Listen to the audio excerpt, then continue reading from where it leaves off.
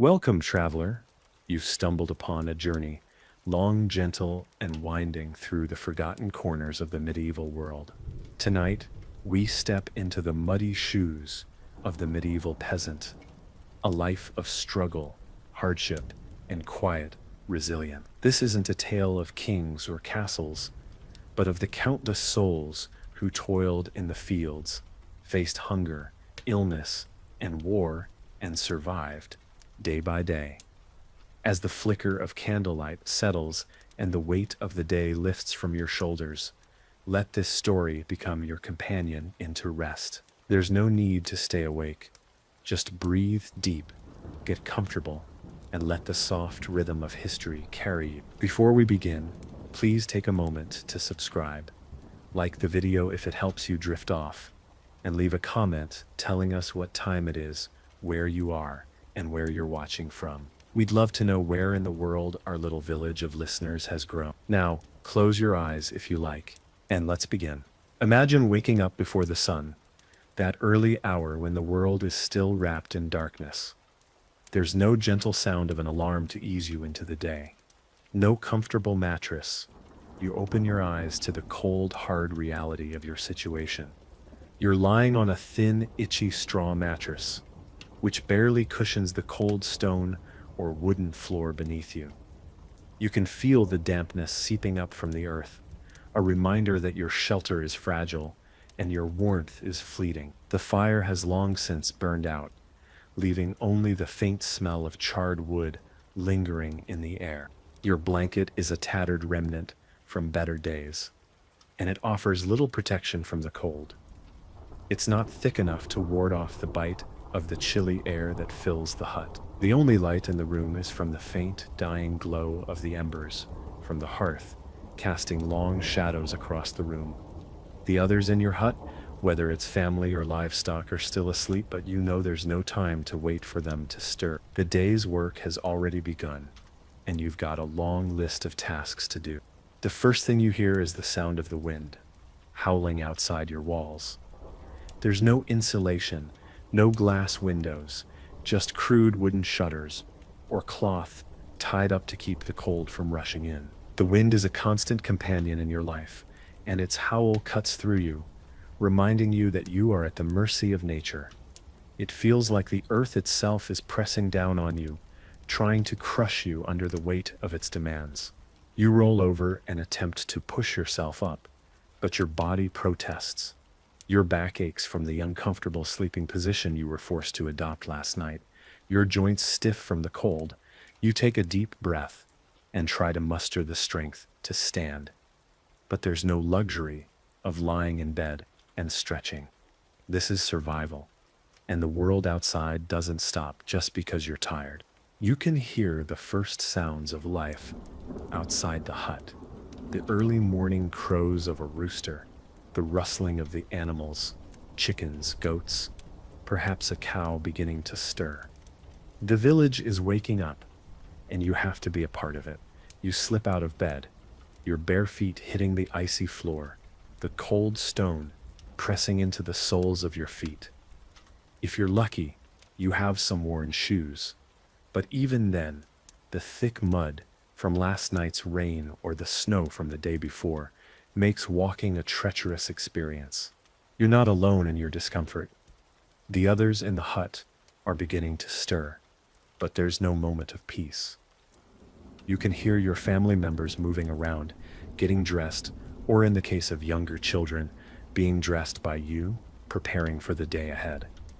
Everyone has their role to play. Your father is likely already working in the field or getting the tools ready for the day. The mother is setting out the meal, which will likely consist of stale bread, perhaps a small portion of cheese, or last night's leftovers. It's not a feast. It's enough to survive. Maybe, but before you can even think about breakfast, your first task awaits. The animals. You trudge outside, into the cold, the wind biting at your face, and the sharp sting of winter air seeping into every part of your clothing. You've got to check on the livestock, feed them, make sure they've survived the night. If you're fortunate enough to have chickens, goats, or maybe a pig or two, then it's your responsibility to care for them. The animals are essential, even if they aren't glamorous. You can't eat without them, and neither can your family. But even this task isn't as simple as it sounds. If it's been snowing, the ground will be slippery, and you'll need to walk cautiously to avoid slipping.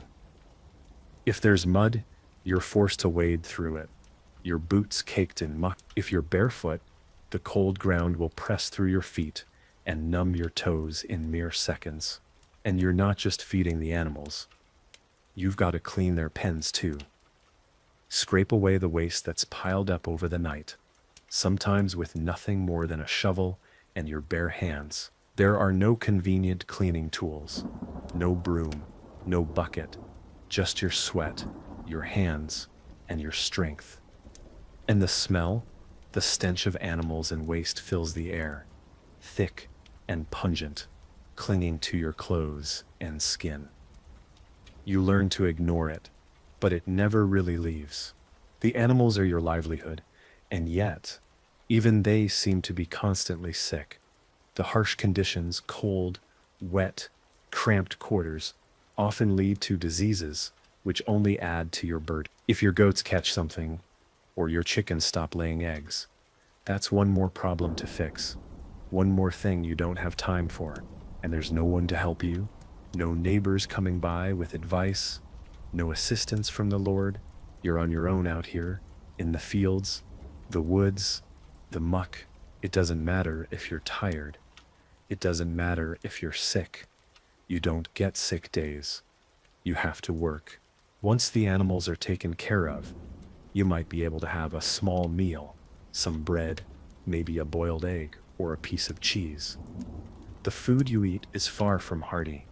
It's a way to get by, but there's no room for luxury in the medieval world. The meal is what fuels you for the rest of the day's labor. It's now time for the next round of chores, taking care of the field, repairing tools, gathering firewood, or heading into the village to trade. The day stretches on, with no time for rest. The sun might set late in the evening, but you won't have the luxury of stopping when the darkness falls. The fire must be tended, the hearth cleaned, and everyone's chores must be finished. Your body aches. Your mind is foggy from exhaustion. And yet, there's no question, no option. You have to push through. By the time the afternoon rolls around, your body is aching in ways you never thought possible. You've already spent hours working under the scorching sun, and yet the work continues. It's only after hours of physical labor that you begin to feel the strain. The muscles in your legs are sore, your arms burn from lifting, and your back is a constant throb of exhaustion. Every movement feels like it's dragging you through thick mud, but there's no time to stop. Your family depends on you. The Lord depends on you. The earth depends on you. No one cares about how tired you are. You just keep moving. Your body becomes a machine. It doesn't matter if your hands blister. It doesn't matter if your back feels like it's on fire. You push through the pain because that's what survival demands. You live in a world where complaining is pointless, where weakness is a sign of failure. You don't stop. You can't afford to stop. It's during this midday break that you realize just how poorly equipped you are for the work.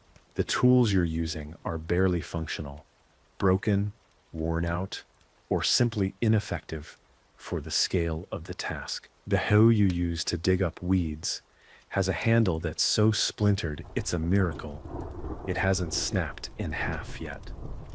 Your sickle is dull and rusting, making it harder to harvest the crops without wasting time. The plow drags behind your oxen, whose strength is waning as the day drags on. These are the same tools your family has been using for generations, handed down through the years, but they're clearly showing their age. You can't afford to replace them. You can't even afford to have someone fix them properly. That means the same inefficient, broken implements are used season after season. Even if you knew how to make new ones, where would you find the metal to forge a new sickle?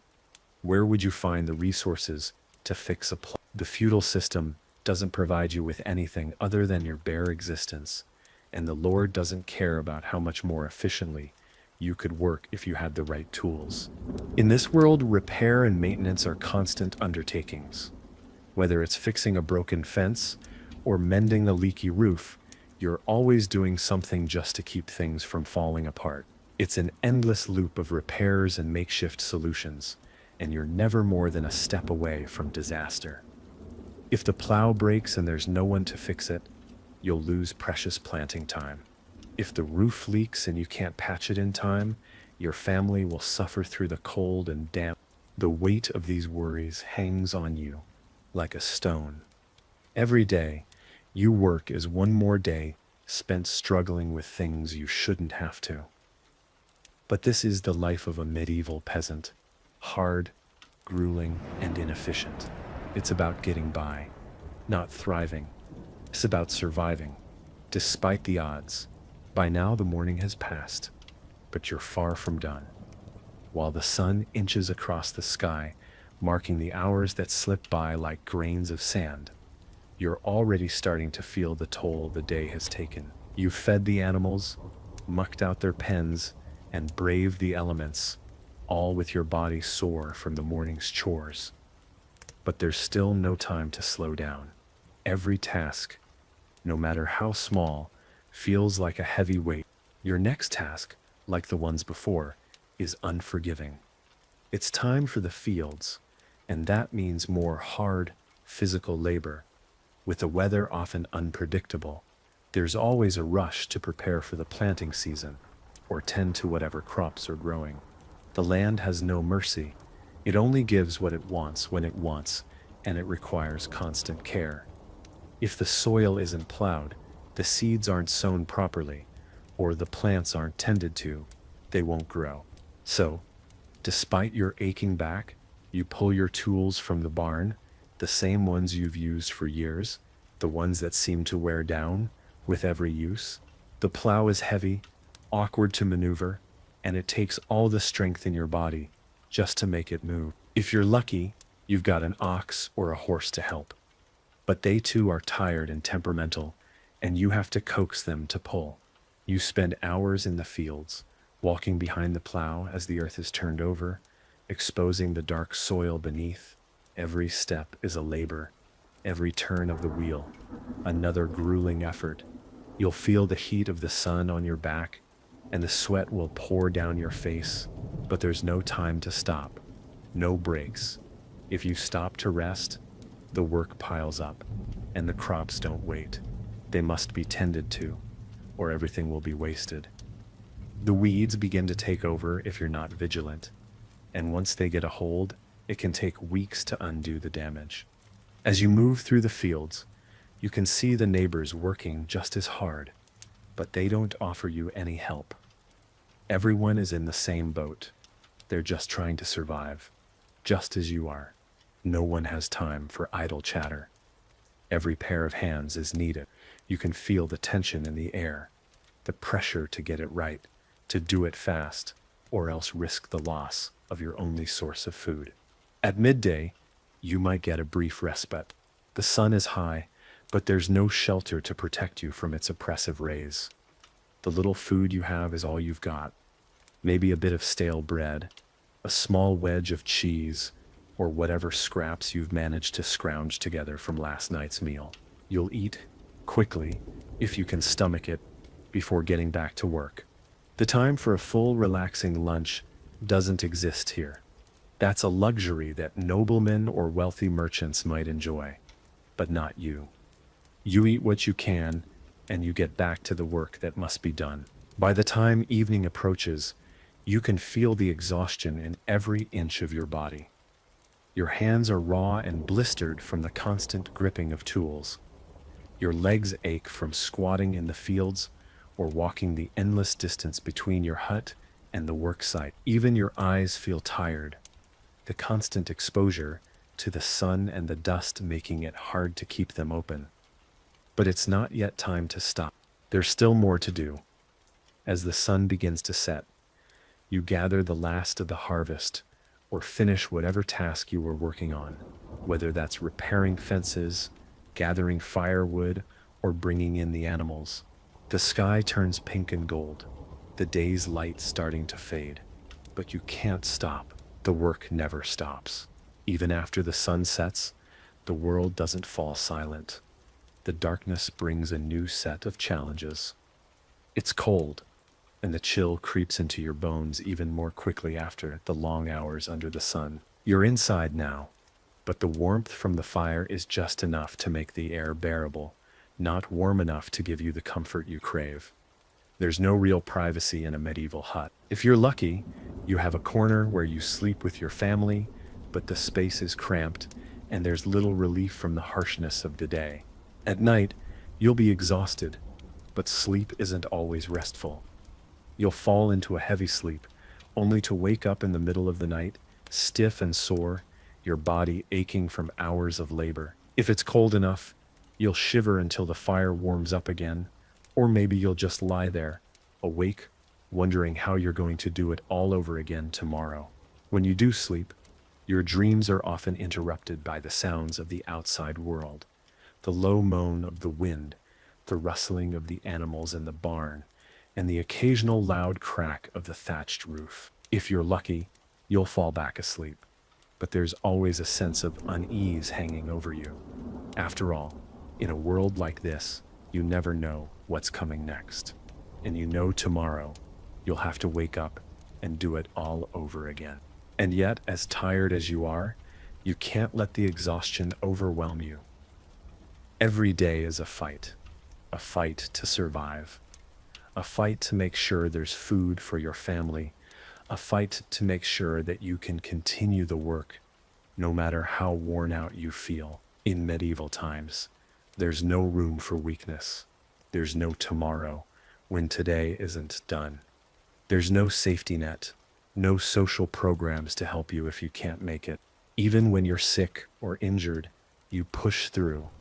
There's no one to rely on but yourself. The people who care for you are likely just as exhausted, just as burdened, just as worn down by the unending struggle to survive. You can't afford to stop. The harvest won't wait. The Lord's taxes won't wait. The land won't wait. You rise again with the sun. The routine starts anew, and every day you're reminded that the work, the struggle, never ends. You will repeat this cycle year after year, the seasons changing, but your life staying the same. You know the land, you know the work, but do you know how to escape it? Do you know how to break the cycle? The truth is, you can't. No one can. Another day breaks, and once again, you're forced to start from scratch.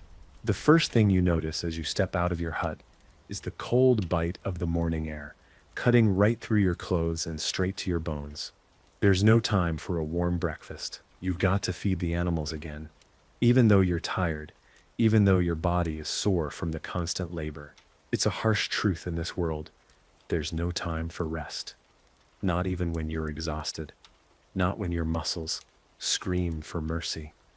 You've already spent so much of your life this way that the thought of stopping never even crosses your mind.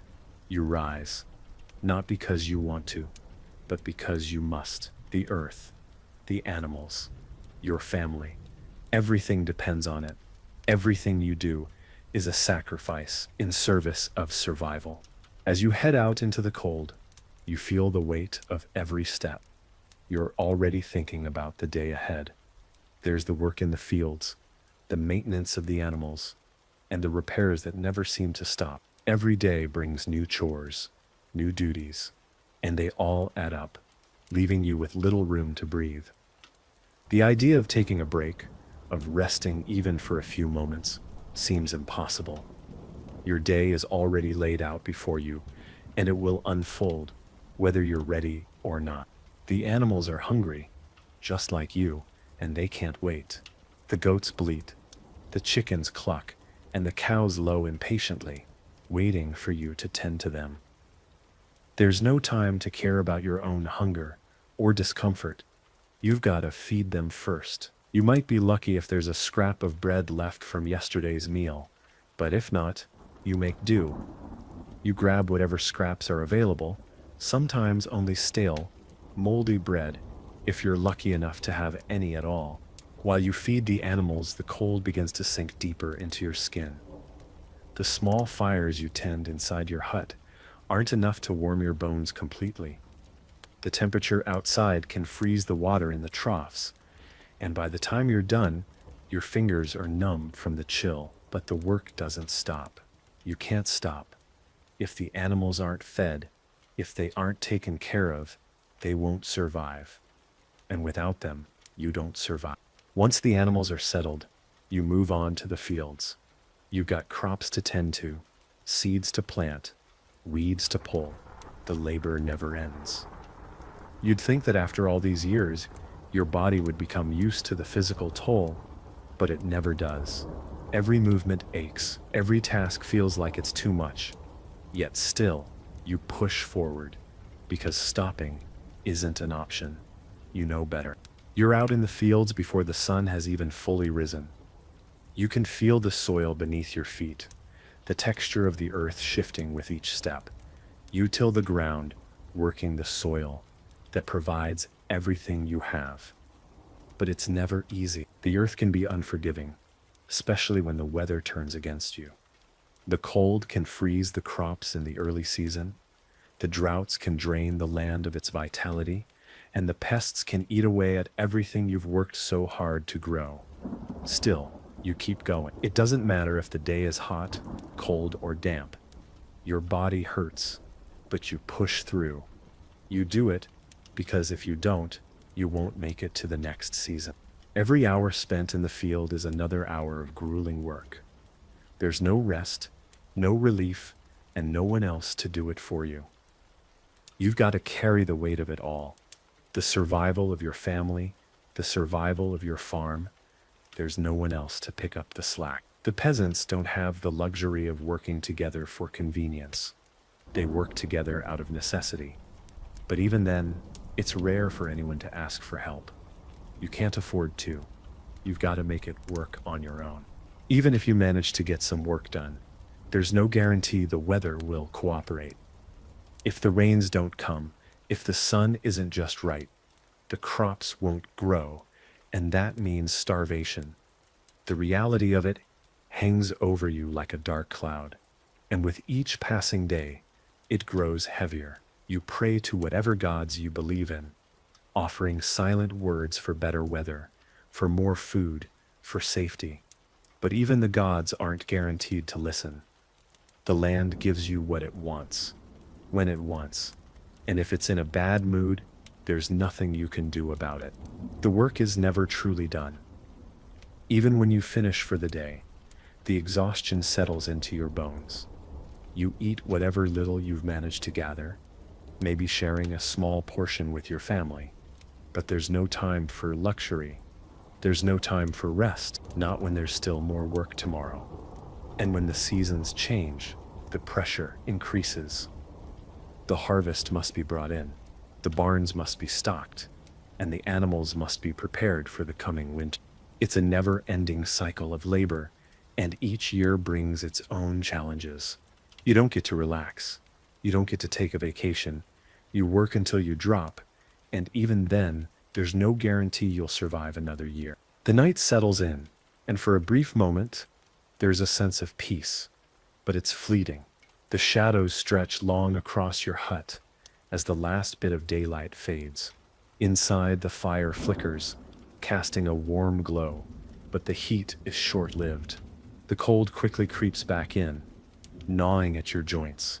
The fire will only last so long, and when it dies down, the night will be cold, with only the heat of your body and the warmth of those around you to keep you from freezing.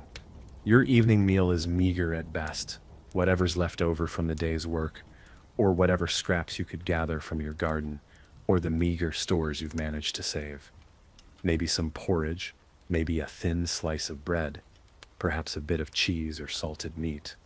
If you're lucky, there are no feasts in this life, no indulgence in rich foods. You eat to survive, not to enjoy. The food is bland, often stale, and it's a daily reminder of just how little you have. The evening is the only time you can slow down, but even then, your mind never truly rests. There are always things to think about, to worry over. The work tomorrow is already in your thoughts. The planting, the weeding, the repairing, and the endless chores. You can hear the sounds of your neighbors from their own huts too, and you know they're feeling the same weariness you are. Everyone is caught in the same grind, the same struggle to make it through another day. There's a shared understanding that life will always be hard, but that doesn't make it easier. You may sit with your family around the hearth, huddled together for warmth, but even here, there's a distance between you and them. It's not an emotional distance, but a physical one. You may be side by side, but there's no comfort in that closeness. The silence can be deafening. Not from a lack of words, but because the conversation is about practical matters: food, work, health. You talk about the next task, how the fields are doing, what needs repairing, what you'll do if the weather doesn't improve. There's no room for frivolity or leisure. Every word is a reminder of the harshness of your existence. But even amidst this harsh reality, there are moments of familial warmth. You'll share stories of the past, of family history, of moments you'll never forget. But even then, the stories aren't romanticized. They're filled with struggles and suffering. You share the same quiet understanding that this is the life you've been dealt, and there's no escaping it. It's not about enjoying the luxury of warmth or the comfort of a good meal. It's about enduring until the next day, the next year, or perhaps until the next season, when the harvest could make or break your survival. The fire burns low in the hearth as the night drags on, but there's no time to rest easy. Sleep is the only respite from the endless grind, and yet, even sleep doesn't come easily. The cold seeps in through the cracks in the walls, and every time you turn, you can feel the stiffness in your back and limbs from the day's labor. Your body is heavy, sore from the constant toil, but there's no choice. You can't rest until you have to. Sleep may come, but it's not peaceful. It's filled with nightmares of failure. You dream of a poor harvest, of hungry mouths, of animals lost to disease or thieves. You wake up, drenched in sweat, unsure of whether what you've experienced is a nightmare or the reality you face every day. There's no comfort in sleep, only brief escape from a world that's always demanding. As the morning light creeps back into the room, it's already too bright to stay in bed any longer. The cold bite of the stone floor greets you once more as you rise, your muscles stiff from the night's restless sleep. You're already tired before the day begins, your body weighed down by the memory of yesterday's labor and the knowledge that today will be no different.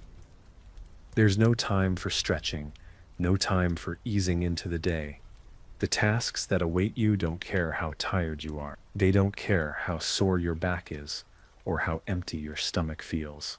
The moment you step outside, the familiar cold hits you like a slap in the face.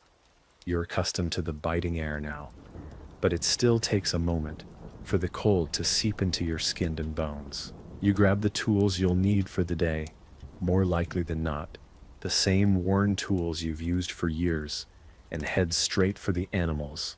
You start with the livestock again, feeding, watering, and cleaning. The animals are still waiting for you, their grumbling bellies demanding attention. The animals don't know you're tired. They don't care how little food you have left. They need to be fed, and you are their only provider. It's an endless cycle, morning, noon, and night. The animals are your responsibility. When the weather turns bad, they need more care. When the seasons shift, they require more maintenance. And when they fall ill, it's your hands that must tend to them, no matter how little knowledge you have about veterinary care. You do what you can with herbs, salves, or the crude remedies passed down through generations, but it's a constant battle. If you fail, if one of the animals dies, That could mean your family has less food, less income, or even less warmth come winter. You feed them, even when your stomach growls louder than theirs. Your work is never really done.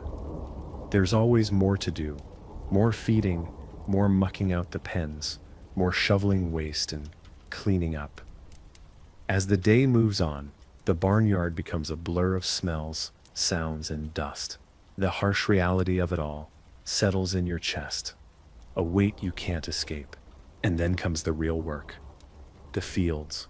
Your body aches from the morning's labor, but there's no time to rest. If you don't work the land, the crops won't grow. If you don't plant the seeds, your family will starve come winter. You grab the plow again, and you go to work, this time in the fields that stretch endlessly before you. The soil is your life. Its productivity, its fertility, determines whether you live or die. The earth is unforgiving. The soil is hard, or it's too wet, or the weather's too cold. You've got to get the plow through the soil, and if it's too dry, too wet, or too stubborn, it's up to you to make sure it gets done. The oxen, or horses you use, are tired too. They're working as hard as you, their hooves sinking into the mud, or kicking up dust as they pull the plow across the land. It's not easy. The tools are worn down, your body is already aching from the morning's work, and yet you still have hours of labor ahead of you. Your muscles scream, your hands blister and crack, but you have to keep going. The land won't wait. The Lord won't wait. The harvest won't wait. You won't eat unless you do this. Even when the rain comes, and it always does, you have to keep working. Wet soil, soggy clothes, and freezing winds are part of the deal. There's no luxury of retreating into a warm home or resting until the storm passes. Your body shakes with cold, but you push through. The earth demands it. The land doesn't care about your pain. It's indifferent to your suffering. The rain could drown your crops, or it could nourish them. You don't know yet. All you can do is keep pushing, keep planting, keep working. You don't know if you're making progress. The weeds keep growing, the pests keep invading, and the weather keeps changing. Every time you think you're ahead, you fall behind. The struggle is never ending, and you realize deep down that no matter how much you work, there's always something threatening your survival. The uncertainty is a heavy burden that you carry every day, and it never lets up. By midday, you're exhausted.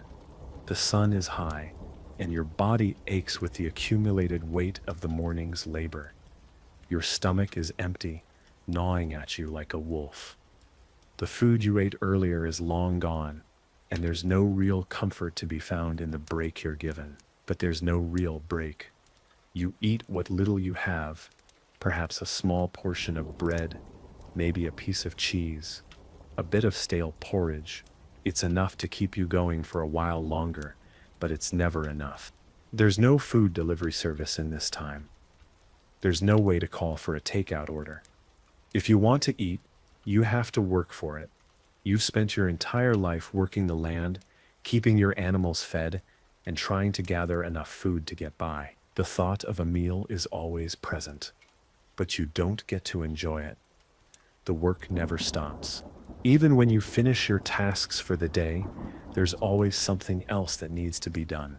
The animals need to be checked again, the fences need repairing, and the grain needs to be stored for the winter. You look out at the land, exhausted, wondering if it will all be enough to get you through the season. You look at the sky, unsure whether the weather will be kind or cruel. The sun sets, and you find yourself wishing for just a moment of peace, a moment where you're not consumed by the relentless cycle of survival. But peace isn't coming. It never does. As dawn breaks, the cold morning light seeps through the cracks in the walls, signaling the start of another day. You awake to the same aches, the same weariness that you fell asleep with. There's no rest from this life. The sleep you managed to get last night wasn't enough to restore you, and the warmth of the fire is a distant memory now. You rise from your thin bed, stiff and sore, and brace yourself for another grueling day. Your body protests every move.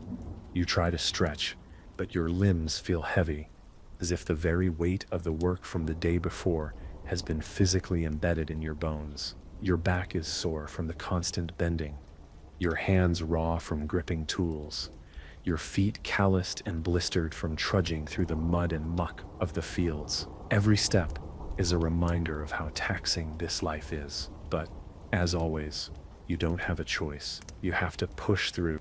The first thing you do is check on the animals again. It's an early task that never really stops. They need food, they need water, and they need care. It's hard to say whether they're a blessing or a burden. Without them, you wouldn't have any hope of food or income. But they too are fragile, subject to disease, the weather, and predators. And the work they require only adds to the exhaustion of your already full day. Feeding them is one thing, but the animals are demanding creatures. You must tend to their pens, scoop out their waste, build their shelter if it's fallen apart, and protect them from whatever dangers might arise. The noise of the barnyard, lowing cows, bleating goats, clucking chickens becomes a constant background hum. It's not peaceful, it's overwhelming. The winter months can be especially harsh. The cold takes its toll on the animals too. The once vibrant animals seem sluggish, their coats thinning or their energy drained by the cold. You have to check their hooves for any sign of disease. And when one of them falls ill, it's up to you to try and remedy it with whatever meager knowledge you have. There are no veterinarians in this world. Only your hands, your experience, and maybe some herbs that have been passed down from others in the village. But you are not alone. You are always surrounded by the hum of life. Whether it's the daily routine of your family or the constant work that must be done. When you finally finish tending to the animals, you are already tired, but there's no time to waste. The day is already growing long, and there's still much to be done. Your next task is the fields. The soil is waiting for you. The land always demands attention. Whether you're planting seeds, fixing fences, or gathering firewood, the earth will not wait for you to take a break. The fields are vast, and though they may not seem like much, they are your lifeline. If they don't yield crops, if the weather turns against you, it could be the difference between life and death. But working the land is not easy. You don't have modern machinery. You don't have anything but your hands, your tired body, and some rudimentary tools. The plow you use is an old one, worn down by years of use. It's heavy, cumbersome, and often difficult to maneuver, especially when the earth is particularly hard or dry. Your oxen, if you're lucky enough to have any, pull the plow, but even they tire quickly. There's no rest as you work the fields, no comfort in the labor. The sun beats down, and your body aches with every movement. Sweat pours down your face, your back as you bend to plant the seeds or pull weeds. The weeds grow fast, too fast, and if you don't stay ahead of them, your crops will be smothered. But no matter how hard you work, the land never feels like it's giving you anything in return. It's always a gamble. Sometimes the harvest is bountiful, sometimes it's a total loss. The uncertainty hangs over you, and there's nothing you can do about it. The weather is the only thing that can determine whether you'll eat or starve, and it's completely out of your control. If the rains come too early or too late, the crops fail. If the frost hits at the wrong time, your hard work could be ruined. If the pests invade, you might lose everything. And once again, it's all out of your hand. As the hours pass, you can feel your energy draining. You're not even sure when you last ate. You haven't had a full meal in days, maybe weeks. You live on scraps, hoping you'll make it through the day and into tomorrow. You don't get to enjoy a meal the way people do today. You eat when you can, and it's never enough. If you're lucky, you get a thick bowl of porridge, maybe a few slices of bread. Meat is a rarity, and fruit or vegetables are far from a given. You eat what you have, when you can. By the time nightfall arrives, you feel as though you've aged years in just one day. Your back is stiff, your muscles aching from hours of constant labor. But when the sun sets, there's no sense of relief. The work doesn't stop just because the sky goes dark. The firewood has to be chopped, the animals must be secured, and food has to be prepared. You may try to relax, but it's hard to do so when you know there's always more to be done. And the sleep you long for? It's never truly restful. You're always awake, constantly adjusting to the uncomfortable bed of straw or your aching muscles. And when you finally drift into a fitful slumber, the cold air seeps into your bones, making the little warmth left in your body a fleeting comfort. Tomorrow, it starts all over again. You wake to the same stiff body, sore from yesterday's work, but there's no time to linger. The world outside is already calling, demanding your attention.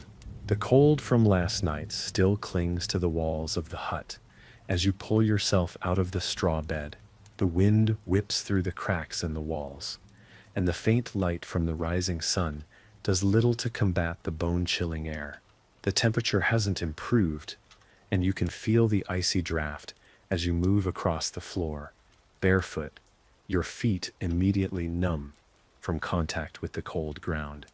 Today will be the same as yesterday, endless hours of physical labor, grueling tasks that never stop. The work is a constant reminder of your place in the world, of your position as a peasant, bound to the land and tied to the cycle of survival. You have no choice. The day must be lived out, step by painful step. You begin with the animals again. They are waiting, just as they did yesterday. You can't afford to waste time. No matter how tired you feel, they need food, water, and shelter. If you let the smallest task slide, if you miss even one of these daily chores, you could lose everything. The animals might fall sick, the crops might not survive, or in the worst case, you might face the wrath of the Lord, who demands his due regardless of your circumstances. As you feed the animals, you can feel the weariness in your muscles, the fatigue building with every motion. There's no joy in it, no sense of satisfaction, only the mechanical repetition of a life that requires constant attention, a cycle that is never ending. Even if you worked harder than anyone else, you'd still be left with the same toll on your body, the same empty promises of success. After feeding the livestock, you move to the fields. You know what's required of you, but your body is crying out for rest. Your hands are blistered, and your legs ache from the constant bending and walking. But you don't have the luxury of slowing down. You don't have the luxury of stopping to catch your breath. The earth doesn't care if you're tired. It needs to be worked, and if it's not, everything you've worked for will be lost. The harvest depends on it, and if the crops fail, so does your chance at surviving the coming months. The fields are vast, stretching as far as the eye can see. The plow is your only companion in this endless task. It's heavy, unwieldy, and it barely does the job. The soil is stubborn, but you have to keep plowing, turning over the earth, making the way for the seeds you'll plant. You can feel every muscle in your body protesting as you move, your body begging you to stop, to rest. But there's no time for that. If you don't finish today's work, it will pile up tomorrow. The hours blur into one another as you work in the fields. The sun beats down on you relentlessly. There's no shelter from its rays, no relief from its constant heat. And yet, despite the heat, despite the soreness in your body, you keep going. You know that every day without progress is a day lost. If you rest, even for a moment, the land will punish you. It's a cruel cycle. The more you work, the more you realize that the rewards are minimal, that the hours you've spent working might not yield a good harvest. It's not about how hard you work, it's about luck. It's about whether the weather will cooperate. The rain, the sun, the wind, these forces control your fate. But even when the work is done for the day, there's still no sense of relief. You must still gather firewood, you must still tend to the animals, and there's always something that needs repairing. The roof needs fixing, or the fence has fallen over, or the food stores need to be checked. The barn is never fully in order, the animals never fully cared for. There's always something to do. There's never a moment of peace, never a time when you can put down the weight of survival. And even when you're done, when the sun finally dips below the horizon, when your body feels like it might give out, there's still that nagging feeling that you haven't done enough. At night, you're too tired to think. You collapse into your straw bed, hoping for a moment of rest. But there's no rest. Your body aches with the memory of the day's labor, your muscles protesting every move. The fire burns low in the hearth, and the cold creeps back in, seeping into the corners of your hut. You're not just tired physically, your mind is tired. The constant worry, the constant fear of failure, it follows you even when you sleep. There's no escaping it. The gnawing hunger in your stomach, the worry that the harvest won't be enough, the fear that your family will go hungry. All of these thoughts swirl around as you try to sleep, try to shut out the noise of the world. But sleep never comes easily. The night falls faster than you'd like, and even the dim light from the fire seems to offer no real warmth. You're used to the darkness by now, but tonight, it feels heavier than usual. The day's work lingers on your body, and even as the fire crackles in the hearth, it's not enough to thaw the deep fatigue that has set in. There's no comfort to be found here, just the promise of another long day tomorrow, and the day after that. You look around the room, the walls that seem to close in on you as your family gathers around the hearth. You might talk about the small things, how the weather's changing, how the crops are doing, or how much more work there is to be done, but the weight of it all sits like an elephant in the room. There's no time for long conversations or idle chatter. The exhaustion is a common thread among everyone here. You share it, and you know it will never go away. The fire flickers, casting fleeting shadows on the walls. You might eat a small meal, perhaps some gruel, some bread, or whatever small scraps you could muster throughout the day. There's no luxury in it, no joy, just a quick, necessary sustenance to get you through the night. If you're lucky, you might have a small amount of meat, maybe salted or smoked. But those are rare treats, not the reality of your day-to-day life. The same food will repeat tomorrow, and the next day. You'll eat, but you won't enjoy it. There's no room for enjoyment in a life like this. You eat because you have to, because the food is what keeps you from passing out from hunger. After the brief meal, the duties for the night begin. You can't rest just because it's dark. The animals need to be secured, their pens closed for the night. The fire needs to be fed with more wood to last through the cold night. And while your family rests, or at least tries to rest, you'll be the one to finish what little tasks remain. The darkness outside is overwhelming, but you don't fear it. The fear is not of the dark, but of what the darkness might bring. What could go wrong while you sleep? What if the barn catches fire? What if the animals get sick overnight? What if thieves come? There's no safety net. No one is watching over you. If something goes wrong, it's all on your shoulders. You finish the final tasks for the day, but your body is still humming with exhaustion. You've worked all day and now it's time to try and rest. But there's no real comfort in sleep. The bed of straw you sleep on is hard, uncomfortable, and full of bugs. The cold stone floor doesn't offer much comfort, and there's nothing to soften it. If you're lucky, you might have a small pillow made of cloth or straw, but even that doesn't make it better. Your body is stiff from the hours of work, your bones sore and tired. You try to settle in, but there's no escaping the discomfort. The worst part is, sleep never truly feels like rest. You lie awake most nights, thinking about the work you still need to do tomorrow, thinking about whether the harvest will survive, whether you'll be able to make it through the winter. Your worries keep you awake, your mind racing through what you might need to do. What if there's a drought? What if the animals don't survive the winter? What if you don't have enough grain to feed your family? And even if you do get to sleep, the dreams aren't kind. Your mind drifts back to the hard work you've done, the long hours, the back-breaking labor, and the constant pressure of survival. There's no escape from the reality of your life, even in your dreams. You dream of crops failing, of your children going hungry, of the cold setting in too soon. The fears are always there, lingering on the edges of your consciousness, no matter how hard you try to push them away. The moments of sleep that you do get aren't restful. They're fragmented, broken up by the discomfort of your body and the constant reminders of the challenges you face. There is no luxury in sleep, only a brief, fleeting escape before the brutal reality of the next day begins again. The next morning comes with the same suffocating weight as the last. The moment you open your eyes, you feel the familiar pain in your body, a reminder that the grueling labor of yesterday has left its mark.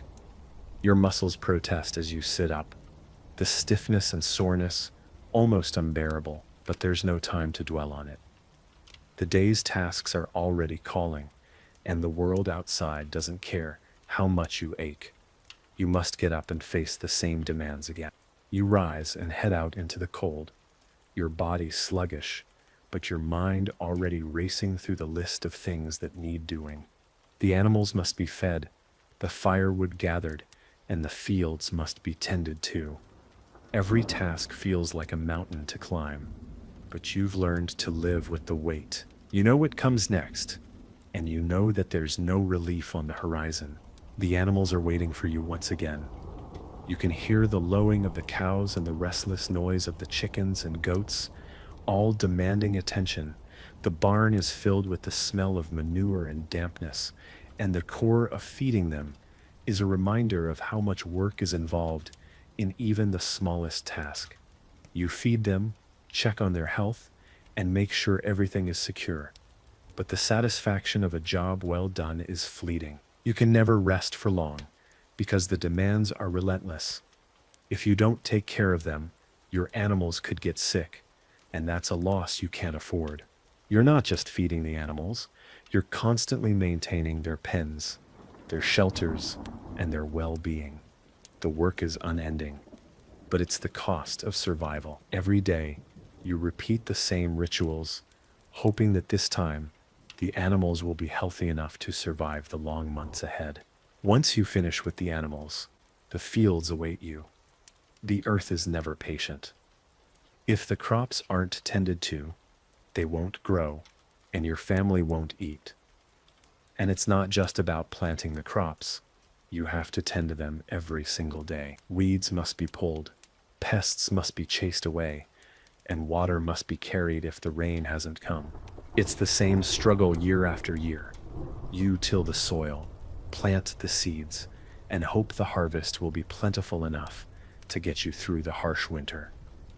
The earth feels like it's mocking you. You spend all your energy trying to make something grow, only to find that a bad frost, a drought, or a pest infestation could ruin it all. And even if you do get a harvest, there's no guarantee that you'll be able to keep it. The Lord's taxes will be collected. The price of grain might be too high to afford. And if it's a bad season, you might not have enough to last through the winter. Your body aches with each passing hour in the field. The plow feels heavier than ever, the soil more resistant to your efforts. The physical labor never stops, and with each day, you feel the strain of it all. Your back is sore from bending, your hands raw from gripping the worn tools. You sweat under the hot sun, but the work must continue. The harvest must come in. By midday, you feel the weight of the sun beating down on you, the heat making it harder to move, to focus. Your stomach growls, but there's no time for a real meal. You have a small ration of bread, maybe some stale cheese, but that's about it. There's no time to sit and enjoy a meal. There's no time to savor food. You eat because you have to keep going.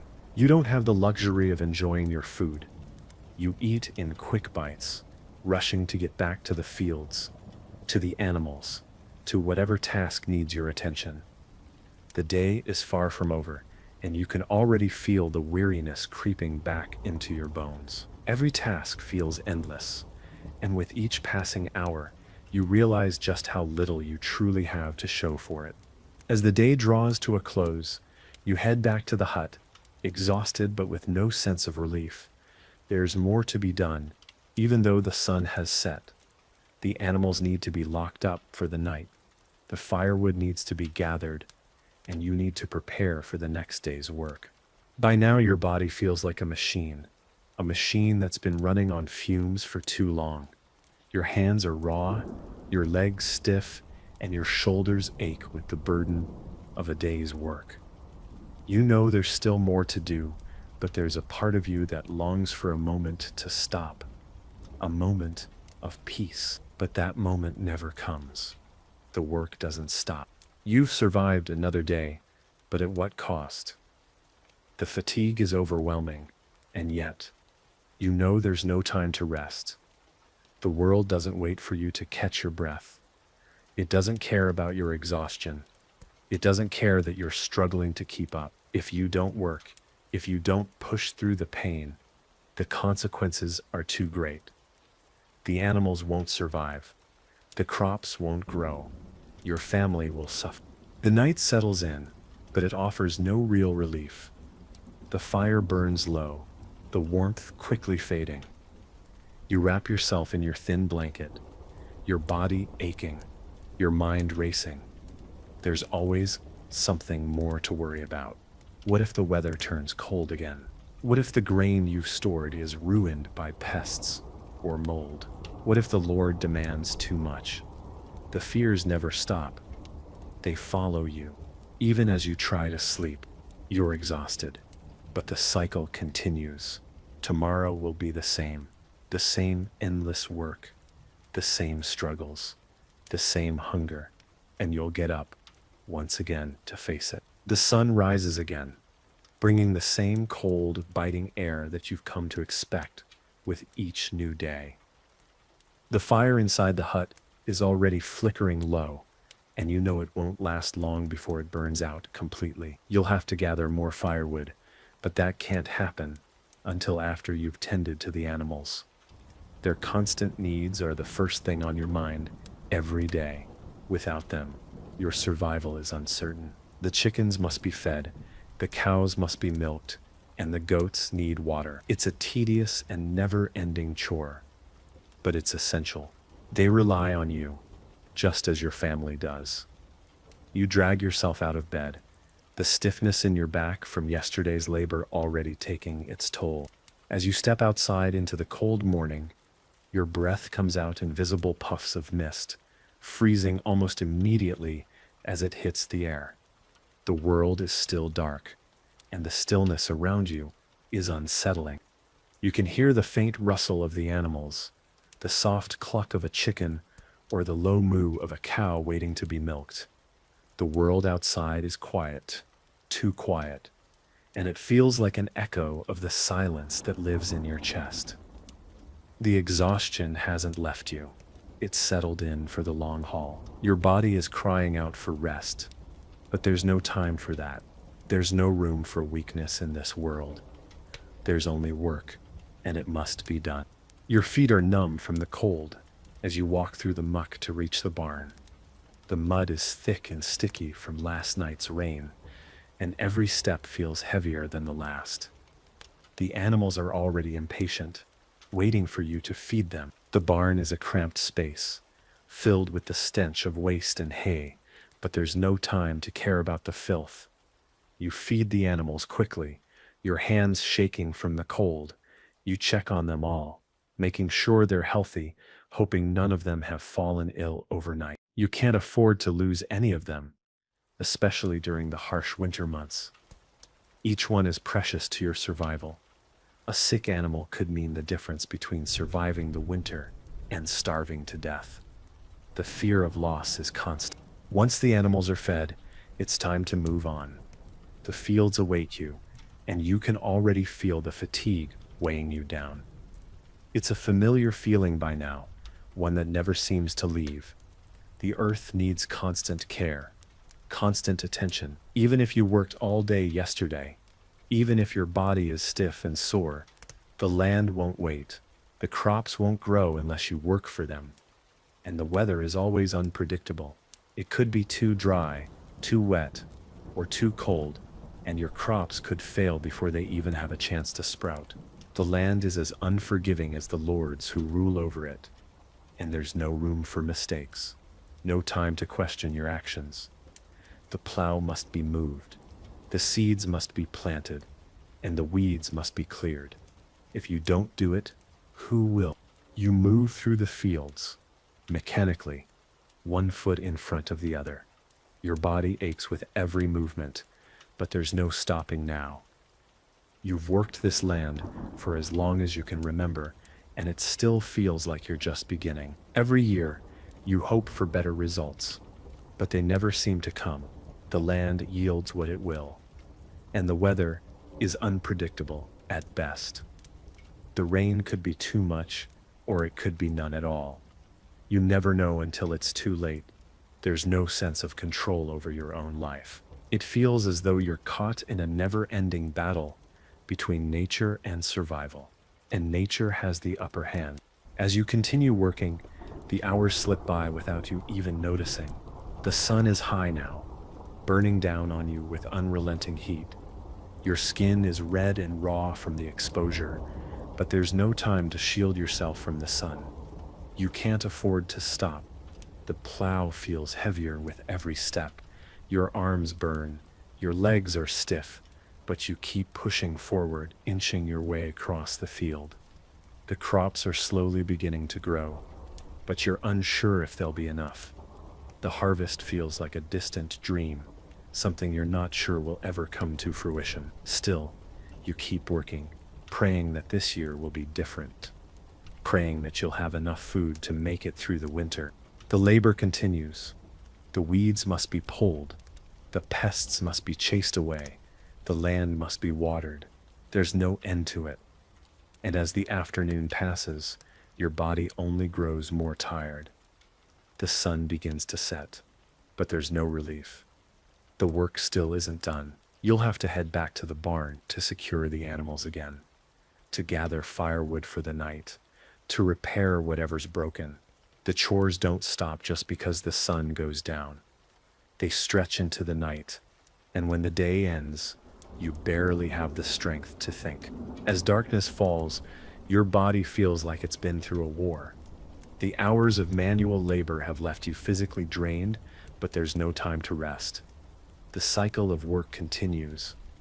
You gather the last of the firewood, secure the animals for the night, and prepare for tomorrow.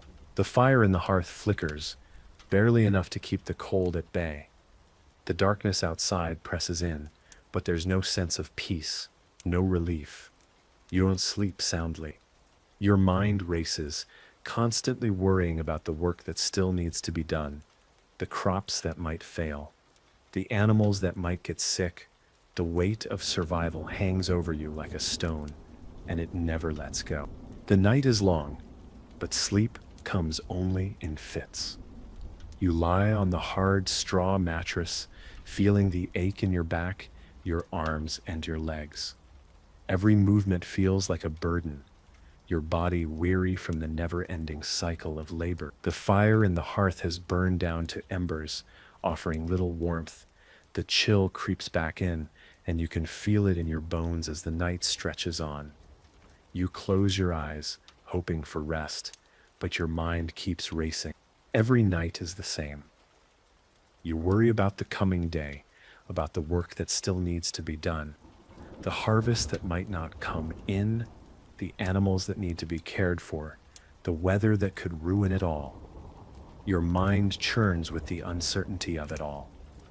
Will the crops survive? Will the weather be kind? Will there be enough food to feed your family through the winter? These are the thoughts that haunt you, that keep you awake long into the night. And when you do finally manage to sleep, it's not restful.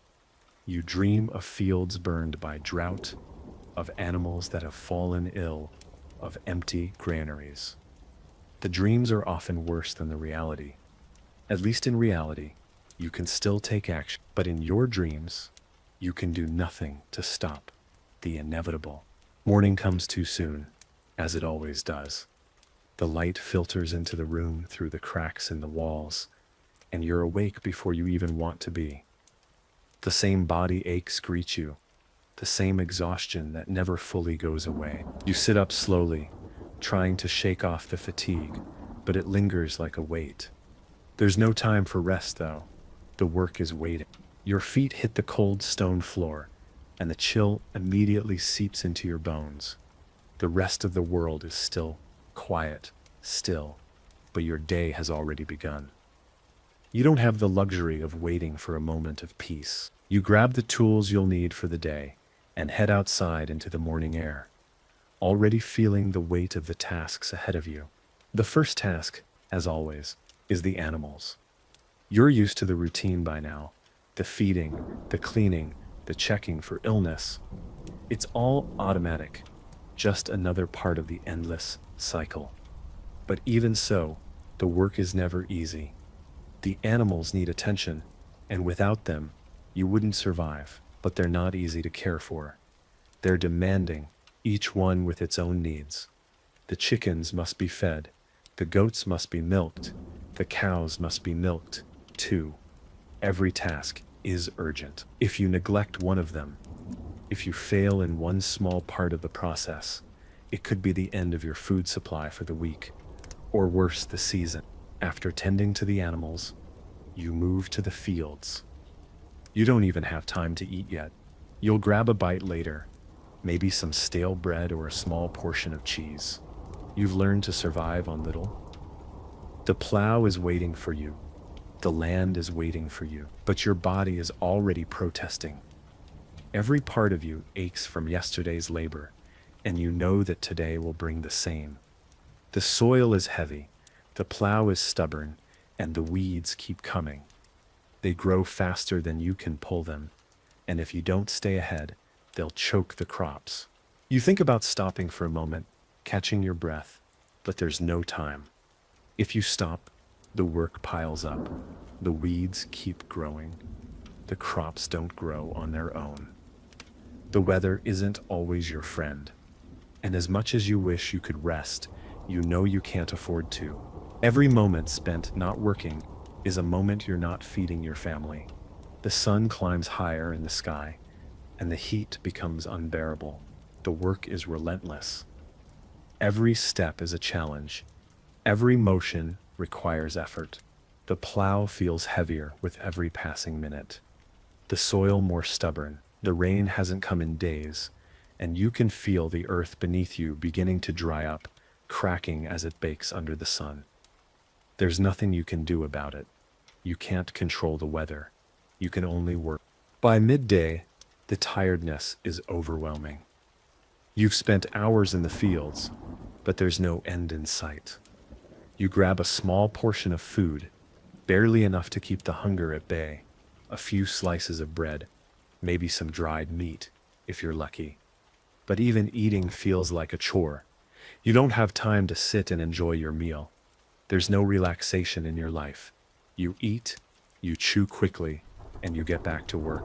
Your body aches with exhaustion, but your mind is always a step ahead, calculating what still needs to be done. The day isn't over yet. There are still the animals to tend to, the tools to check, the repairs to make. The thought of rest seems so far out of reach. You almost don't remember what it feels like. The sense of relief, the comfort of a full meal, or a warm bed, all seem like distant dreams. The life you lead is a constant state of effort and survival. As evening falls, the work doesn't stop. You're still moving, still laboring. The animals need securing for the night. The fences need repairing, and the firewood must be brought in for the coming cold. Even as the darkness settles in, you find yourself reaching for one more chore, just to ensure that everything is ready for tomorrow. You look out at the fields, barely able to make out the rows in the dimming light, and wonder if it will all be enough. The night brings little comfort. You lie down to sleep, but sleep is never restful. You hear the sounds of the wind howling outside, the rustling of animals in their pens, and the creaking of the hut as the cold seeps in. There's a constant hum in the back of your mind, the worry that tomorrow will bring the same struggles, the same exhaustion, and the same uncertainty. There's no end to it, no day off, no relief. It's a never-ending cycle that repeats itself year after year, and every day you wonder how much longer you can endure. You wake up to the same oppressive cold that greeted you the day before. Your body protests as you rise, stiff and sore from the relentless labor that has come to define your life. You move slowly, your joints aching as you stretch, and the exhaustion lingers like a shadow over you. There's no rest, no escape, and the first thing you notice is the same feeling of dread that fills you every morning. The fear that today will be another struggle to survive. The hope that maybe, just maybe, today will be the day when things finally start to improve. But knowing deep down that it's just a fleeting thought. You grab the tools for the day, those same worn, rusted implements that have been with you for years. The plow, the hoe, the sickle, all instruments of survival. But none of them bring comfort. They are just extensions of your labor, pieces of metal that make the endless tasks of a peasant's life bearable, at best. Your tools are a constant reminder of your position, stuck on this land, forced to work endlessly, always hoping for just a little bit of relief. The animals are your first priority, just as they have been every day before. You make your way outside, feeling the chill of the morning air hit your skin. The cold stings as you breathe in, and the sharp contrast between the warmth of the fire inside your hut and the cold outside is a constant reminder that nothing in this life is easy. Everything comes at a cost.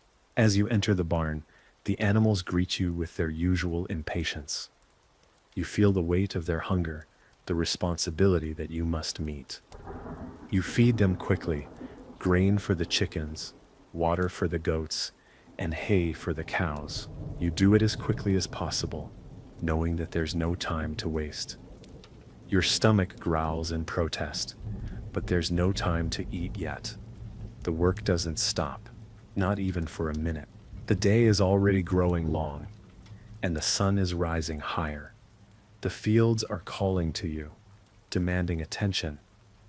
You finish with the animals, but that's just the beginning. You know the land won't wait. The weeds keep growing. The soil keeps needing to be worked. You grab the plow and head out, the heavy tool dragging behind you like a burden that never gets lighter. Each step you take in the field is another reminder of how relentless life is. The plow feels heavier with each step. Your legs are already sore from yesterday, and the soil feels more resistant than it ever has before. The earth is stubborn, the weeds are unrelenting, and the crops, if they even manage to grow, seem to always be just out of reach. You can't afford to slow down. The harvest is still months away, but already you feel the urgency. The weather could change at any moment. A storm could wipe out the crops. A drought could leave you with nothing, and no one will care. If you fail, your family goes hungry. If you fail, there's no one to help you. The Lord doesn't care if your crops die or if your family suffers. He'll come to collect his taxes, no matter what the land gives. By midday, the heat is suffocating. The sun beats down on your back, and your body is drenched in sweat. You try to catch your breath, but it's hard. Every movement feels like an effort. You pause for a moment, but there's no rest to be found. There's no one to talk to, no one to share the burden with. The world feels heavy, physically, emotionally, mentally. Every task feels like an impossible hurdle, and yet you know you can't stop. You have to keep going. You have no choice. You eat what you can, bread, cheese, maybe some scraps from the night before. But it's never enough. You never get to truly fill your stomach.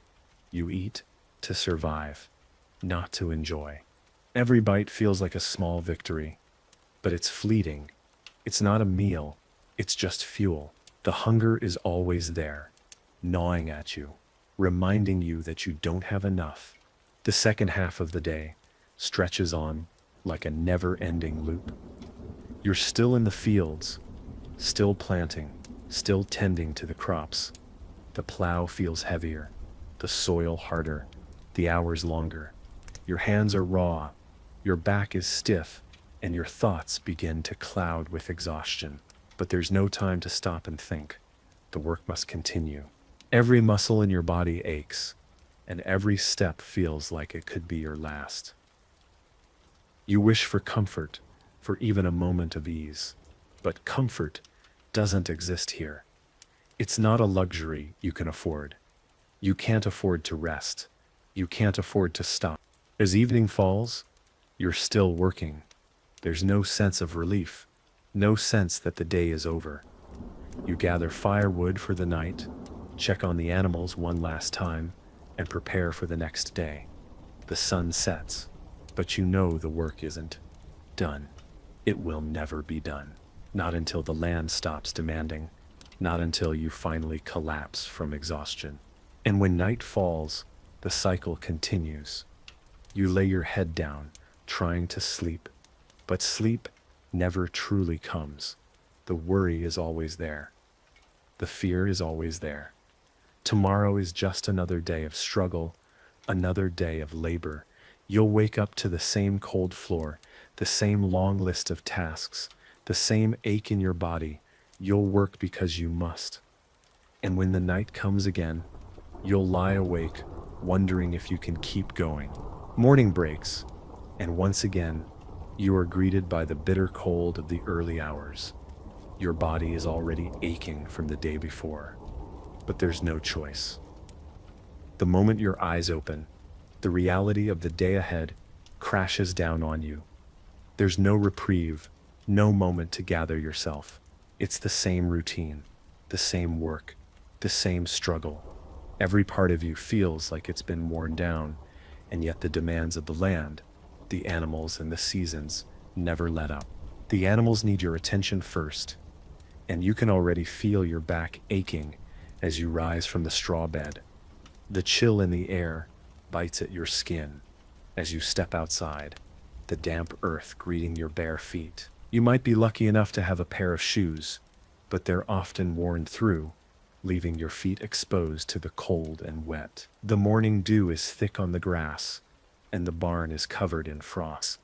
The air is cold enough to freeze your breath in mid-air, but you don't have time to care about the cold. The animals must be tended to, or the hunger will settle in soon enough.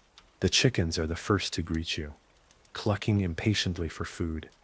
You can hear the soft moo of the cows and the bleating of the goats, each one waiting for you to begin your daily routine. They don't care that you're tired, that your muscles are sore, or that you didn't get enough sleep. The work must be done, and there is no choice but to do it. You feed them quickly, trying to minimize the time spent in the cold. Each task, from gathering the eggs to milking the cows, feels like an eternity, but it's necessary. Once the animals are fed and watered, you move on to the next task, the fields. The land calls to you, pulling you towards it with the force of necessity. Every day, the work is the same, but the toll it takes never gets any easier. Your body aches, your mind is foggy with exhaustion, and yet the land will not wait. You need to plow, you need to plant, you need to tend to the crops. No matter how tired you are, no matter how sore your back feels, no matter how heavy the sun is overhead. The plow feels heavy in your hands, the soil more stubborn than it was yesterday. You push through, trying to ignore the aches in your body, trying to focus on the task at hand. The sweat begins to pour down your face, mixing with the dirt, but there's no time to stop. You can't afford to rest. The crops won't grow if you don't work the land. You can't waste a single moment, not when the weather could turn at any time. You know that the rains could come too late, or the drought could ruin everything. Every day you're gambling with your survival. You continue to work, hour after hour, the sun beating down on your back, the sweat stinging your eyes. The hours blend into one another, the pain in your body becoming a constant throb. You pause for a moment to rest, but it's brief. There's no time for real rest. You can only sit for a moment before the next task calls you. The work is endless, and the cycle feels as though it's strangling you. Every day feels like a repeat of the last. The same movements, the same work, the same struggles. There's no room for change, no room for dreams, only survival. By the time midday comes, you're exhausted. The hunger in your stomach gnaws at you, but there's no time to stop and eat a proper meal. You take a small portion of bread, maybe some cheese if you're lucky, but it's never enough. The food you eat never quite satisfies you. It only keeps you going for the next few hours. If you're lucky, you might get a bit of meat once in a while, but those are rare treats. For most of the year, it's just bread and gruel, and it's hard to feel satisfied when your body is constantly yearning for more. But there's no time to focus on that. The work must continue. The fields need your attention. The animals need care. You don't get to stop and think about what you're missing. You don't get the luxury of dreaming of a better life. Your life is this land, these animals, this constant struggle to survive. If you stop working for a second, everything could fall apart. As the day drags on, you feel your energy slipping away. The sun is starting to lower in the sky, but the day isn't over. The labor doesn't stop just because the light fades. The animals need to be brought in for the night. The barn must be secured. The tools must be put away. The firewood must be stacked for the evening.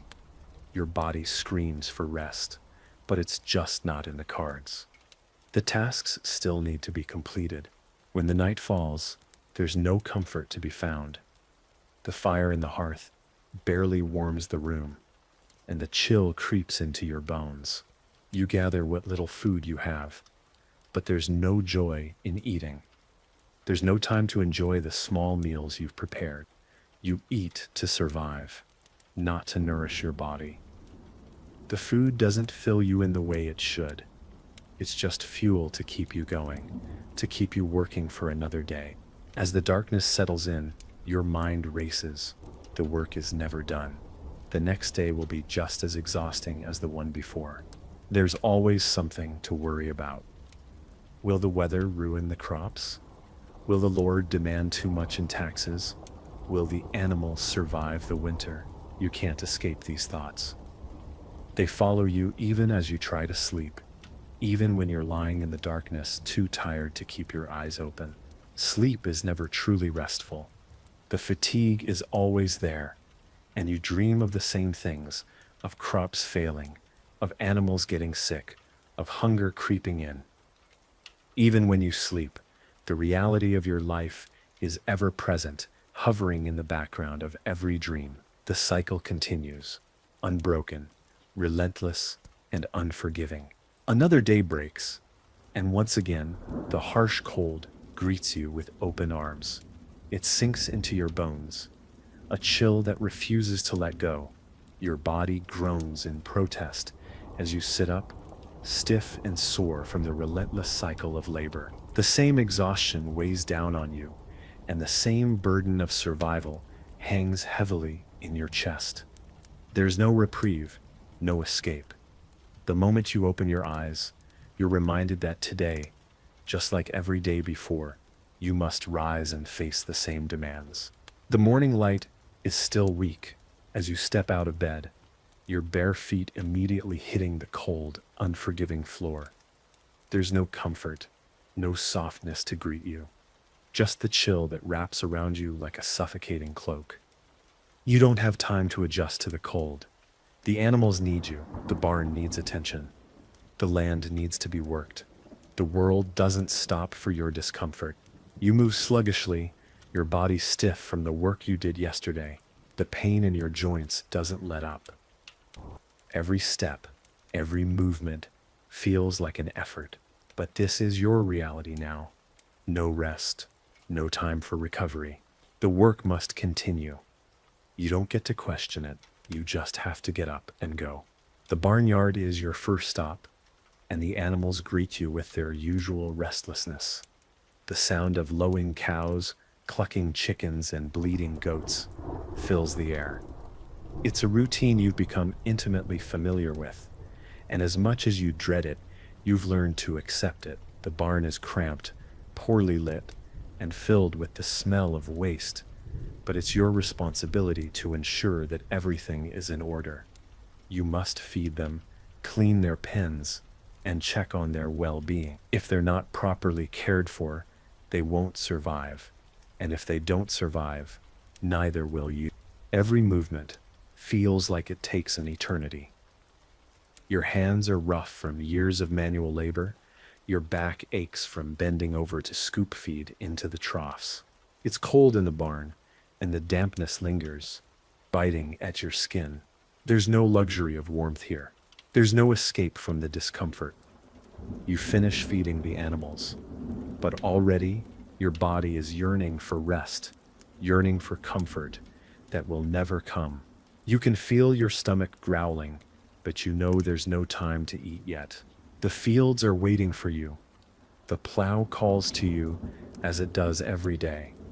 The earth needs to be tilled, the seeds need to be planted, and the weeds must be pulled. You can feel the weight of the land pressing down on you as you make your way to the fields. The work never stops. You're still recovering from yesterday, still aching, still exhausted, but the land demands attention. The cycle doesn't stop because you're tired. The land doesn't rest, and neither can you. The plow feels heavier today. The soil is resistant, and your movements are slow, stiff from the pain that lingers in your body. The sun is climbing higher in the sky, and the heat begins to beat down on your already sore back. The sweat runs down your face, stinging your eyes. But there's no time to stop.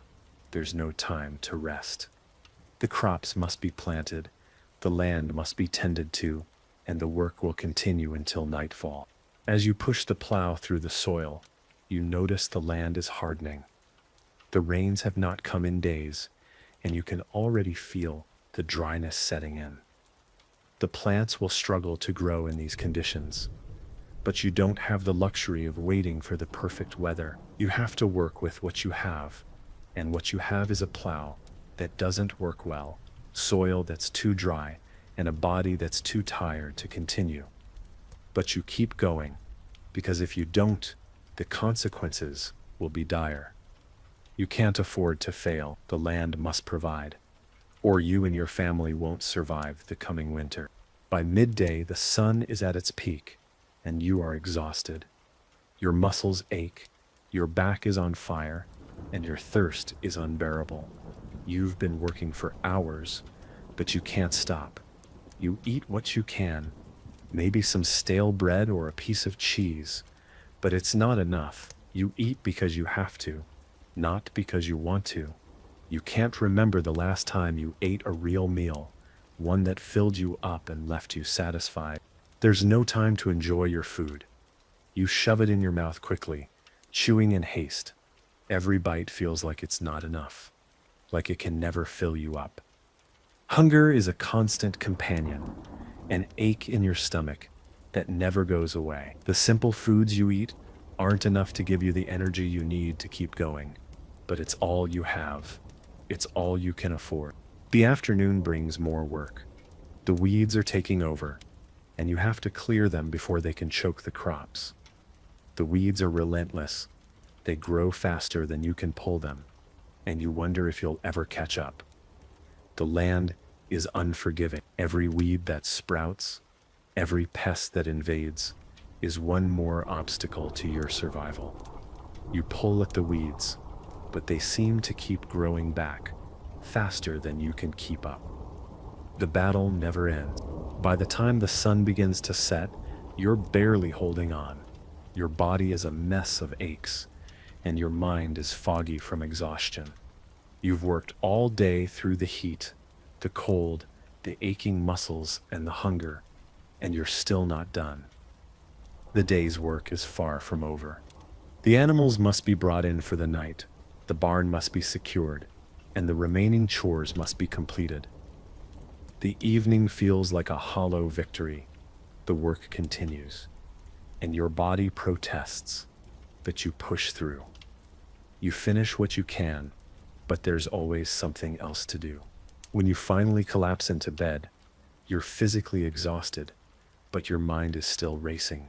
The day is over, but the next one is already waiting for you. Tomorrow will be just like today. Another round of grueling labor, another day of survival. Your body aches for rest, but sleep is never peaceful. It's full of dreams about the fields, the crops, the animals, and the endless cycle of work. You wake up already tired, knowing that tomorrow will be another day of the same struggle. The day breaks, and once again, the chill of the morning greets you like an old familiar foe. The same cold stone floor meets your feet as you rise from the bed that barely offers comfort. Your back is stiff from the previous day's labor, your joints creaking under the pressure of another day of work.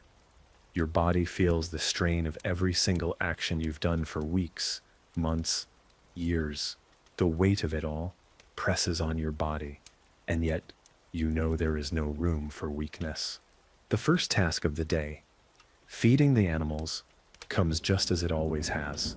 You stumble through the cold, your breath visible in the frosty morning air, your hands already feeling the biting chill as you begin to feed the livestock. Chickens cluck impatiently at the sight of you, the cows low and steady in their stalls, and the goats, ever restless, start bleating as they wait for their morning meal. They need to be fed, and you're the one responsible for making sure that happens. But as you care for them, you notice the toll this life has taken on you. Your hands are calloused, your fingertips cracked and raw from years of working with rough tools, dirty ropes, and wooden fences. Your muscles ache, each stretch or turn bringing discomfort. You've long stopped thinking about the pain, but it's always there, lingering just beneath the surface. And yet, you can't stop. Your family relies on the animals for food. Your life depends on them. The barn is cold and dark, the smell of manure and hay heavy in the air. But there's no room for sentimentality in these moments. The tasks are urgent. Get them fed, get them watered, check on them for illness. One sick animal could mean losing your food supply, and that's something you can't afford. Once the animals are taken care of, your attention shifts to the fields. They beckon you, their endless expanse demanding your presence. The work doesn't wait. The crops don't care if you're tired or sore. The plow must be dragged through the soil. The weeds must be pulled. The seeds must be planted.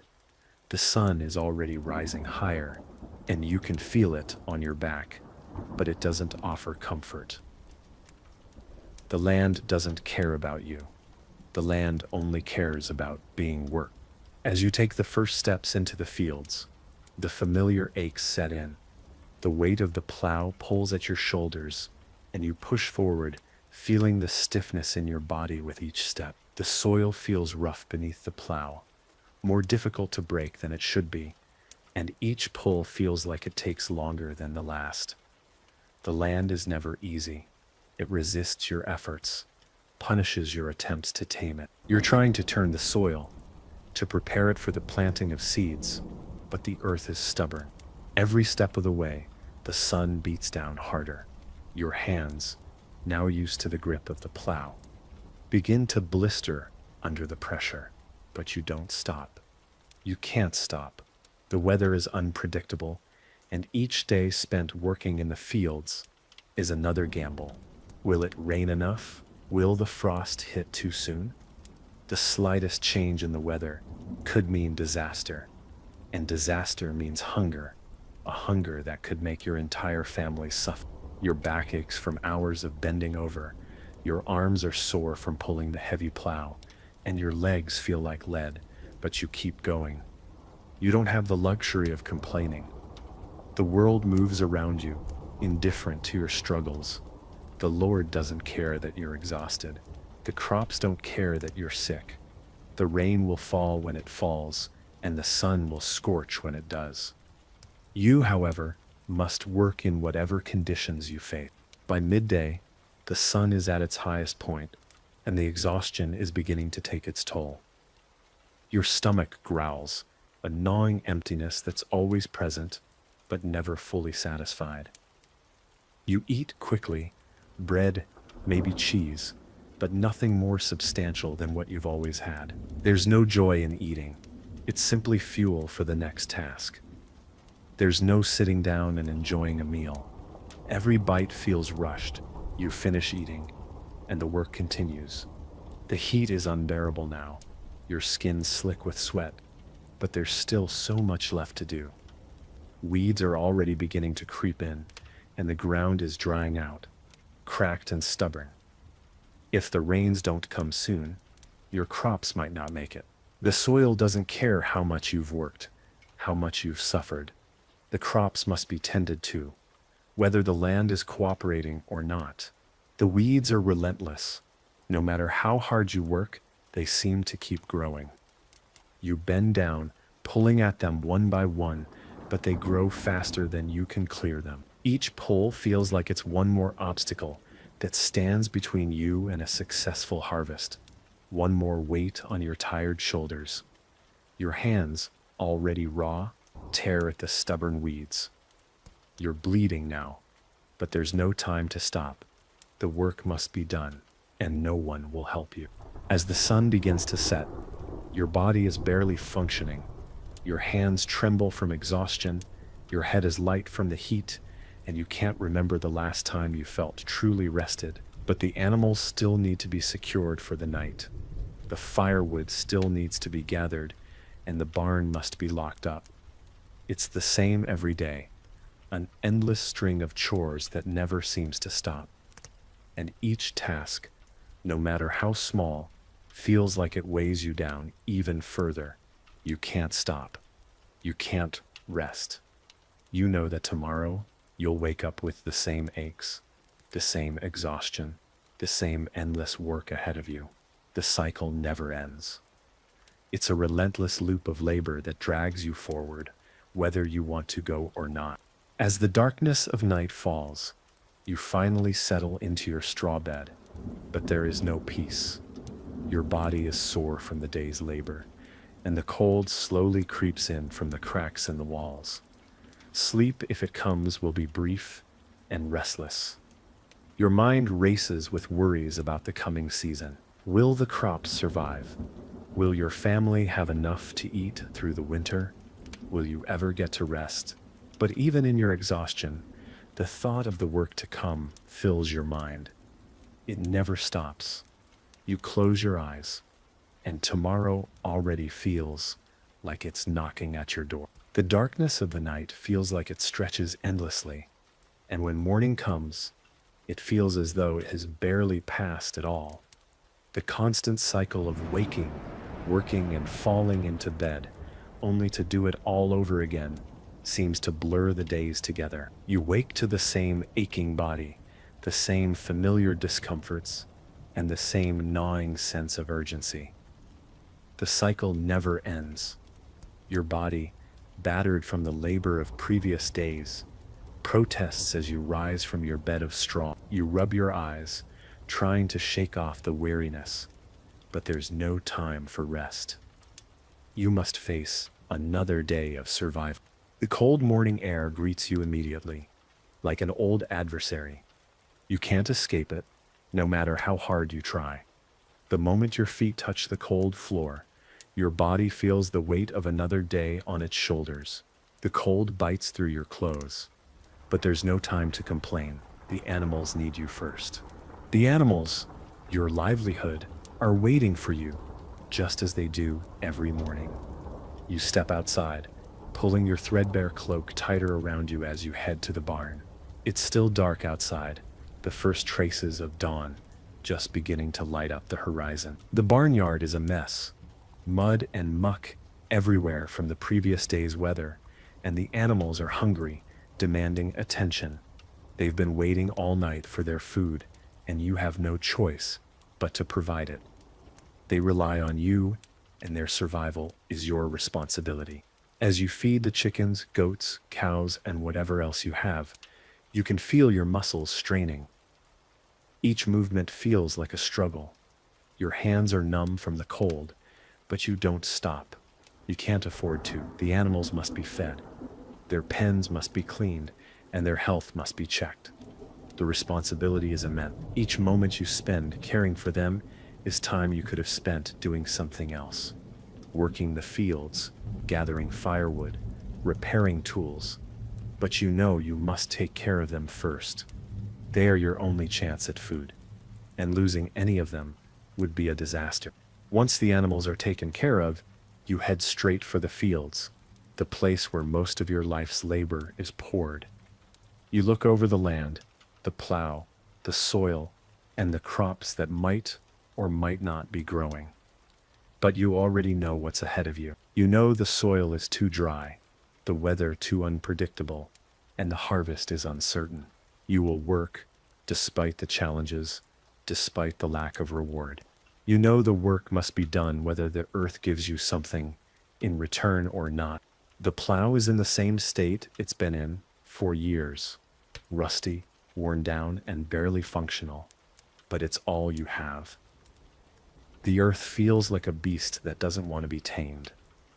You shove the plow forward, gritting your teeth against the soreness that seems to increase with every pull. The soil is stubborn today. The plow is heavy, and it pulls at your back with each turn. It feels as if the earth itself is pushing against you. The day continues, in a blur of physical exhaustion. You pull the plow, plant seeds where you can, pull weeds and tend to the crops. But it's always the same. Each action, each movement, feels like a repeat of the last. Sun up, sun down.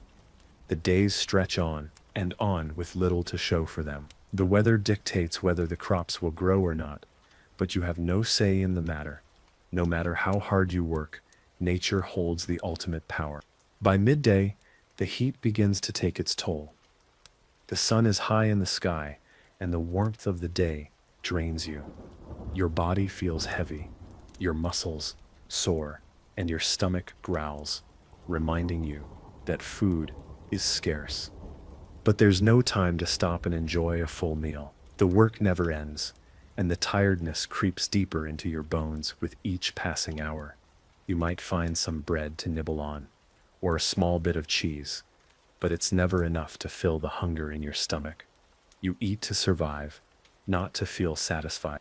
As you work, your hands are covered in dirt and calluses. Your back is stiff, but you keep moving. There's no one else to do the work for you. You've learned that over the years, no one comes to help the peasants. The lords don't care about your struggles. Your fellow peasants might help you with a difficult task, but in the end, everyone is in the same situation, working from sunup to sundown, scraping by. The work is endless. The fields demand your attention, and every moment you spend working on them feels like it's never enough. The weeds grow faster than you can pull them, and the crops never seem to thrive the way you need them to. The land doesn't care that you've been at it for hours. It doesn't care how tired you are. You keep moving, because if you stop, the land will continue without you. The crops will grow, or they won't. The weeds will continue to creep in. The fear of failure is always present. If the harvest doesn't come in, What will you feed your family? If the weather is too harsh, if the soil is too dry, you'll lose everything. If the animals get sick, you'll have nothing. The thought of failure presses on you, weighing on your chest. But there's no choice. You have to push through the fear. The land demands it. By the time evening rolls around, you're barely able to stand. Your legs feel like they've been dragging you through thick mud. Your hands are aching, and your back is stiff from hours of bending and plowing. But there's no time to rest. You still have to tend to the animals. You still have to secure the barn, gather firewood, and prepare for another day of the same work tomorrow. You can't remember the last time you felt truly rested. The days are long, and the work never ends. The cycle continues, one day bleeding into the next, with no relief in sight. As you settle into your bed of straw once again, your body aching and your mind racing with worries about tomorrow, you realize there is no escape. This is your life. The work never stops, and the cycle of survival keeps spinning, dragging you through it. The night stretches on in its usual quiet, but sleep never comes easy. The weariness from the day's toil lingers in every fiber of your being, but the bed of straw does little to ease the ache in your body. Every part of you feels as though it's been pushed to its limit, and yet the cycle continues. The earth will still need tending tomorrow. The animals will still need care. The Lord will still demand his taxes. The weight of these unrelenting duties presses on you even in your sleep. Rest, in this world, is a luxury few can afford. You wake to the sound of birdsong, but even that is an unwelcome interruption. The dawn creeps through the cracks in the walls, but instead of bringing a sense of peace, it serves only as a reminder that another day of toil is beginning. Your eyes flutter open, and the aches of your body pull you back into reality. You stretch, your back protesting, but there's no time to focus on the discomfort. Your family depends on you. The animals depend on you. The land depends on you. The cold still clings to the air as you step out of your bed, the chill biting into your skin like an uninvited guest. It stings, but you don't have the time to let it bother you. You have work to do. The animals must be fed first, and they won't wait for you to find warmth. The animals need food and care just as they did yesterday, just as they will tomorrow. You feed the chickens, milk the cows, and check the goats. The barn is cold, and the smell of manure is thick in the air, but it's a comforting familiarity. You've been here before. You've done this thousands of times. You know what to do, even if your body protests with every movement. Once the animals are taken care of, the next priority is the fields.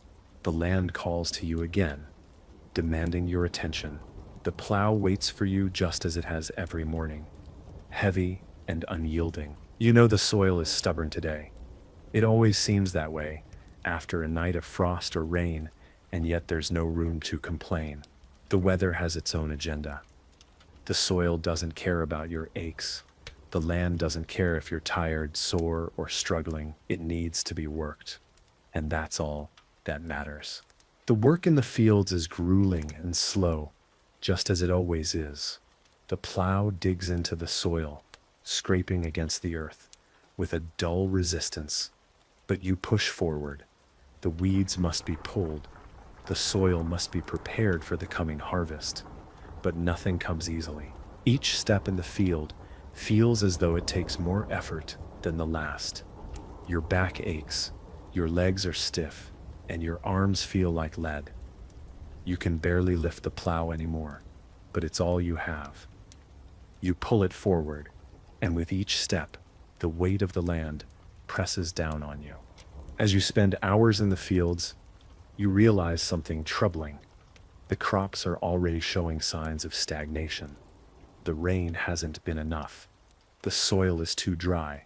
You can feel the earth under your feet, hard and cracked, as though it's giving up on you. You can see the weeds creeping in, suffocating the seeds you've planted.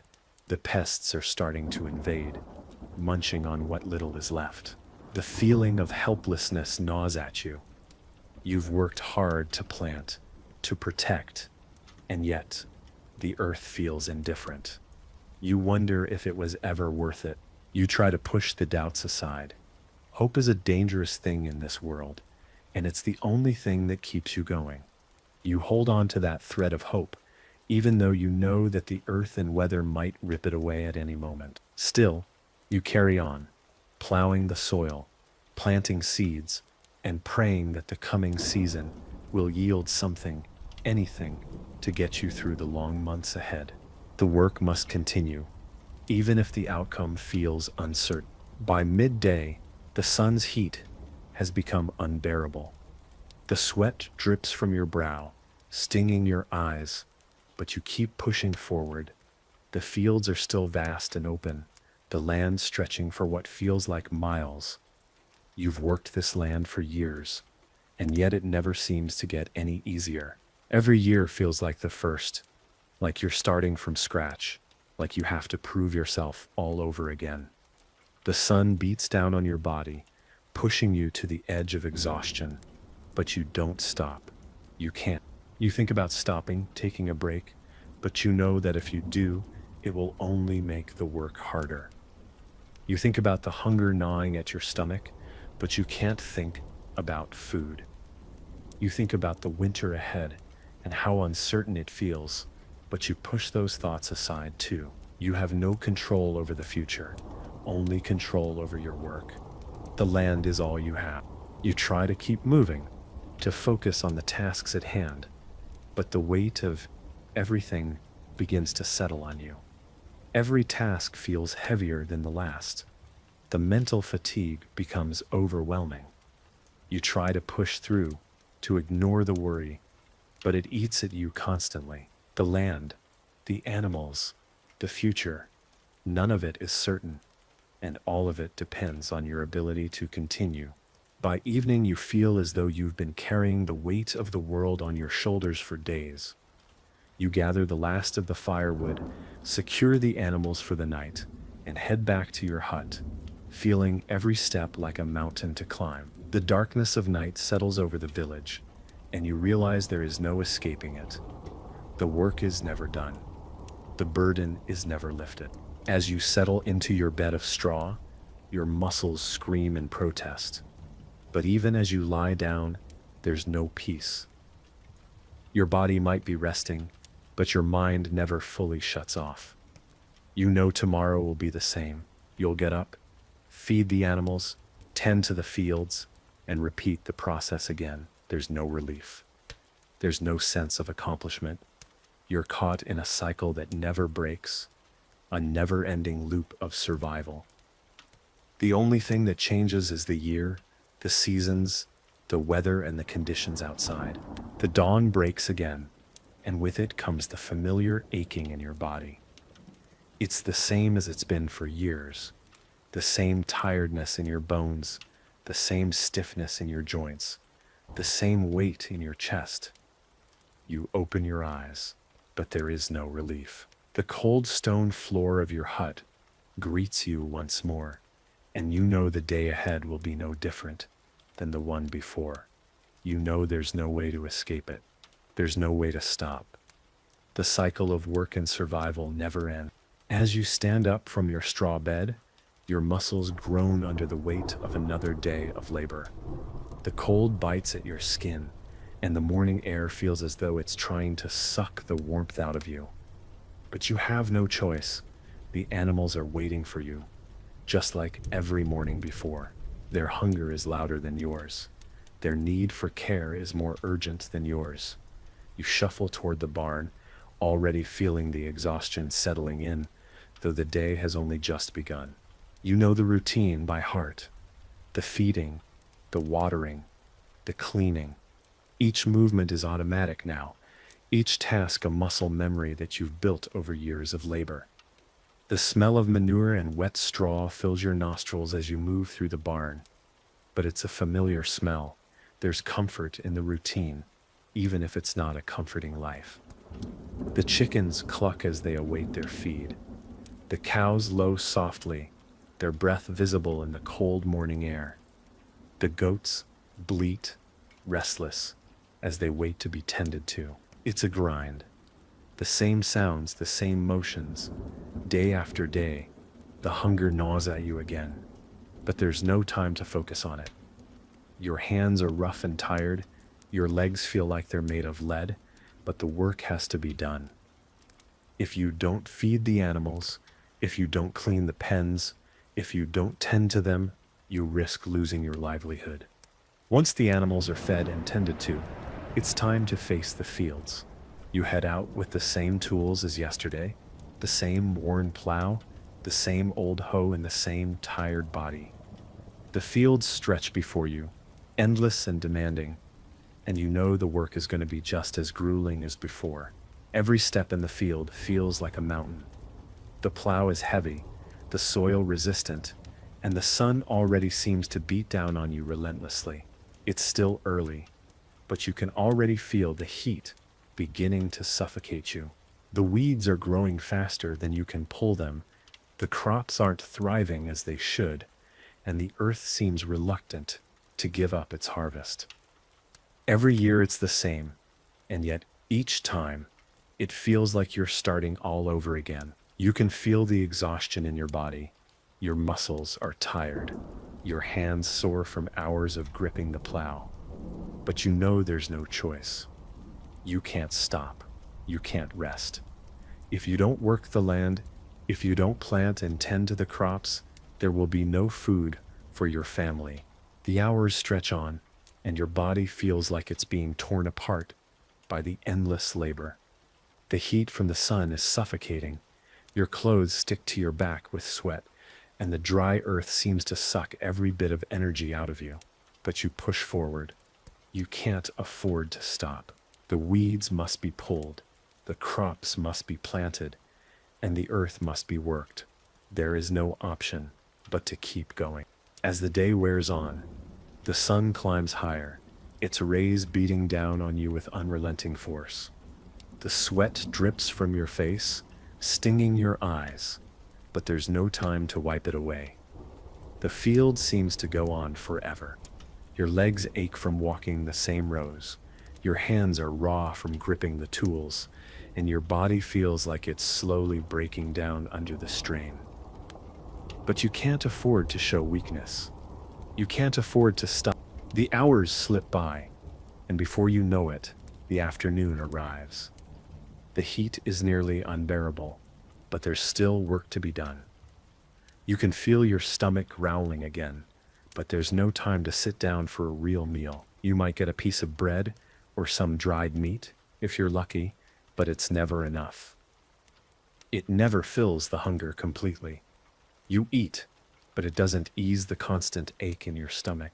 The physical strain continues to grow, and your mental strength begins to wane. The tasks in the field seem never-ending. The weeds keep growing, the pests keep coming, and the weather feels like it's working against you. No matter how hard you work, there is no guarantee that the land will give you what you need. The uncertainty gnaws at you, and it wears you down.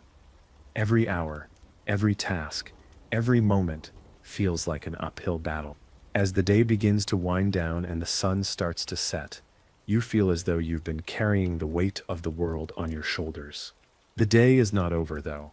There are still animals to be cared for, fences to be checked, and tools to be put away. The day never ends, and neither does the work. You trudge back to your hut, your body screaming for rest, but your mind keeps racing. What will tomorrow bring? Will the crops survive? Will the Lord demand more than you can give? Will your family have enough food to make it through the year? These thoughts swirl around in your mind, but there is no answer. The future is just as uncertain as the present. When you finally settle into your bed at night, your body aching and your mind restless, you know that tomorrow will be more of the same. The same exhausting labor, the same endless cycle of work and survival. But in this life, there is no room for rest. There is only the land, the animals, and the unforgiving reality that never lets go. In the medieval world, Education for a peasant is almost non-existent. The concept of formal schooling is reserved for the children of nobles and clergy, those who have the wealth and leisure to afford such luxuries. For you, education is about survival and learning how to work the land, tend to the animals, and navigate the difficulties of your day-to-day life. Your literacy, if you can call it that, is likely limited to being able to recognize simple symbols, or perhaps make your mark on a document. Reading and writing are far beyond your reach. The ability to read is a skill that's almost entirely reserved for those within the church or noble class. Monks and priests are the only ones who can read the Bible or keep hidden records. If you as a peasant need to sign something, say a contract or a record of work, it's often with an X or a symbol. Literacy is simply not necessary for the life you live. Instead, you learn everything through experience. You watch your parents, your neighbors, and the older members of your village. The education you receive is practical and hands-on. You learn how to plant seeds, harvest crops, milk cows, and repair the fences and tools. Your knowledge comes from the work you do, passed down to you through the generations. There's no formal teacher, only the land, the animals, and the needs of the family. Religion is a different matter. The church is the one place where education does take place, but it's religious in nature. You may learn the prayers and basic Christian doctrines, though much of this knowledge comes through repetition, not deep understanding. The priest reads from the Bible, and you, the peasant, listen. Sometimes the priest may teach you how to say the prayers or offer advice on life, but that's where the depth of your education ends. The idea of mathematics is probably limited to counting heads in the family, measuring how much grain you have in your store, and perhaps understanding basic trade transactions at the market. Arithmetic, in the academic sense, is a luxury you don't have time to learn. If you need to know something about numbers, you learn it from experience, like how to keep track of goods, how many bushels of grain you've harvested, or how much to charge at the market for a piece of cloth or an animal. While the clergy might offer some form of education, it is primarily focused on preparing you to be a good Christian, an obedient, hard-working servant of God. Books are rare and expensive, so the majority of knowledge is oral, passed down through the generations. Folk wisdom, learned through trial and error, is more valuable to you than any textbook. In the medieval world, the concept of a social life is tied to the land and the community. As a peasant, your existence is centered around survival, work, and family. The social connections you have are shaped by your need for cooperation and mutual support. There's little room for leisure, but there's still a vital need for the bonds that hold the village together. Most of your interaction happens within the small community where you live. Village life is simple and structured, built on the necessity of working together for the good of everyone. A typical village consists of a few dozen peasants, all working the same land and subject to the same rules. Everyone knows each other's struggles, their joys and their hardships. Your life is intertwined with theirs because, in reality, you all depend on one another. You rarely leave the village, let alone travel far. The idea of travel is a distant one for you. If you do leave, it's often to visit another village or for something like a market day or a religious festival. Your social connections are local. You'll interact with the same handful of people day in and day out. Socializing doesn't come easily. Your days are consumed by back-breaking labor, tending animals, plowing fields, or fixing fences. But on rare occasions, when the harvest is over or a feast day arrives, there are moments where the community comes together. These are the moments where you can share a meal and perhaps even a laugh. But these moments are few and far between. The work of survival is always lurking. Religious gatherings are one of the few breaks in your otherwise isolated life. The church is where your social connections are most often found. The priest may not be the most accessible figure in your life, but he's central to the community. Most important events, from births to marriages to deaths, are marked by the presence of the priest. He may not offer much in the way of worldly knowledge, but he provides the spiritual foundation for everything that happens in your world. On feast days and holy days, the village might come together to celebrate in the church or around the fire, but these moments don't last long. There's too much to do, too many responsibilities to handle, and rest is a luxury. A social life, in the modern sense, doesn't really exist for you. But even amidst the grind of daily existence, your community can be a source of support. When disaster strikes, when a crop fails, or an animal falls sick, your neighbors will pitch in to help. The support isn't just for convenience, it's a necessity. Without each other, survival would be nearly impossible. Cooperation is the key to making it through. In the world of a medieval peasant, love is not something you find in the poetry of distant lands or in the pages of romantic tales. It's not a fairy tale that sweeps you off your feet, but a practical bond rooted in the reality of survival. For most peasants, love is a concept that exists not in grand gestures or long courtships, but in the shared labor and struggle of everyday life. It's tied to survival, duty, and necessity, far more than to affection or passion.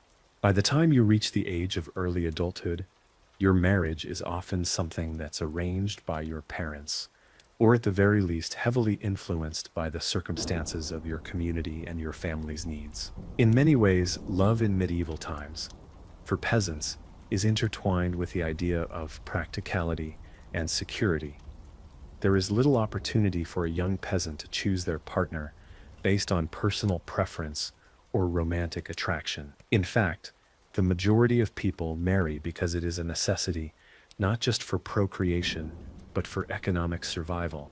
The primary reason to marry is to ensure cooperation in work and to help maintain the family unit. Marriage is about ensuring that there is someone to help you with the demanding labor of farm life. A young couple may marry because they both have labor to offer, and together they can better survive the daily grind. With both parties working, there's more manpower to work the fields, care for the animals, and raise children. In a world where survival is never guaranteed, these practical aspects of marriage take precedence.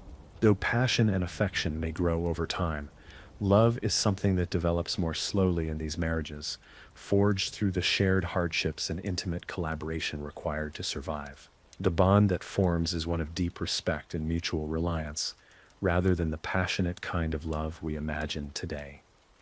However, even in the absence of romantic love, many peasant marriages foster a different, often stronger form of connection, one built on shared hardship and enduring strength.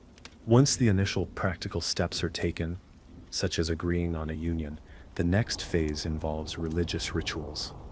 The local priest will marry you in a small church ceremony, which might include prayers and blessings, but there's little fanfare. The ceremony is a religious and legal matter, often just a formality to legitimize the union and ensure that the couple has God's blessing in their endeavors. The local priest may offer a few words of wisdom or advice, but the real bonding happens outside the walls of the church, in the fields, in the home, and in the shared work of everyday life. The dowry system is also an essential part of this process. The bride's family may provide a small sum of money, animals, or land to the groom's family. These arrangements, though seemingly transactional, also reflect the family's ability to contribute to the agricultural labor and survival of the household. The concept of romantic love is not so important as ensuring that both families are equally invested in the relationship for mutual benefit. In terms of intimacy, it is expected that once married, the couple will start having children relatively soon. Children are essential for the continuation of the family unit, and the more children you have, the more hands there are to help with the labor. However, these pregnancies and childbirths come with a great deal of risk, as the absence of modern medical care means that childbirth is dangerous, and many women did not survive the process. Still, the desire to have children was strong, especially in a time when your offspring could serve as the backbone of your labor force. In some instances, couples might try to delay marriage in the hopes of securing a bit of individual independence before they settle into the hard work of raising a family. However, the pressure from both your family and the community to marry early is undeniable. As a young peasant, your primary focus is survival, and that means settling down as soon as possible to ensure that your life is as stable as it can be, given the harshness of the world around you. The concept of affection, or even courtship as we know it today, is far from the norm. There is no opportunity for the extended romantic exchanges that we would expect in modern relationships. The time for dating or prolonged courtship is simply unavailable. The day-to-day survival in a medieval peasant's life leaves little room for romantic gestures or personal connections. Instead, your love life is about endurance, about building a partnership that ensures survival. Love isn't about big declarations or surprise gifts, but about creating a life together that can withstand the daily struggles and provide for the family. Though the idea of romantic love might be a distant one for you, there are moments of tenderness in relationships, like the shared smiles when you both get the harvest in, or the quiet contentment in the evenings after the children are asleep, when you both sit by the fire exhausted but together. These moments, though far fewer than we would like, are still the heart of any peasant's love life. They are the simple joys born from the resilience required to make it through life. In the harsh, unrelenting world of a medieval peasant, medicine is nothing more than a distant fantasy. The idea of modern healthcare, doctors and advanced treatments doesn't even begin to enter the picture. Your survival depends more on luck, herbs, and the community than it does on any sort of scientific or medical understanding. This is a world where sickness is often treated as a curse or divine punishment, and injuries can easily lead to death due to lack of proper care.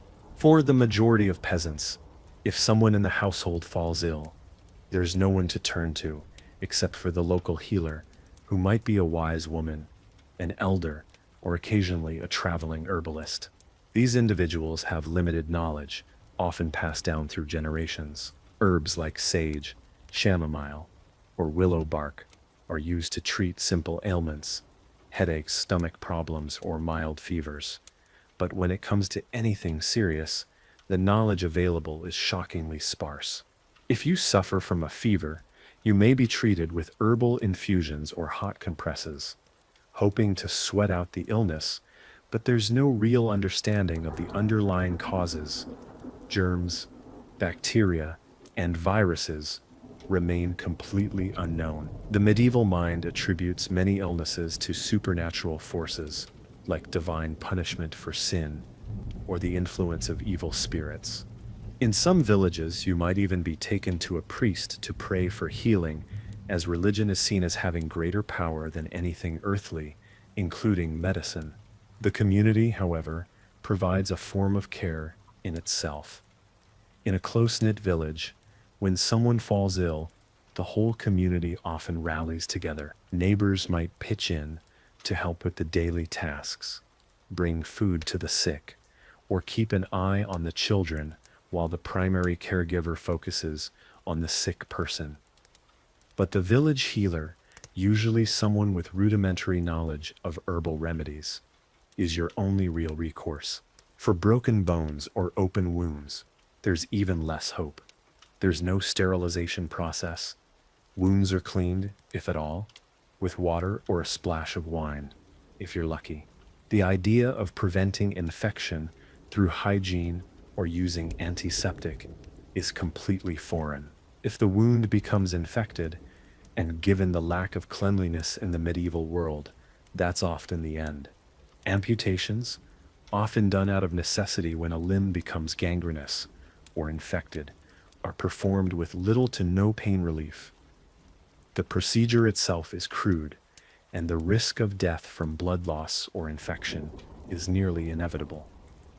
The medieval peasant, in many cases, has no choice but to endure. The real miracle in these situations is simply surviving. The lucky ones might make it through, but for many, even something as seemingly minor as a small cut could lead to sepsis or worse. When it comes to childbirth, the risks are no less dire. Many mothers die during or after labor from hemorrhages, infections, or childbed fever, and the same goes for babies. Childbirth is dangerous, and without modern medical care, the odds are stacked against women in the village. Midwives, usually experienced older women, are the primary caregivers during labor, but even they have only basic knowledge of the process. If things go wrong, there's little to be done. Sometimes, women who've experienced multiple births in their lives become accustomed to the process and might have a higher chance of surviving, but for the most part, childbirth is a gamble. The fear of illness and death from disease is always hovering, especially during plague seasons. During outbreaks of plague, like the Black Death, your world is turned upside down. Entire villages can be wiped out within weeks, and there is no understanding of how the disease spreads. Quarantines and isolation are the only methods used to try to prevent the disease from spreading. But more often than not, the sickness spreads faster than anyone can react. Pestilence is seen as an act of God or a consequence of sin, and you're left with little to no options for recovery. Even something as simple as a cold or the flu could result in death, as there are no remedies to boost the immune system or fight off infections. Most illnesses simply have to run their course, and if the body is weak, if there's no food, if the environment is harsh, the result is often death. Coughing, fever, and muscle aches are symptoms, and you may try to cure them with herbs or rest, but there's no guarantee that you'll survive the sickness.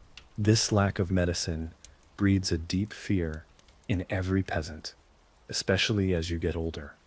You know that a serious illness could mean death, and there's little you can do about it. You don't know if the fever that comes on one night will pass, or if it's the beginning of something worse. There are no hospitals or doctors to go to, no real options for help, and the resources available to you are limited at best. You can pray for healing, but you can't rely on that alone. Your life is fragile, and every injury or illness is a reminder of just how easily things can slip out of your control. In the medieval peasant's world, the family unit is the bedrock upon which survival is built. The world you live in is unforgiving, and the social pressures to work, to produce, and to keep the family alive are constant. There's no room for personal desires or even dreams. The community and familial structures are what tie you to this life, and these connections are what make it bearable, though never easy. The pressure to provide for your family weighs heavily on you. You know that if the crops fail, or the harvest doesn't come in, your family might go hungry. The lack of food and the fear of starving loom over you every year, so the family must work together as a unit to gather what you can. There is little room for personal ambitions. Instead, your ambitions are aligned with keeping the family alive and, if possible, ensuring a better future for the next generation. Parents, especially fathers, are focused on raising children who will one day take over the responsibility of the land, ensuring that the cycle of work, survival, and inheritance continues. The family is the primary source of support in the medieval world. In a village of peasants, where every hand is needed, there's no such thing as a truly individual life. From a very young age, you are trained to help with the work. Your parents teach you the skills needed to survive, often starting when you are just a child. It is expected that you, along with your siblings, will help with everything from tending animals to collecting firewood to working the land. Your father might take you out into the fields to teach you how to plow, and your mother will show you how to milk cows, churn butter, or weave wool. Work is your education, and survival depends on how well you can perform those duties. If you are not contributing, it directly affects the family's survival, and that's a social responsibility you cannot escape. The Lord, though distant, plays a significant role in your life. While peasants rarely interact with their lords, their presence looms large in everyday life. The Lord's tax demands are a constant source of stress. Your survival depends on the success of your crops and livestock, and yet, much of what you grow and raise will be given to the Lord. Taxes might take up to half of your harvest. You must work for yourself, for your family, and also for the Lord's benefit, with no benefit in return except for the right to stay on the land you tend. This arrangement might seem unfair, but there's little you can do. The Lord's word is final, and to defy him is to risk losing your livelihood, or worse. If your taxes aren't paid, the Lord might take your land, your animals, or force you into servitude. These are the risks you face every year. The community solidarity in the medieval village is what keeps you going. If a neighbor's barn burns down, you are expected to pitch in and help rebuild.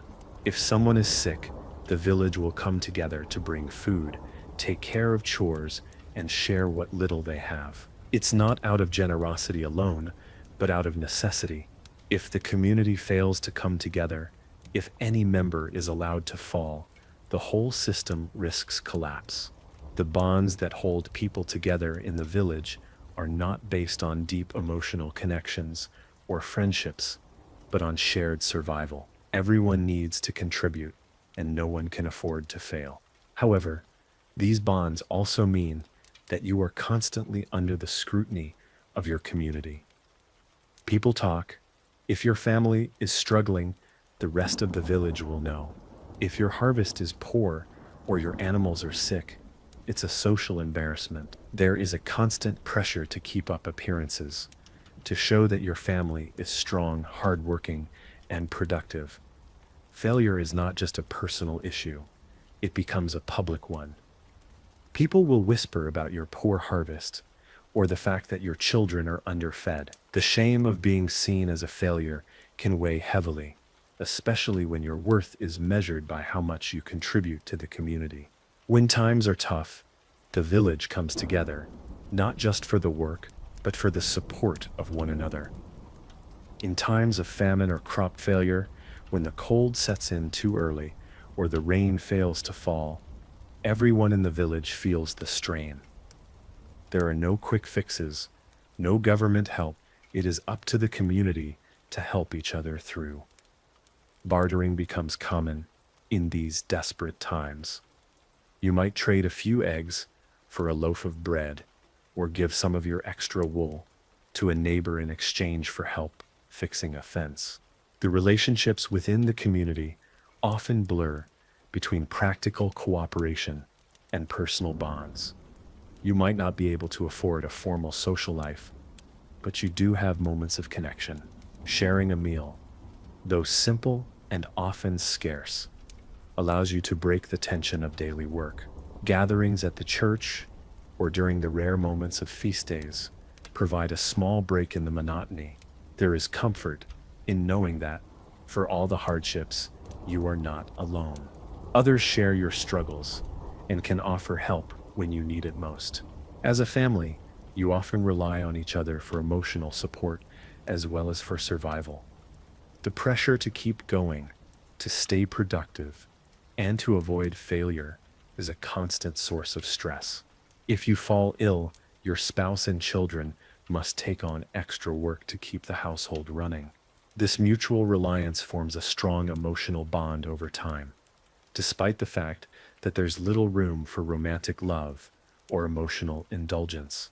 Mutual respect is the foundation of the relationship. It's a world built on necessity. Grief is a constant, unavoidable companion in the life of a medieval peasant. Whether it comes from the death of a loved one, the loss of a harvest, or the endless uncertainty about the future, the emotional toll on your heart and mind is undeniable. The brutal realities of life, the hard work, and the scarcity of resources mean that death is always lurking in the background, ready to strike at any moment. Whether it's an illness that claims the life of a child, or the accident that takes away a family member, the loss is felt deeply. Yet, despite the pain, there's little time to grieve. When someone in the family dies, it is devastating. You might bury them quickly, with only a brief ceremony, but the emotional wound stays with you. There is no space to properly mourn. The loss weighs on your heart, but the world doesn't stop for you. The chores don't stop. The animals still need to be tended to. The crops still need to be harvested. The work never stops, and neither does the pressure to survive. It's in these moments, though, that the resilience of a peasant becomes evident. Despite the grief, despite the heartache, you continue. You get up every day knowing that survival depends on your actions, your hands, your body. You work through the pain, through the exhaustion, through the sorrow. There's strength in this, but it's a strength born of necessity, not choice. The family, the community, and even the land demand it. You don't have the luxury of breaking down. The cycle of life and death continues, and the only choice you have is to endure. Resilience is the backbone of the peasant's existence. It's what keeps you going when everything feels like it's falling apart. The harshness of the world, the constant toil, and the crushing uncertainty of the future make resilience a necessity. It's not a matter of pride or personal glory, it's about survival. And survival requires grit. Through each tragedy, each loss, you continue. You rely on your family, your community, and your own sheer will to keep going. The emotional toll of losing someone you love is enormous, but it's endured in silence. The mental strain of this is often not acknowledged, but it's there, underlying every action, every decision. The weight of grief sits heavy in your chest, but you carry it with you day after day. The bond between family members in the face of grief is also a testament to the emotional strength you possess. In a life filled with hardship, your family becomes your anchor. The shared experiences, the shared burdens, create a deep emotional connection that is unspoken but understood. You may not have the luxury of sitting down and talking about your feelings, but you express love through action. You show up for each other when it matters most. You work together, you support each other, and you endure together. That is the essence of peasant love, the love of resilience, of survival, and of community. There's no escape from the mental toll that a life like this takes. The emotional strain wears down on you slowly, over years of hard labor and loss. The suffering of the body takes its toll on the spirit as well. But the strength that comes from this suffering is something you learn to rely on. Over time, you adapt to the constant pressures of life. Your emotions, like your body, grow calloused, not out of indifference, but out of the necessity to keep moving forward. The pain may never go away, but you learn to work through it, to live through it. In the unforgiving world of a medieval peasant, the emotional toll of daily survival is immense. The work, the worry, and the constant fear of failure take their toll on your mental and emotional well-being. Your life is a never-ending cycle of hard labor, with little time to reflect or rest, and the physical exhaustion compounds the emotional strain. As you struggle to survive, you are constantly aware of the precariousness of your situation. Any misstep, any bad weather, or any illness could lead to disaster. Fear is a constant companion. You live with the constant uncertainty that comes with being at the mercy of the land, the seasons, and the Lord. Will the crops come in? Will the taxes be too high?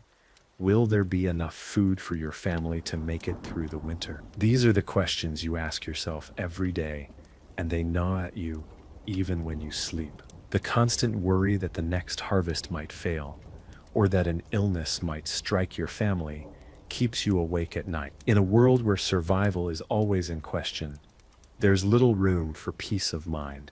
Loneliness can also be a factor. Even though you're surrounded by people, the work is so demanding that it leaves little room for personal connection. Your relationships with your fellow villagers are defined by necessity and shared labor, not by friendship or affection. While you might have a strong sense of community, there is a deep emotional isolation that comes with the endless toil. You may go for weeks without speaking to someone outside of your immediate family, and the emotional bonds you have are formed in the trenches of daily life, not through leisure or social interaction. As a peasant, you are constantly aware of your place in the world. You are not a free person in the modern sense. Your life is controlled by the land, by your labor, and by the hierarchical structure that exists around you. The pressure to conform to social norms, to meet the expectations of your community and your family, weighs heavily on your shoulders. There is little room for individuality or personal ambition. You are part of a system that demands your obedience and your work. And yet, despite this emotional strain, there is a strange kind of resilience that grows out of the harshness. Endurance becomes a kind of emotional survival skill. You learn to adapt to the constant pressure, to the exhaustion, to the lack of rest. You learn to accept that tomorrow will likely bring the same challenges as today. The acceptance of the harsh realities of life becomes a key part of your mental strength. There is comfort in routine, even if that routine is one of hard labor and constant concern. You know what's expected of you, and you meet those expectations because failure is not an option. The family unit becomes the emotional anchor in a world that offers few emotional comforts. When your spouse and children help you with the work, there's a deep sense of satisfaction in knowing that you're not facing the challenges alone. The simple act of working together can provide a sense of emotional connection. But even in the best of times, there's still that underlying emotional strain. No matter how hard you work, there's always the constant possibility that something will go wrong. If a storm hits, or if there's a poor harvest, it's not just the physical labor you must face. It's the emotional toll of seeing your hard work go to waste. The sacrifice you've made, the sweat and effort poured into your survival, can feel like it amounts to nothing if disaster strikes. In times of grief, such as when a family member dies, the emotional toll can be overwhelming. Death is never far away in a peasant's life. Children are particularly vulnerable, and the loss of a child to illness, accidents, or poor living conditions is tragically common. Even when a loved one survives infancy, the death of a child or a spouse leaves a deep emotional wound. The emotional strain of dealing with loss in an environment where you are already stretched thin can seem insurmountable. The absence of mourning rituals, as we know them today, compounds this. While there might be a church service or a quiet funeral for the deceased, the focus is not on personal grief. There's little time to grieve. There is still work to be done. The body may be buried quickly, with little ceremony, and the family must move on, even while the emotional pain of losing someone remains. The grief is internalized, and the community moves forward because it has no choice. The lack of emotional expression is both a survival mechanism and a tragic consequence of living in such a hard world. But despite the loss, despite the emotional toll, the love between family members remains central. The bond between you and your family is what keeps you going. When the days are darkest, when the weather is bleak, and when the crops fail, it's the family that keeps you grounded. Even when you're physically exhausted and mentally worn down, the knowledge that your family depends on you can push you to keep moving. In a medieval peasant's life, the family is not just a social unit, it is the core of existence, a source of emotional resilience, that helps you weather the trials of life. Your family is everything. The bonds that tie you to them are built on shared labor, shared struggle, and shared survival. Love in the modern sense may not be something you express openly, but the love that exists within your family is tangible. It's expressed in the hours of labor spent together, in the quiet moments of understanding when words are unnecessary, and in the mutual reliance that exists because everyone's survival depends on it. When a loved one falls ill, the family rallies together. The absence of medicine and proper health care means that the primary means of caring for a sick family member is through the combined efforts of those around them. Family members step in to take over chores, watch over the sick, and manage the household while the patient rests. The emotional weight of caring for an ill family member is immense. It's not just the physical burden of nursing someone back to health, it's the constant fear of losing them. If a child becomes ill, it is a heartbreaking experience, and the community can only provide limited support. The emotional toll of seeing a loved one suffer, knowing there is little to nothing you can do to help them, is a weight that many peasant families carry quietly. But this emotional connection within the family is also what gives you the strength to keep going. Each member of the family understands their role, even when it's difficult, even when they're tired, or when grief has started to gnaw at them. The eldest child may take on more responsibility when a parent falls ill, and the younger siblings will pitch in when work in the fields is required. The strength of the family is rooted in cohesion, in the quiet knowledge that no matter how hard the work gets, no matter how tired you are never truly alone. Even when death strikes, the family finds ways to endure. When a family member dies, whether it's a child lost in infancy, a spouse lost in childbirth, or an elderly relative, the family does not fall apart. Yes, there is grief, but there is also resilience. The family knows that the cycle of life must continue. The work must go on. You may bury the dead quickly, but the memory of that loved one lives on in the stories passed down from one generation to the next. The spirit of the family is built on this endurance, on the ability to keep going, to survive despite the pain. However, it's not all sacrifice and grief. There are moments of joy, rare though they may be, that make the struggle worth it. The simple act of gathering around the fire, even with the day's weariness still pressing against your bones, can provide warmth that transcends the physical. The shared laughter when a joke is told, the quiet moments of affection between spouses as they take a break from their chores. These moments are like brief oases in the desert of hard work. Celebrations might happen on religious holidays, on the rare market days when there's a bit of extra food, or when a harvest finally comes through. These brief moments of shared happiness and thankfulness are fleeting, but they serve as vital reminders of why you continue the fight for survival. Yet, the struggle is always there, and it shapes your entire outlook. You are always looking ahead to what needs to be done. There's no such thing as long-term plans in your world. The immediate future is your focus.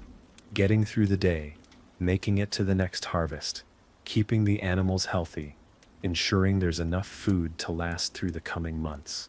There's no room for dreaming, for ambition. Survival is the only goal. The lack of control over your circumstances makes this way of life so difficult. Every day is a gamble, especially when it comes to the weather. The land could be productive, or it could be barren. The animals could thrive, or they could get sick.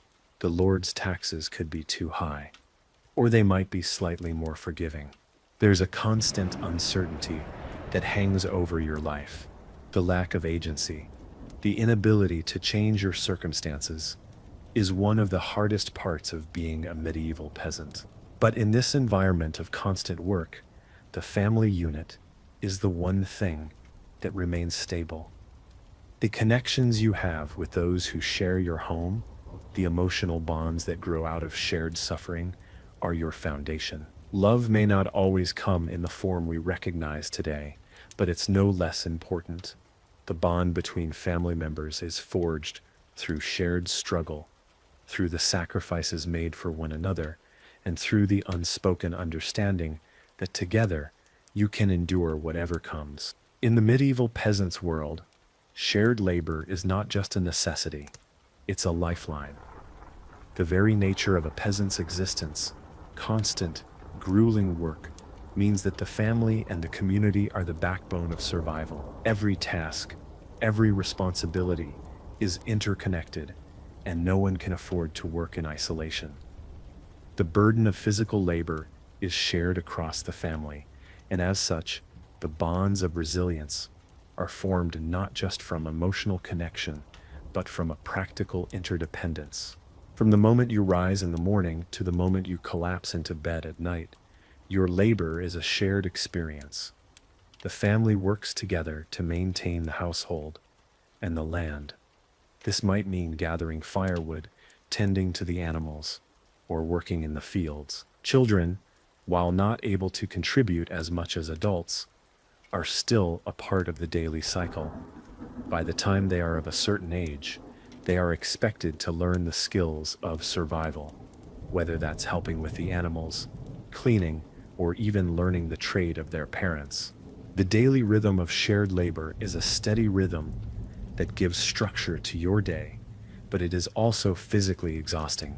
It requires everyone's participation, and when someone is missing, whether through illness, injury, or death, the loss is felt deeply by the whole family. In the event of an injury or sickness, the entire family steps in to cover the lost work. If a parent falls ill, a child might take on more responsibility, and siblings may work together to lighten the load. Sharing the burden is crucial to ensuring survival. The entire family pulls together for the common good, and there is a silent strength that comes from this communal effort. The community also plays a critical role in the shared labor of survival. In small villages, neighbors often work together, whether it's for large projects like harvesting the crops or rebuilding a barn after a storm. There is an unspoken rule that everyone helps each other.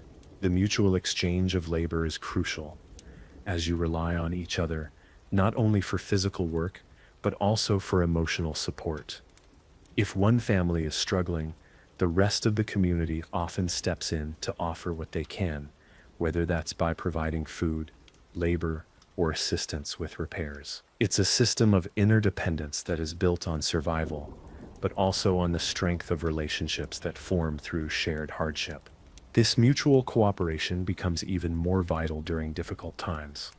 For instance, in years of poor harvests or drought, families that rely on each other for food may find themselves in grave danger when crops fail or when the weather is harsh.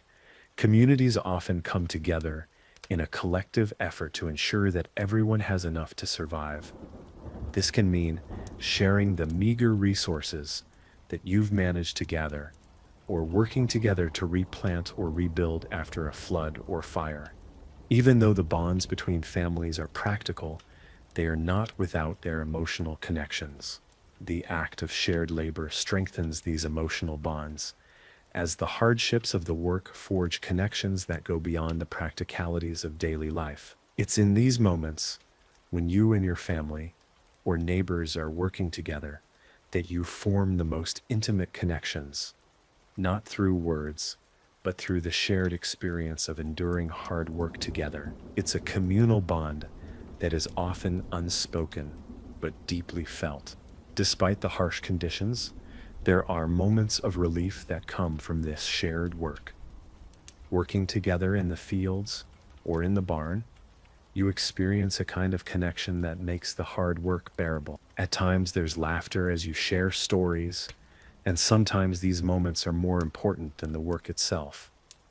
In these moments, there's a sense of belonging, a sense that you are part of something greater than yourself, something that transcends the mundane and hard labor. This is where the foundation of your social resilience is built. In the medieval world, where survival was a daily struggle, Faith and religion played a central role in the life of a peasant. When you wake up every morning to face the endless work of tending the fields, caring for the animals, and ensuring the survival of your family, hope and comfort often come from something greater than the material world around you. It's not the promise of wealth, health, or even rest that sustains you. It's the belief that there is a higher power watching over you, a divine presence that offers a sense of purpose and meaning in the midst of hardship. The church is not just a building, but a constant presence in your life. It's a place of spiritual nourishment and a communal hub where peasants gather to receive guidance and solace. The priest is an important figure, not just in religious matters, but in the overall community. His role extends beyond that of a spiritual leader. He's often the one to perform marriages, baptisms, and funerals. He may also provide comfort to families in times of grief, sickness, or uncertainty. The church serves as a unifying force in the village, especially during times of crisis. If a plague strikes, or a bad harvest threatens the livelihood of the entire community, the village often turns to the church for answers. The belief that God's will is at work in the world, and that suffering is part of a greater plan, provides some comfort in the face of calamity. The idea that your hardship is not meaningless, that it serves a higher purpose, can be a balm for your soul. But it is also a source of frustration when you feel the weight of suffering without any clear reason or end in sight. Every part of your life as a peasant is steeped in religion. Feast days and holy days are moments when you gather with the community to celebrate and pray. These days, though rare, offer moments of reprieve from the constant grind of work. You come together to give thanks for what little you have, to ask for divine favor, and to participate in the ritualistic ceremonies that mark the Christian calendar. The celebration of Christmas, Easter, and All Saints' Day are not just religious observances, but also community-wide events that allow you a brief moment of connection, peace, and joy. These events are a reminder that there's more to life than just the endless work. Even in the hardest times, there's a spiritual connection that transcends the material struggles of the world. Religion also plays a role in shaping your moral framework. The church's teachings guide your sense of what is right and wrong. The Ten Commandments provide a moral compass, and the concept of sin and redemption is woven into the fabric of daily life. When things go wrong, when a crop fails or an animal dies, it's not uncommon to hear whispers that the hardship is a punishment from God. Perhaps it is because of some sin or failure to live up to the moral expectations set by the church. But there is also hope in forgiveness and the belief that God's grace can cleanse your soul. Through the sacrament of confession, you have the opportunity to repent and seek absolution. Though it may seem like a small ritual, it offers you a moment of relief and hope in an otherwise harsh world. The ritual of confession and the promise of divine forgiveness is an emotional release. It allows you to unburden your soul and prepare for the work that lies ahead. The act of repentance gives you the chance to reflect on your own shortcomings and seek to improve your spiritual life, even though your physical life remains unchanged. However, it's important to remember that faith can also create a heavy burden. When your family is struggling, when the harvest fails, and when illness strikes, the pressure to maintain faith in the face of adversity can be overwhelming. There are moments when you may wonder if your suffering is punishment, or if God has abandoned you. The unanswered prayers, the unresolved struggles, the constant labor, they all wear down your faith. But in the end, the hope that the divine will provide relief keeps you going. Rituals, whether they are tied to religious holidays or to daily practices like prayers before meals or at bedtime, serve to give structure and meaning to an otherwise chaotic and difficult life. These practices may seem like small gestures, but they anchor you in the belief that there is something more to life than just survival. They provide comfort and a sense of continuity in a world that is otherwise constantly shifting beneath you. The first thing you experience isn't the warmth of a mother's arms or the soft murmur of a lullaby. It's cold, bitter, biting cold that creeps through the cracked timber walls of a one-room hut and clutches at your fragile, newborn body. You're born in the dead of winter, sometime in the early 1300s, in a forgotten village carved out of England's endless forests. No one here knows what year it is. Why would they? Dates are the business of monks and kings, not peasants. Your first breath draws in the smell of damp straw, burnt wood, stale sweat, and something sour, like curdled milk left too long by the hearth. The midwife, an old woman with hands like tree bark and a spine bent from decades of back-breaking labor, grunts approvingly when you wail into the smoky air. She wraps you in a scrap of linen that's seen more births and deaths than anyone cares to count. Your parents glance at you, more with calculation than tenderness. You're the fourth child. Another set of tiny hands to help in the field someday. Another mouth to feed, almost immediately. No cheering, no bells, no proud declarations of your name. Just the low hum of the fire, the shifting of your mother's weary body, and outside, the steady drip of melting frost from the thatched roof. Life begins, not with a bang, but with a shiver and a cough. The hut you're born into is barely large enough for the 6 people already living there. The walls are wattle and daub, patched haphazardly with mud and dung. The roof leaks in the rain. Rats skitter in the corners at night. A single fire pit in the center provides smoke for cooking, warmth for survival, and soot for lungs already battered by damp winters. Privacy is a luxury reserved for dreams. Your parents sleep on a rough straw mattress, your older siblings huddled beside them like puppies for warmth.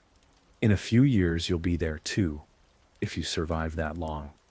If the coughing sickness or a bad winter doesn't take you first, your father is a villain, a serf bound to the land by obligation and debt, owning neither his fields nor his life.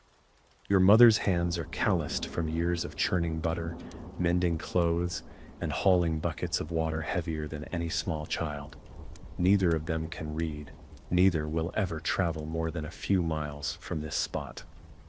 They measure life in harvests, in feast days, in deaths. From the moment you're born, you inherit their station.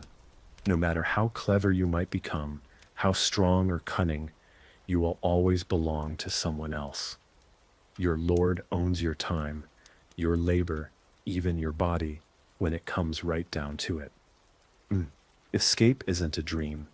It's not even a thought. It's like wondering if you can fly. You simply don't question the sky. Outside, the village is little more than a handful of huts, clustered around a worn dirt track. There's a crumbling church, its stones slick with moss and age, where the priest preaches in Latin. None of you understand. There's a communal oven for baking what little bread the village can spare.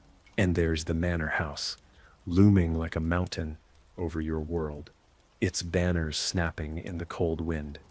A place you might glimpse once or twice a year, when your family goes to pay their dues in wheat, chickens, or bloodied coins. Seasons dictate your life even before you can walk. Spring is muddy and full of back-breaking work. Summer brings a moment of frantic hope, praying the harvest will be good enough to last the year. Autumn is for gathering, sweating, and storing.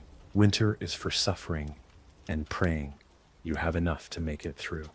There's no real calendar in your world, only the iron rhythm of feast days and holy days, Christmas, Easter, All Saints' Day, markers not of celebration, but of survival.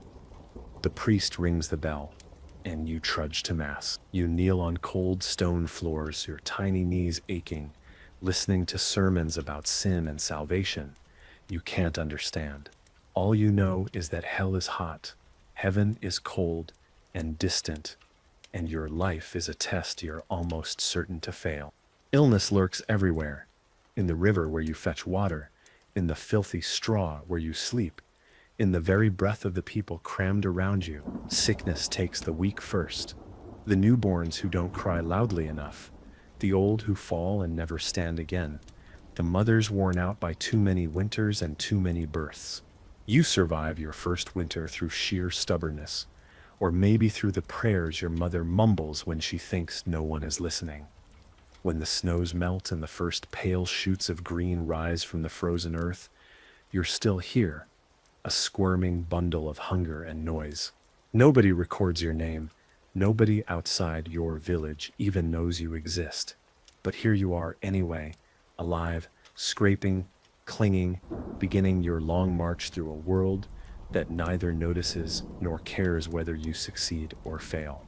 Welcome to your life, peasant. No banners will fly for you, no songs will be sung, but the world will grind on, and you will grind with it. Before you can even speak in full sentences, the village teaches you two things: work and obedience. There's no such thing as a lazy child here. By the time you wobble around on uncertain feet, you're expected to carry small loads of firewood, shoo geese from gardens, and mimic the motions of sowing seeds. Play is not a word you know. There are no toys, no games designed for fun alone. Everything has a purpose, even your childish diversions. If you stack stones, it's practice for carrying heavier loads. If you chase the chickens, it's to keep them from trampling the precious kitchen herbs. Your world stretches about as far as your legs can carry you in an afternoon.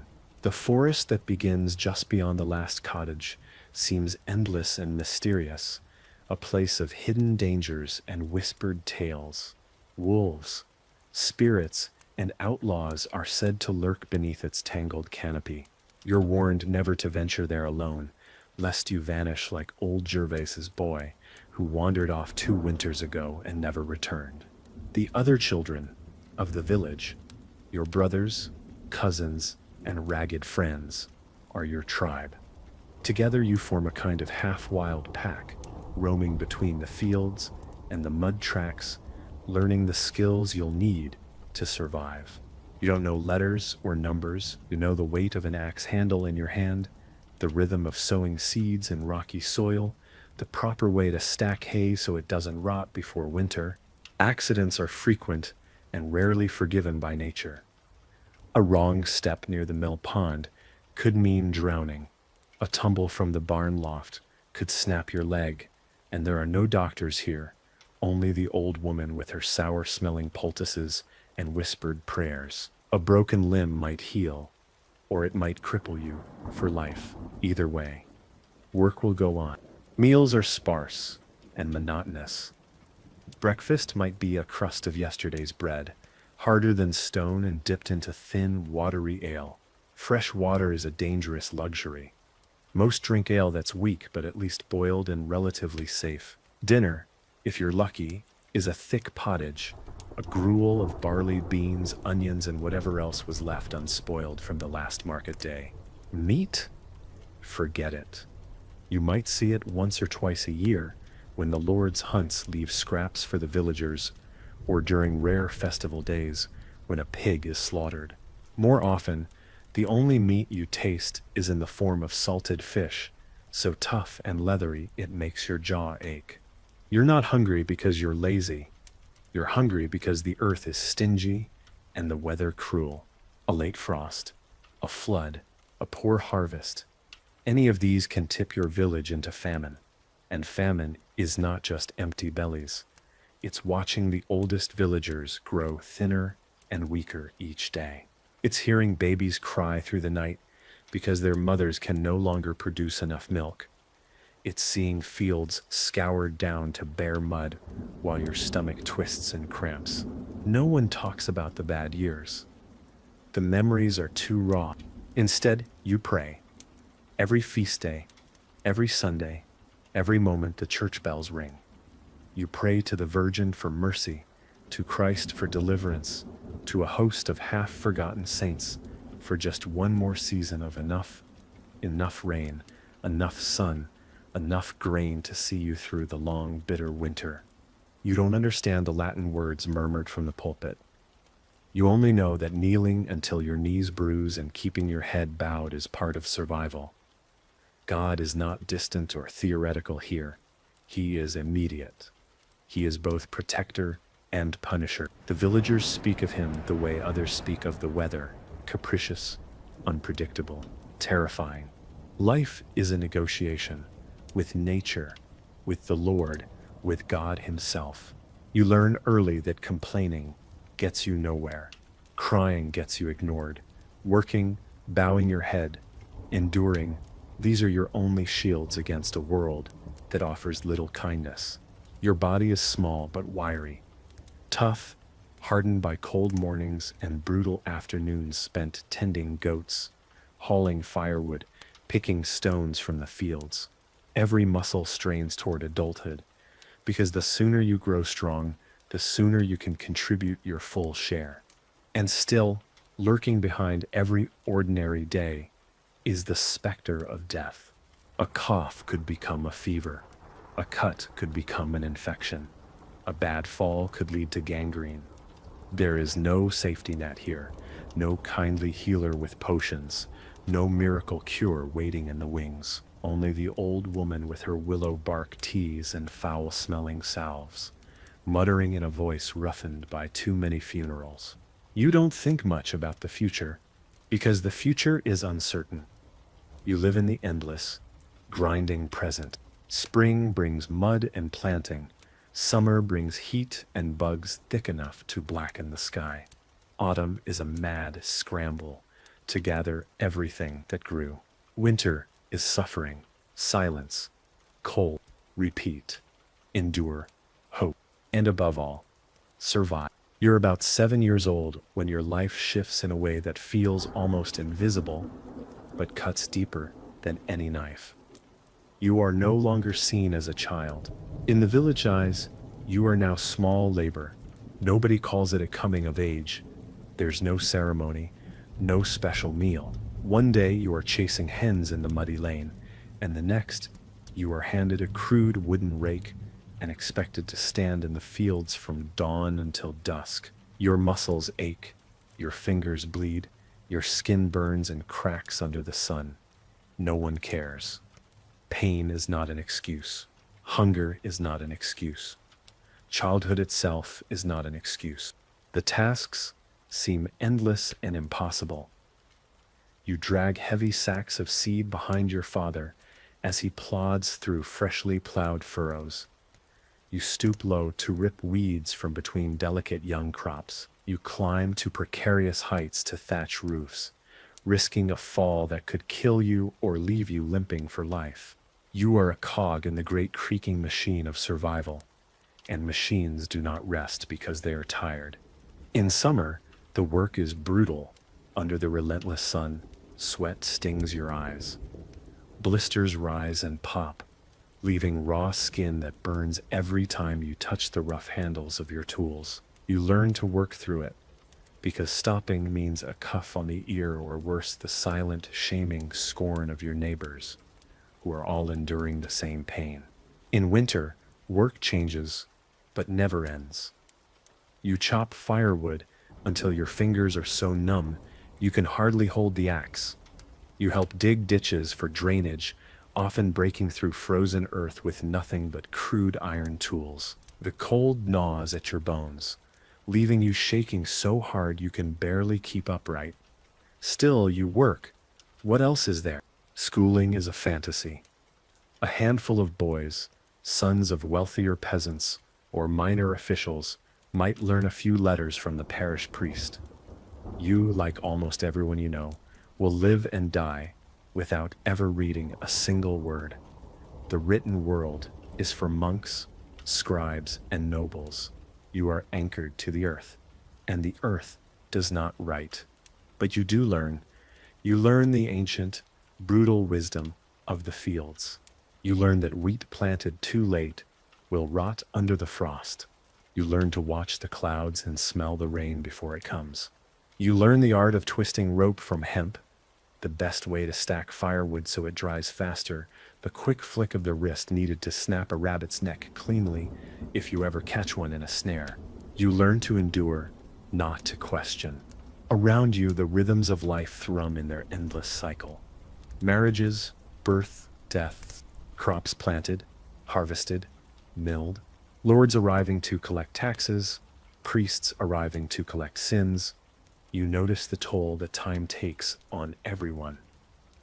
A boy who once raced you across the common green now limps permanently from a poorly mended injury. A girl you once splashed with mud now carries a baby at her hip, her face hollowed with hunger and exhaustion. The seasons carve their stories into your skin. Sunburns that peel away in sheets. Calluses so thick you can drive thorns into your hands without bleeding. Scars from careless slips of the scythe. And you grow tougher, if not taller. By the time you are 10, your days are no easier, but they are no longer new. Pain is ordinary. Fatigue is constant. Every morning is a test, and every night is a small, grim victory. You lived through another day. Festivals provide tiny islands of brightness in a gray sea. May Day brings a wild celebration with dancing and green garlands, though the feast is meager. Midsummer's Eve is a rare night of bonfires, music, and whispered promises made in the shadows. Harvest festivals are sacred, marking the brief period when the granaries are full and the danger of hunger retreats for a while. On those days, the village breathes easier. Elay flows, songs rise, and for a few precious hours, you almost forget the hard march of the seasons. Almost, because even in the middle of laughter, you can see the priest standing at the edge of the crowd, stern and watchful, reminding everyone that joy is fleeting and sin never sleeps. The church bells toll every Sunday without fail, summoning the village to confession, to penance, to prayer. You kneel until your knees throb, your head bowed not from reverence, but exhaustion. The priest speaks of heaven and hell, but to you, heaven seems distant and hell feels very close. Hunger, disease, loss. You've seen them all firsthand. You pray, because that's what you were taught to do.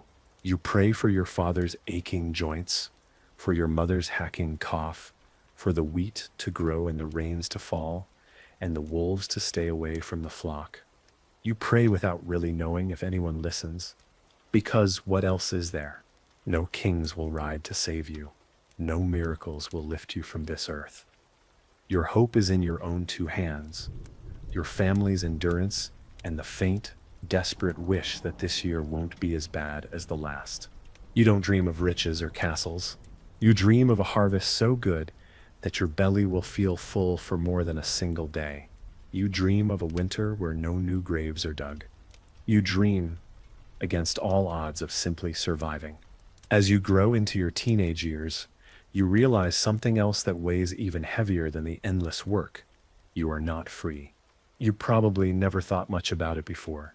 Freedom is an idea so far removed from your daily life that it might as well be another world entirely, like the heaven the priest speaks of. But as you gain strength, as your arms thicken from swinging sickles and your back knots from hauling bundles, you start noticing the invisible chains that bind you. You belong to the land, not in some poetic, spiritual sense. Literally, you are a villain, a serf, tied to your lord's manor, just as surely as the oxen are tied to their plow. If you try to leave, if you abandon your village in search of better fields or kinder masters, you are a criminal, a fugitive. You can be tracked, caught, beaten, and dragged back to toil under the same sun, on the same soil, under the same indifferent lord. Your life is not your own, and it never was. The fields you break your back for are not yours. They are the Lord's. Half of what you grow is taken as rent. Half of the livestock you raise, the eggs your chickens lay, the apples you pluck from the few battered trees, all of it can be claimed by your lord at his whim. The best parts are sent to the manor. The scraps are left for you and your neighbors to squabble over.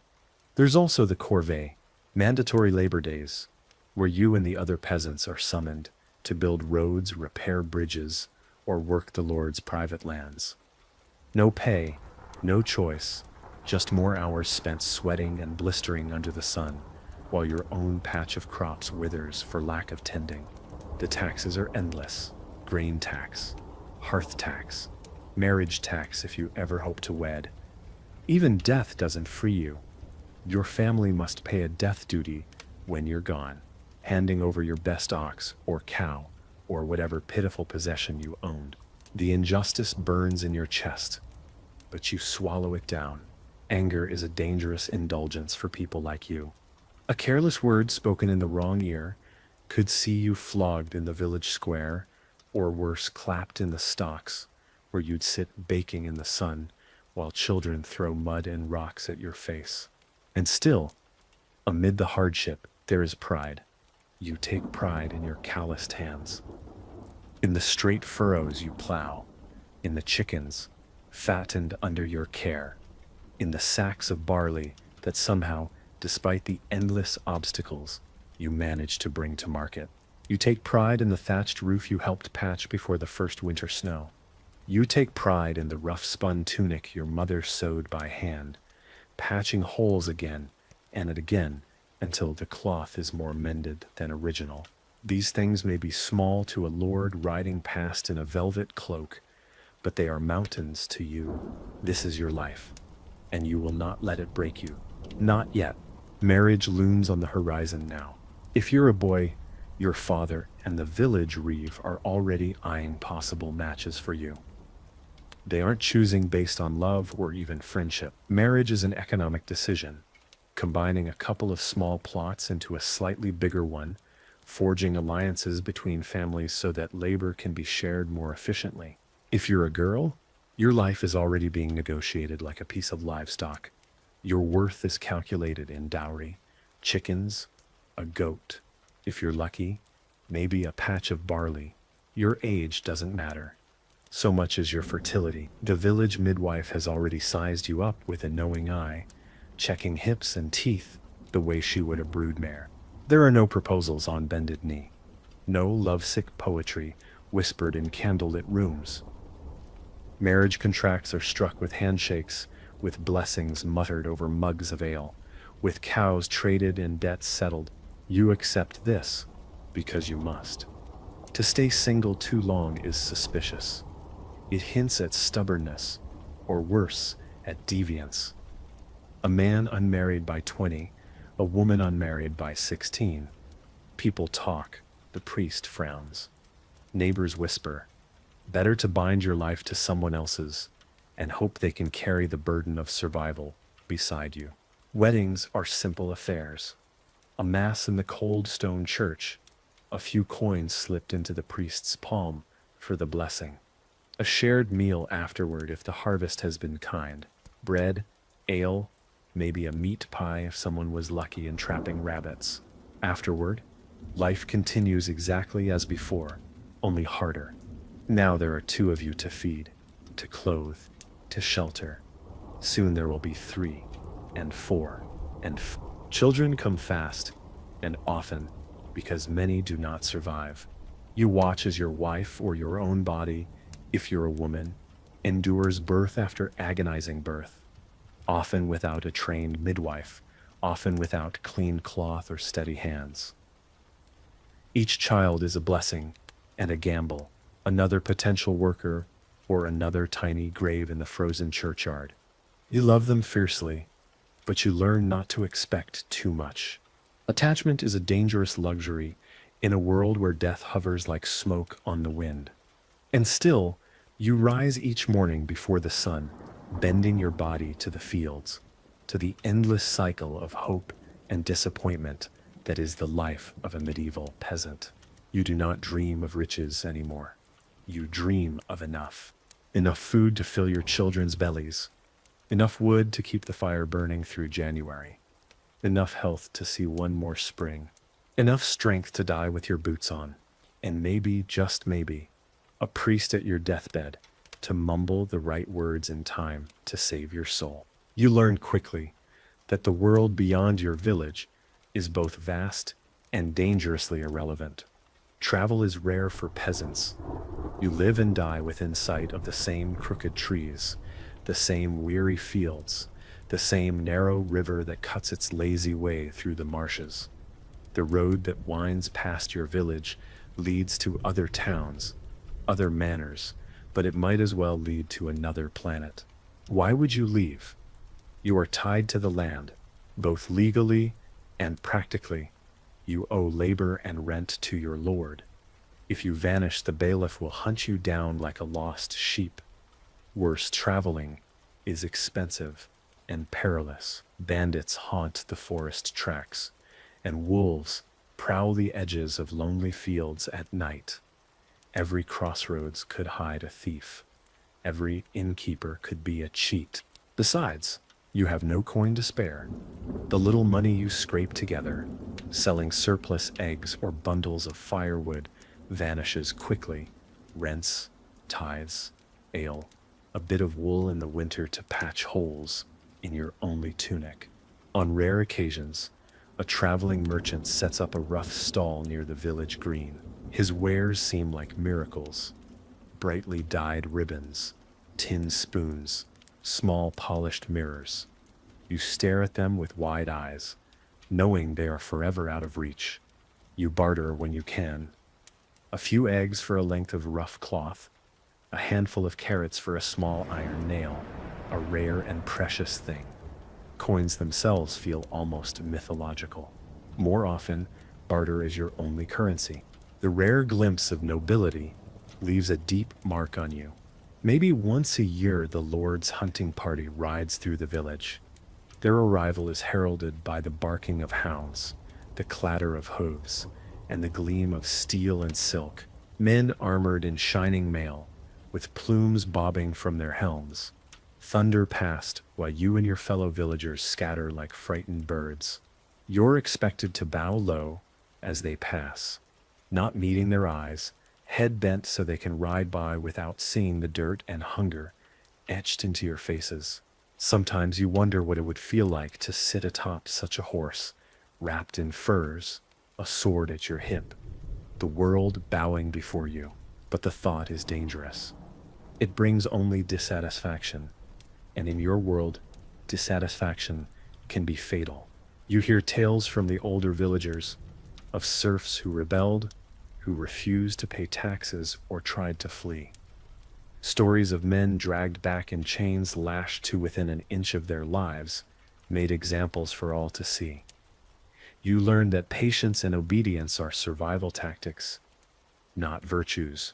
Even speaking ill of your lord over mugs of weak ale in the darkness of your hut requires glances over your shoulder. The lord's reeve, his steward, and even his bailiffs pass through the village regularly, gathering dues, enforcing laws, listening for whispers of dissent. You live under invisible watchmen, and if you ever forget it, there are always the stocks in the village square, empty but waiting. Religion offers you both hope and terror. The church is the one stone building in your world, looming gray and cold over the mud huts like a fortress. Its bell tolls not just for mass, but to mark the rhythms of your day, the angelus at sunrise, the call to prayers at noon, the solemn tolling at sunset. Inside, it's no warmer than outside. The stone walls weep moisture. The wooden pews are hard and unforgiving. Candles sputter weakly against the gloom. The priest speaks in Latin, a language as mysterious to you as the stars. His sermons are long, winding lectures about sin and salvation, about hellfire and damnation. You don't understand every word, but the tone is clear enough. You are a sinner. You were born a sinner. You will likely die a sinner. Your only hope lies in confession, penance, obedience, and the intercession of the saints, whose wooden statues stand along the walls, staring down at you with blank, pitiless eyes. The Virgin Mary is your favorite. She seems softer, kinder, less terrifying than the bloodied, Christ hanging above the altar.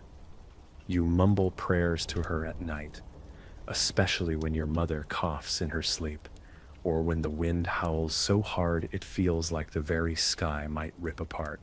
Saints are local celebrities. Each village tends to have its favorites.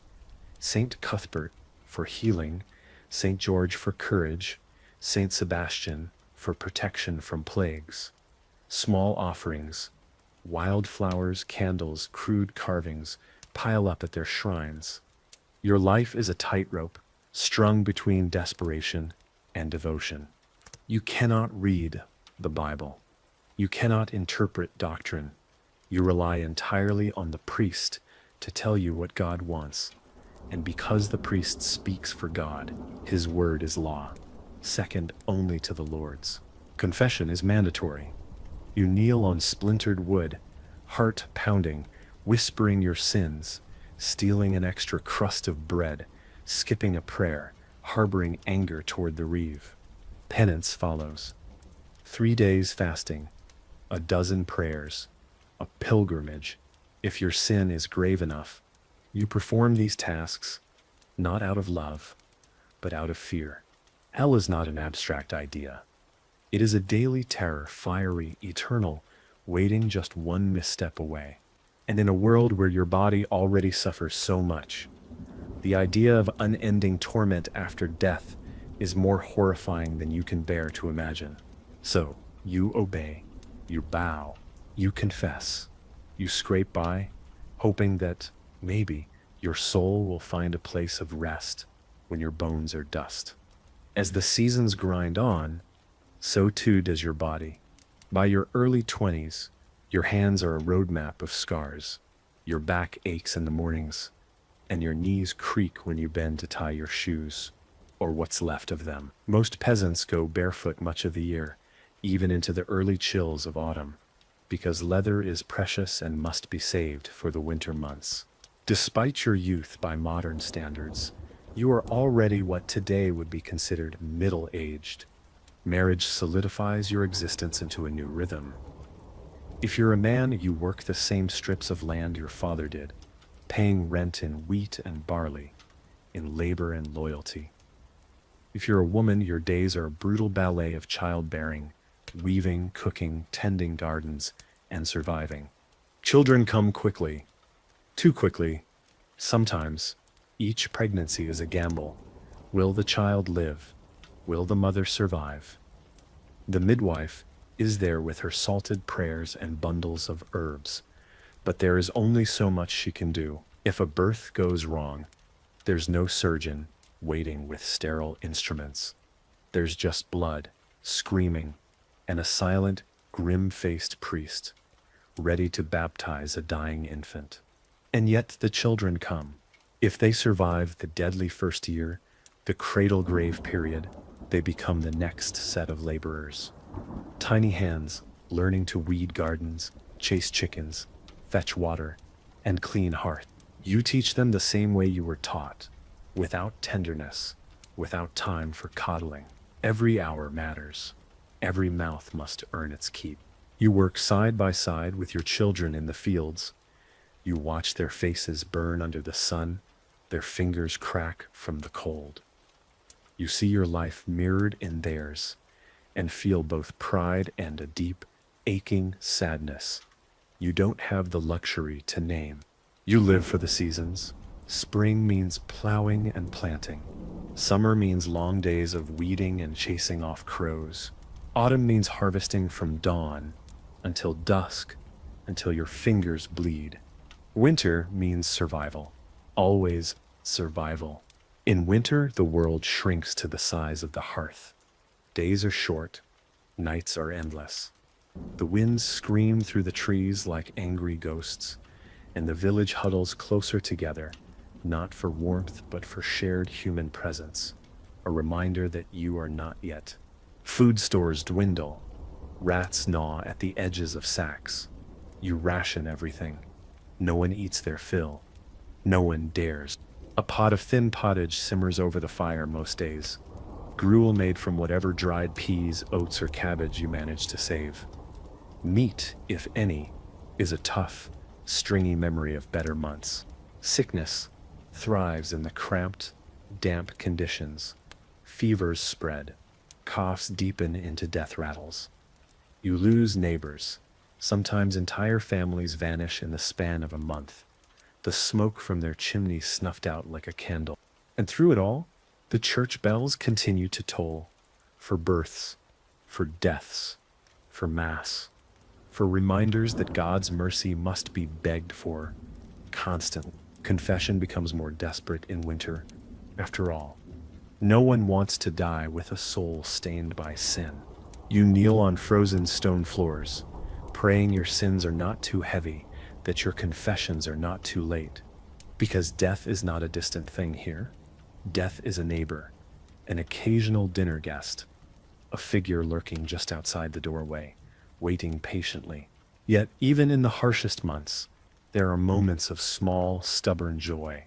A warm loaf of bread, pulled fresh from the communal oven, a successful trapping of a rabbit, enough to make a stew rich enough to silence hunger for a night, the birth of a healthy calf, a clear, crisp day, when the sun seems to stretch just a little longer across the barren fields, promising that winter will not last forever.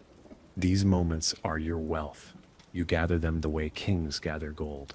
You hold them tight against your heart, hoarding them against the long darkness, because they must last, because they are all you have. Life for a medieval peasant is a constant gamble against forces you cannot control: weather, disease, war, Lord's fate. You wake up every morning betting that you will make it through another day. Some years are kind, some years are cruel, but always, life continues. You continue, because you must. The seasons keep grinding forward, each one leaving its mark on you. By now, your body is a hardened tool, shaped by the demands of your environment. You can judge the coming weather by the ache in your joints. You can walk barefoot across fields of sharp stubble without flinching. You can carry a bushel of wheat, twice your own weight, on a back bent by years of labor. You have become what the world demanded: resilient, enduring, unyielding. But endurance does not shield you from everything. There are threats more devastating than hunger, more cruel than the Lord's, more relentless than the winter wind. The first is disease. Plague is a word that makes even the toughest men blanch. You hear the whispers long before it reaches your village, rumors carried by traveling merchants, by priests with trembling hands, by refugees begging for scraps at the edge of the forest. At first, you don't believe it. You want to think the sickness is just another bad harvest rumor, the kind that blows over like a summer storm. But then the coughing starts. One family falls ill, then another. The sick are shunned, their doors marked with crude symbols or left swinging open in grim acknowledgement. The village priest hurries from hut to hut, administering last rites as fast as he can mutter the Latin words. You are told not to visit neighbors, not to gather at the communal well, not to leave offerings at the church door without washing your hands in vinegar. If you can find any, it doesn't help. The sickness moves faster than you can avoid it. You watch as the strongest men you know, men who could plow a field in a day, who could wrestle a bull to the ground, wither in hours, their bodies racked with fever and blackened sores. You hear the wet rattle of death in the night. You smell the sour stench of decay even when the windows are shuttered. You bury more neighbors than you can remember, sometimes 3 or 4 to a pit dug hastily behind the churchyard. You pray harder, you fast longer, you offer what little you have to the saints. Still, death comes. It always comes. The second great enemy is war. You have little to do with kings and crowns. You care little for who sits on a distant throne. But war has a way of finding even the smallest, most forgotten corners of the world. It begins subtly. The reeve demands more grain for the Lord's soldiers. The best oxen are taken to pull wagons of supplies. Men are conscripted, torn from their fields to fight wars they barely understand. If you are unlucky enough to be chosen, there is no arguing. You are handed a pike, perhaps a padded tunic if your lord is generous, and marched off with little more training than what a village brawl might teach. If you survive the battles, an enormous if, you return to a village diminished, with your fields overgrown, your family weaker, your future even more uncertain. And if armies pass through your village, God help you. Soldiers, both friend and foe, take what they want: chickens, bread, ale, daughters. They burn houses for firewood. They leave disease and hunger in their wake. Your tiny, fragile existence is crushed beneath their boots, as if you were nothing more than an ant. You are nothing to them, just another piece of earth to be conquered, consumed, and discarded. And yet, amid all this horror, life continues. Babies are born, fields are planted, songs are sung. You learn that even in the face of unspeakable tragedy, people cling to whatever scraps of normalcy they can find. The women of the village still gather to spin wool and gossip. The men still sharpen plows and patch fences. The children still chase each other across the fields, laughing without understanding the weight that presses on their parents' shoulders. It's a kind of stubbornness, a refusal to let the world grind you down completely. You hold on to the rituals, to the bread, blessed at harvest, to the small wooden cross hanging over your hearth, to the stories whispered by firelight about saints, heroes, and miracles. Maybe you don't really believe all of it. Maybe you do. It hardly matters. Belief, like work, is part of survival. You learn something else too, something no priest will ever say outright. In a world this cruel, small joys matter more than anything. A good harvest, a warm loaf of bread, the first cry of a newborn baby, strong and healthy, a soft rain after a long drought, a moment of laughter shared over a cracked mug of ale. These are not luxuries. They are necessities. They are what keep you from collapsing entirely. Because in the end, the real victory isn't escaping death. It's living fully in the moments before it comes. You notice the changes first in the subtle shifts of the village. A few more empty cottages, a few more fields left to grow wild with weeds. The bell at the church tolls more often, low and mournful, yet somehow life doesn't stop. It just reshapes itself, like water finding a new course after a flood. In a strange way, survival becomes easier after the worst years. With fewer mouths to feed, those who remain can claim more land. Fewer hands to tax means a lighter burden on each villager. Grain stores once stretched thin to cover the teeming families of the village suddenly seem more plentiful. You find yourself with a little more bread, a little more wool, a little more meat. For a moment, it almost feels like hope. But hope is a dangerous thing for a peasant. It's during these strange, uncertain times that you notice something else, a growing sense of your own worth. Not as an individual necessarily. The idea of individual rights would have sounded laughable to your ears. But as a group, the peasants begin to sense that maybe they are not as powerless as they once thought. When the Lord demands higher taxes to pay for another of his petty wars, the village reeve finds himself arguing with groups of peasants who murmur about fairness, about hardship, about rights. When the local priest rages from the pulpit about obedience and loyalty, the congregation's murmured amens feel thinner, less wholehearted. It is the slowest of awakenings. No one stands on a hay bale shouting for revolution. No one dares defy the Lord outright, but the seed is planted. The idea that maybe, just maybe, the peasants deserve more than endless suffering. You are not alone in these thoughts. All across England and much of Europe, peasants begin to grumble louder. They are weary of taxes, weary of wars, weary of dying like flies, while the lords feast and the priests grow fat. In the coming decades, these small whispers will swell into great roars. Peasant revolts, demands for better treatment, bloody clashes that shake kingdoms to their roots.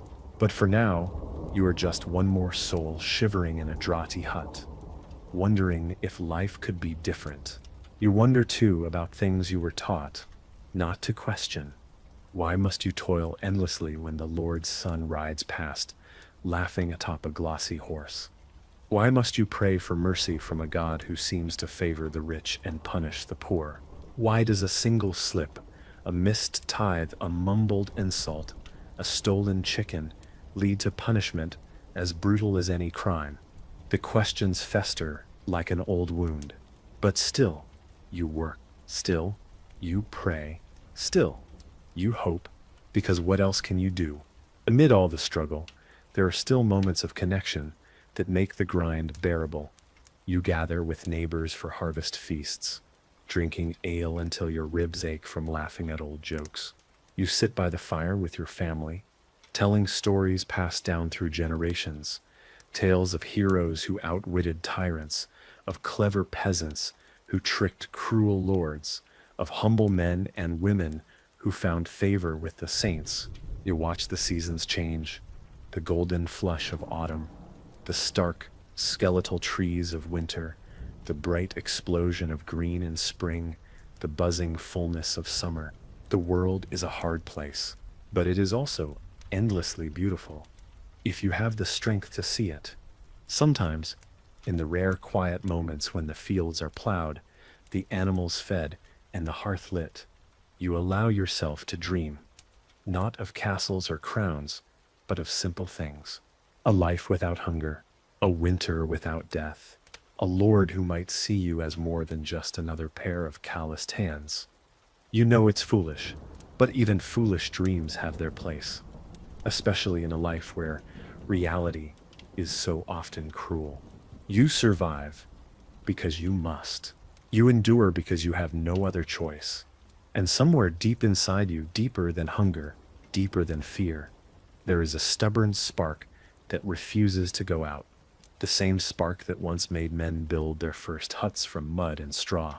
The same spark that might, one day, build something greater, something better, something worth all the suffering. But for now, you rise with the dawn, bend your back to the plow, and walk the worn path your ancestors trod before you.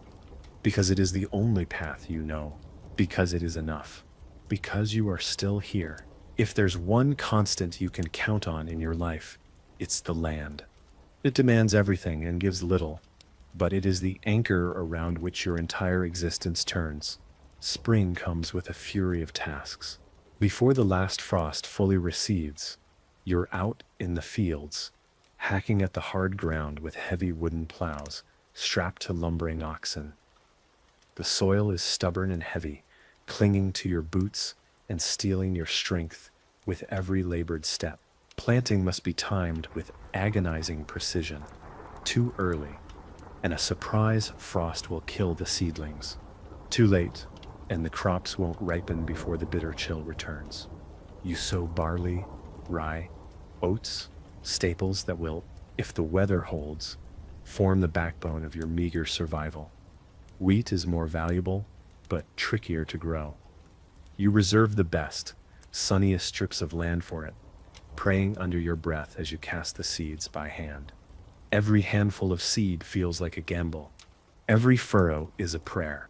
As the seasons warm, the village bursts into a frenzy of life. Animals breed, filling the pens with squawking, squealing chaos. Gardens must be planted too. Plots of cabbage, leeks, onions, garlic, crops you'll lean on heavily when winter drains your strength and spirit. There's no such thing as a quiet day. Even children too young to sow are put to work chasing birds from the fields, carrying water to the laborers, gathering sticks for fuel. Your skin darkens from sun exposure, toughens until it feels more like leather than flesh. Insects swarm, sweat stings your eyes. You scratch flea bites until they bleed, knowing that infected wounds can easily spiral into deadly fevers. Still, you labor, because missing a planting season is not an inconvenience. It is a death sentence. By high summer, exhaustion becomes a constant companion.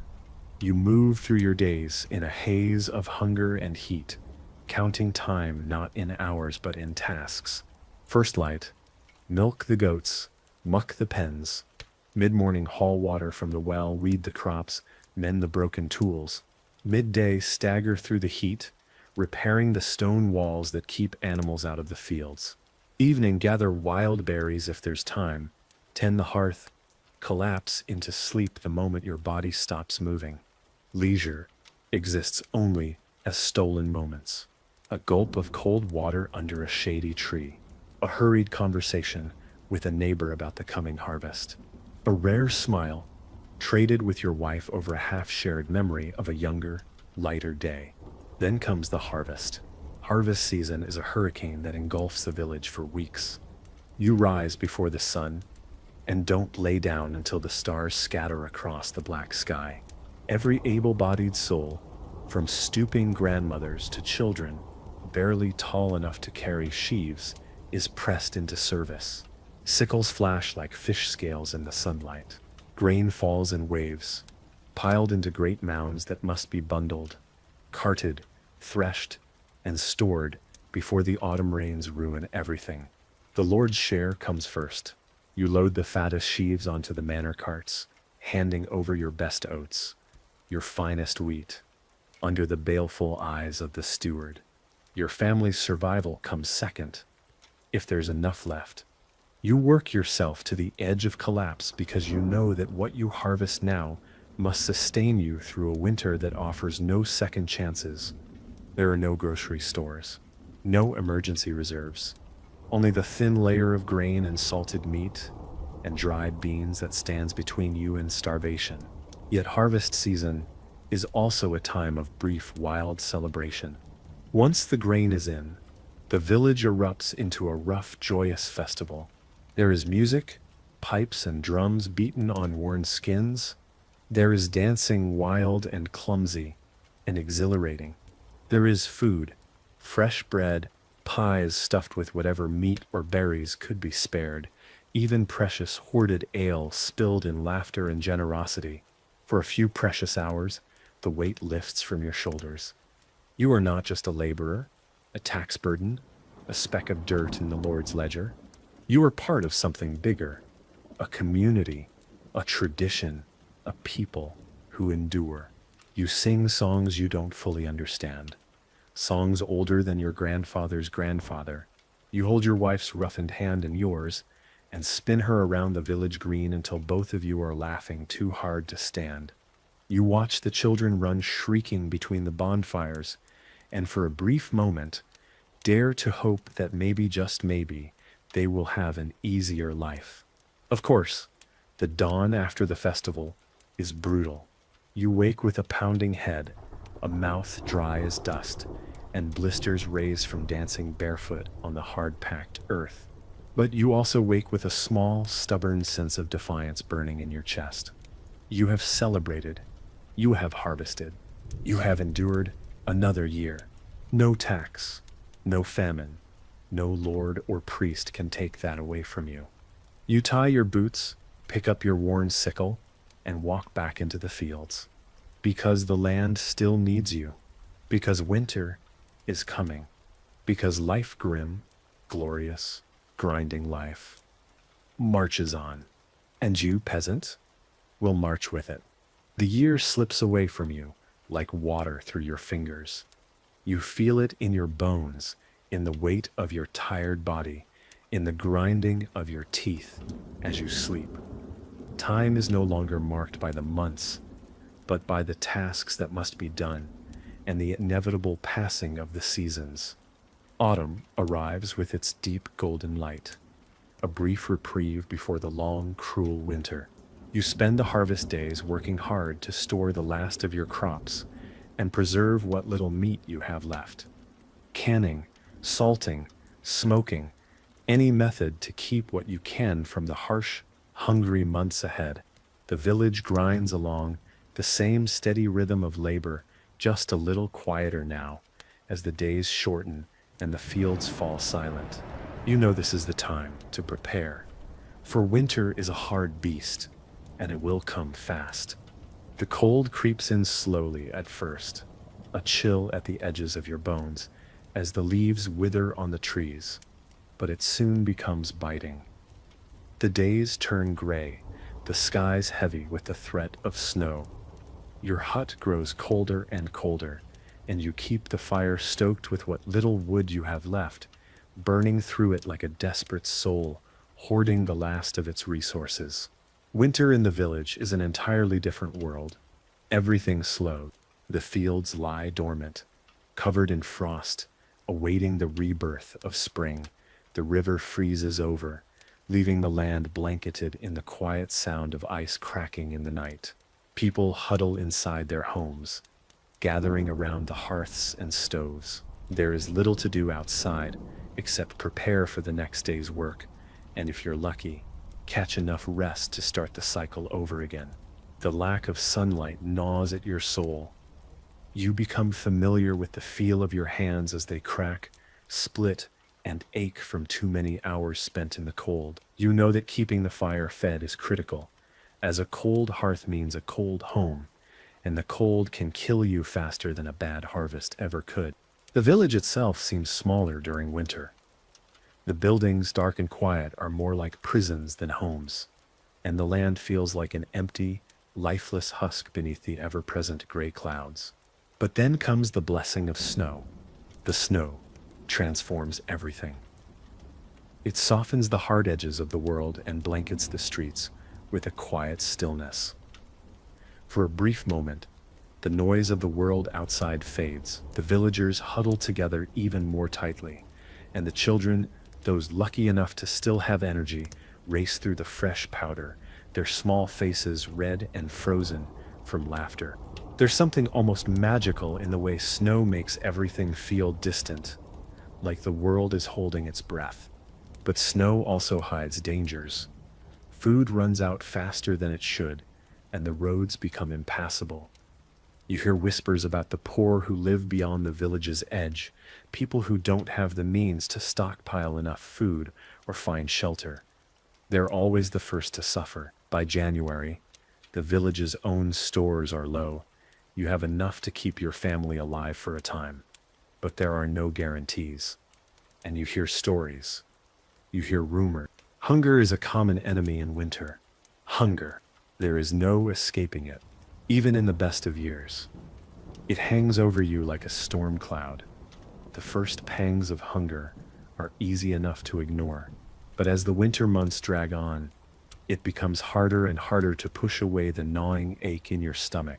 You try to stretch what little you have. You scrape the last bits of grain from the bottom of the sack, grind what's left into rough flour, and make thin loaves of bread that you hope will fill you. You eat less. You give the children what scraps remain, hoping their bodies can fight off the cold and stave off the hunger longer than your own. The village is no different. The whispers about missing livestock, about hunters whose traps aren't returning with any meat, grow louder. Sometimes you see the hollowed faces of your neighbors, hollow not from age, but from the quiet, creeping terror that comes with hunger. If you can survive through the worst of it, if the snow thaws and the spring comes, then you will live another year. If not, your name will fade like so many others who have gone before you. People might mention you in passing, the way they speak of lost relatives or neighbors who've disappeared from sight. They might whisper your name as if it's just another forgotten echo in the world. Survival is never a certainty in your world.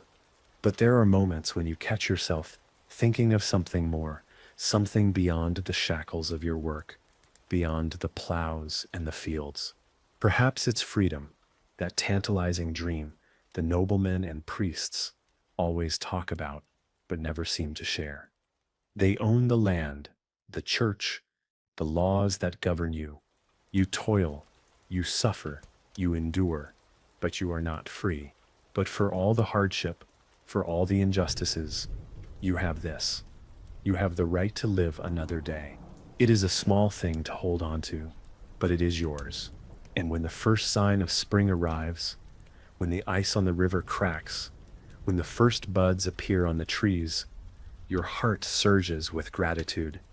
You look over the barren landscape and know that you have made it once again. You will survive, and you will work the soil and harvest the crops that will see you through another year. You take pride in the work, pride in the survival. That pride, tiny as it may seem to the world beyond, is what will keep you alive. The first signs of spring are a miracle, almost divine. When the snow finally begins to retreat, when the heavy grip of winter releases its hold on the village, it's like a floodgate of possibility opens. For the first time in months, the earth beneath your feet feels solid and warm, not frozen and unforgiving. The air smells different, fresh, sweet, as if the world is taking a deep, careful breath after being suffocated by winter's breath. The hardest time of the year is over, for now anyway. There's a feeling in the air as you take your first steps back onto the damp, muddy fields, an anticipation of something greater, something better.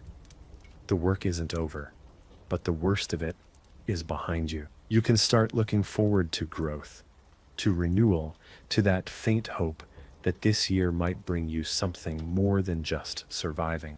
But those hopes are brief. This is, after all, the life of a peasant. The work immediately shifts from the frozen, still landscape of winter to the frantic activity of spring planting.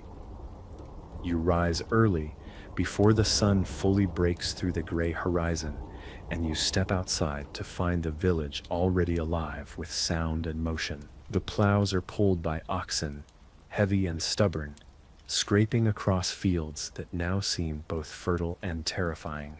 The task seems endless. The earth, still heavy with the cold from the past months, resists the plow, but you press on.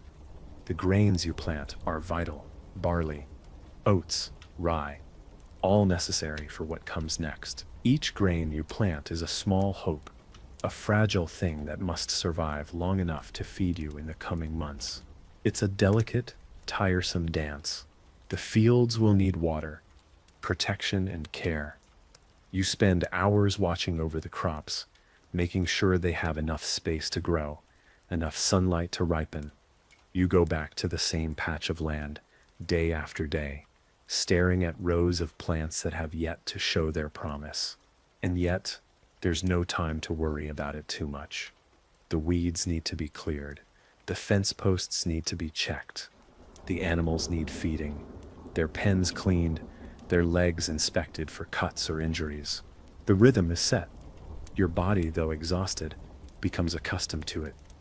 You can feel the muscles in your back, arms and legs tighten and stretch in response to the unending work. But you push through because there is no choice. There is never a choice. Summer arrives quickly and brings with it the most brutal heat. It's relentless. The sweat drips down your face as you work beneath a sun that seems determined to burn the earth itself. You rarely get any relief. Even the evenings, when the sun finally dips below the horizon, still feel like a furnace. There are fewer moments to rest now.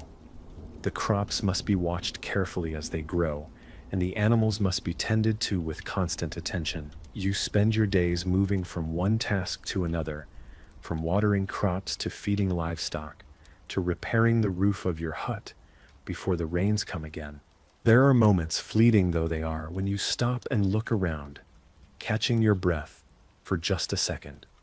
When you watch your children, your own flesh and blood, running wild through the fields, laughing as they play a game only they understand. You can't remember the last time you laughed like that.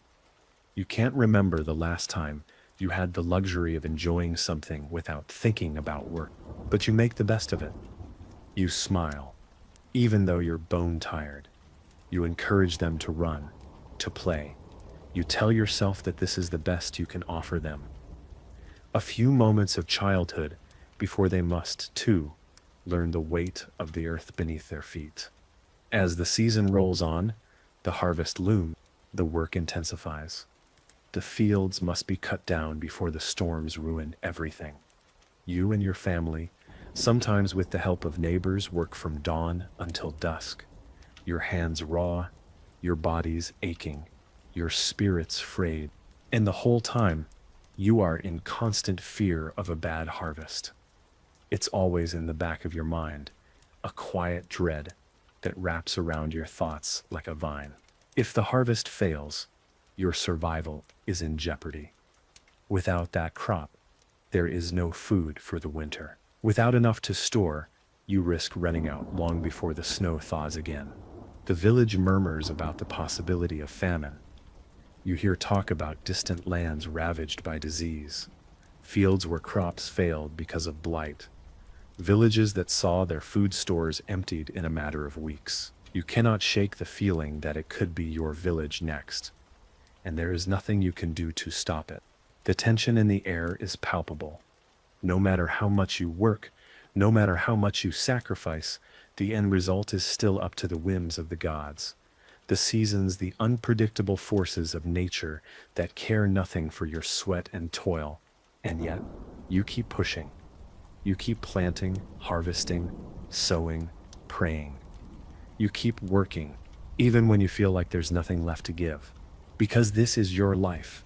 It's the life of every peasant. But then, just when it seems like the world may crush you underfoot, you reach the harvest. The fields, after months of backbreaking labor, are finally ready. You've gathered what you can, and though the piles of grain might not be as large as you had hoped, there's enough. There's enough to keep your family fed, enough to trade at the market, enough to store away for the winter.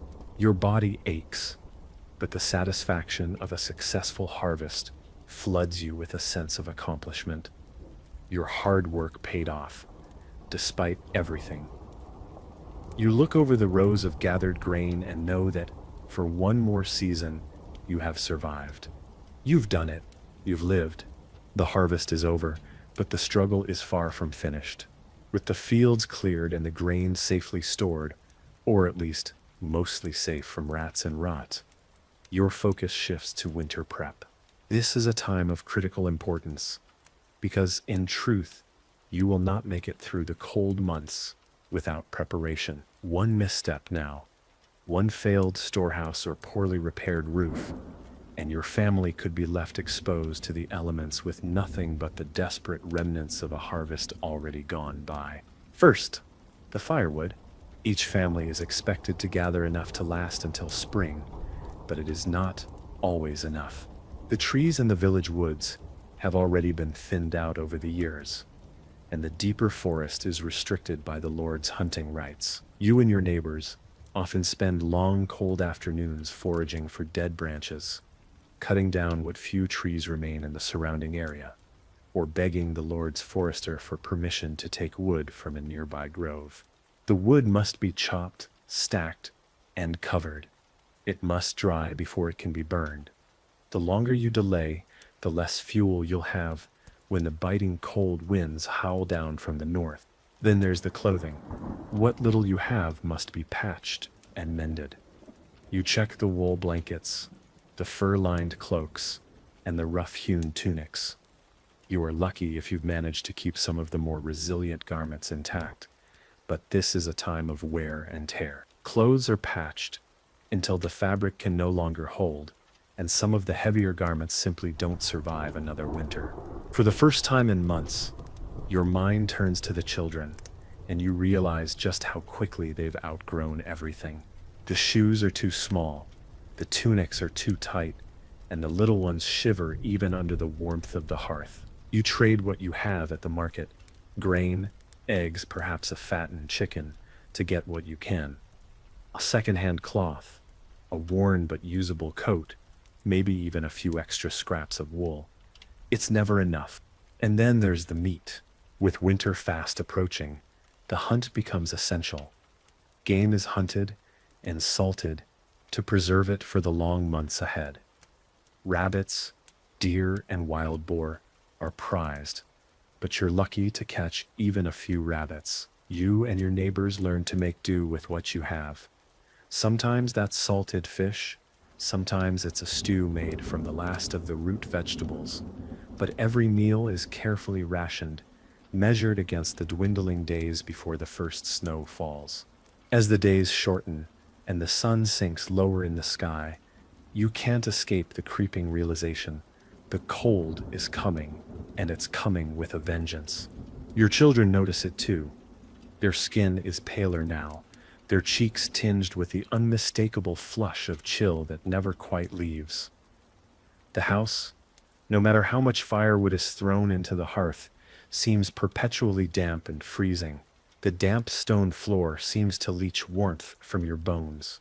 Outside, the first light dusting of snow falls, just enough to remind you of what's to come. The winds grow harsher, and with each passing day, the nights lengthen, leaving the village in darkness for longer and longer stretches. The village priest continues his work as usual, his sermons as long and incomprehensible as ever. He speaks about the coming of the Christ child and the importance of keeping faith through difficult times. You nod along, though. Honestly, his words are just a ritual now. When your stomach aches and the cold gnaws at your bones, you know your survival is not in his hands or in anyone else's. You spend the last few weeks before winter wrapped up in constant preparation, racing against the elements. The firewood is stacked, the food preserved. Your children are kept indoors for as long as possible, their cheeks flushed from the chill and their small hands numb from fetching water or gathering firewood. And then, one morning, the snow arrives in full force. It's not the soft, gentle fall of snowflakes you might imagine. It's an overwhelming deluge of ice and wind, thick enough to block out the sun and swallow the earth whole. The wind howls through the narrow streets, biting at your skin even as you shield your eyes against the blinding storm. The roads become impassable, the river frozen solid. You and your family retreat into your hut, shivering under thick wool blankets, trying to preserve the warmth of the fire. The hearth crackles and hisses as you watch the snow pile higher and higher, cutting you off from the outside world. Inside, your family survives on what you've gathered: a few remaining chickens, dried salted fish, barley, and turnips. If you're lucky, there will be a meal each day, but you know the reality. If the storm stretches long enough, you could be forced to dig into your grain reserves earlier than planned, and that means a far leaner winter. The days drag on. No one visits. The few who have managed to travel through the snow, trudging through the white drifts to reach the village, arrive with thin, exhausted faces, and the whispers begin. The word famine begins to echo in hushed voices. The threat is ever present. It's not just the weather that will decide whether you live or die. It's how long the supplies will last, how long the village can hold out before the stores run dry. And still, you endure. You endure because it's all you can do. There's no other option. You huddle together with your family in the dim light of the fire. The children, still young enough to dream, play games of make-believe, using bits of straw and sticks to form simple toys.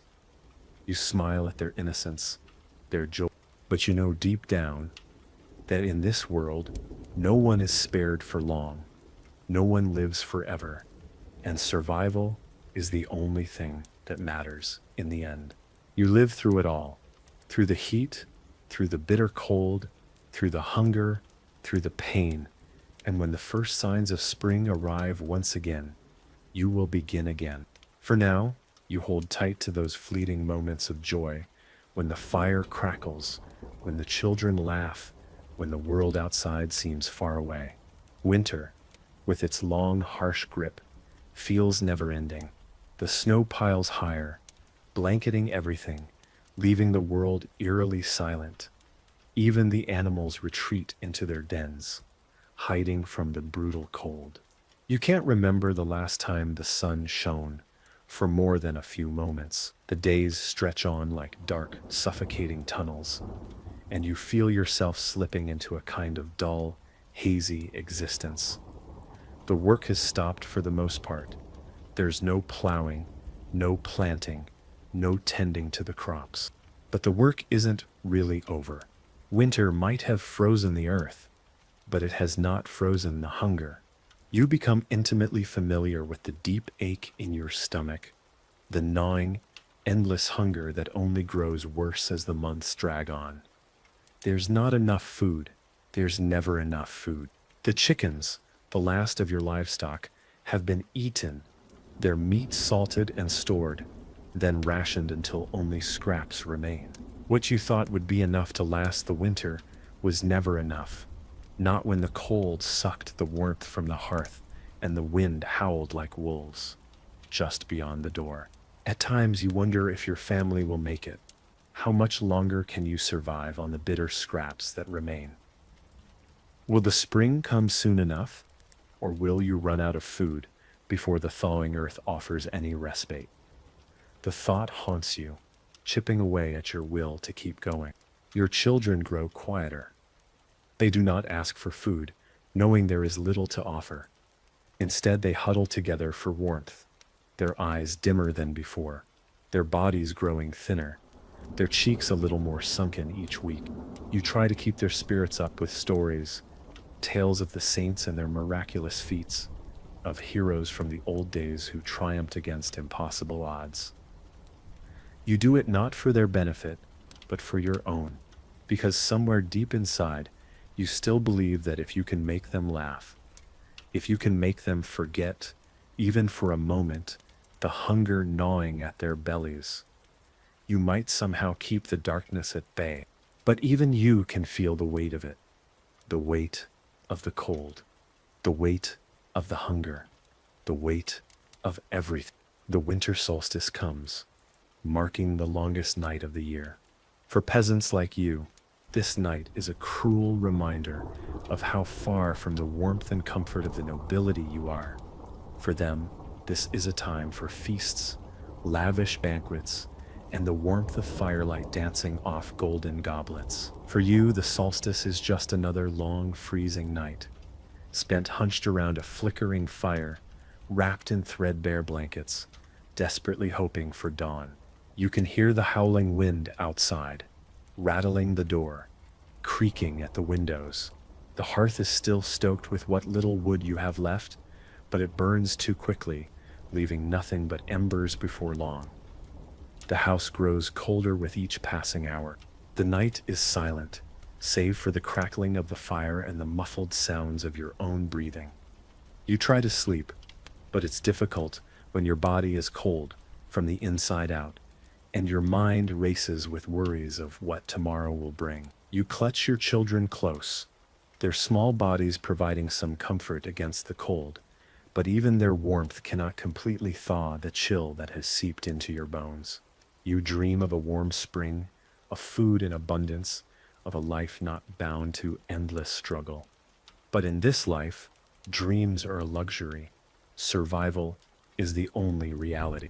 By the time the snow begins to melt, by the time the first signs of spring crack the icy shell of winter, you are a different person. The toll of the months has worn you down. You have aged in ways you cannot describe. Your face hollowed, your hands more calloused than ever. Your children, too, are changed. They are quieter, their laughter less frequent. Their faces are too thin, their ribs too prominent. But they're still here. You're still here. And when the first green shoots poke through the frozen ground, you know that you've made it through. The land is waking up. You feel the weight of the world lighten slightly, though it is far from gone. The thaw is slow, almost imperceptible.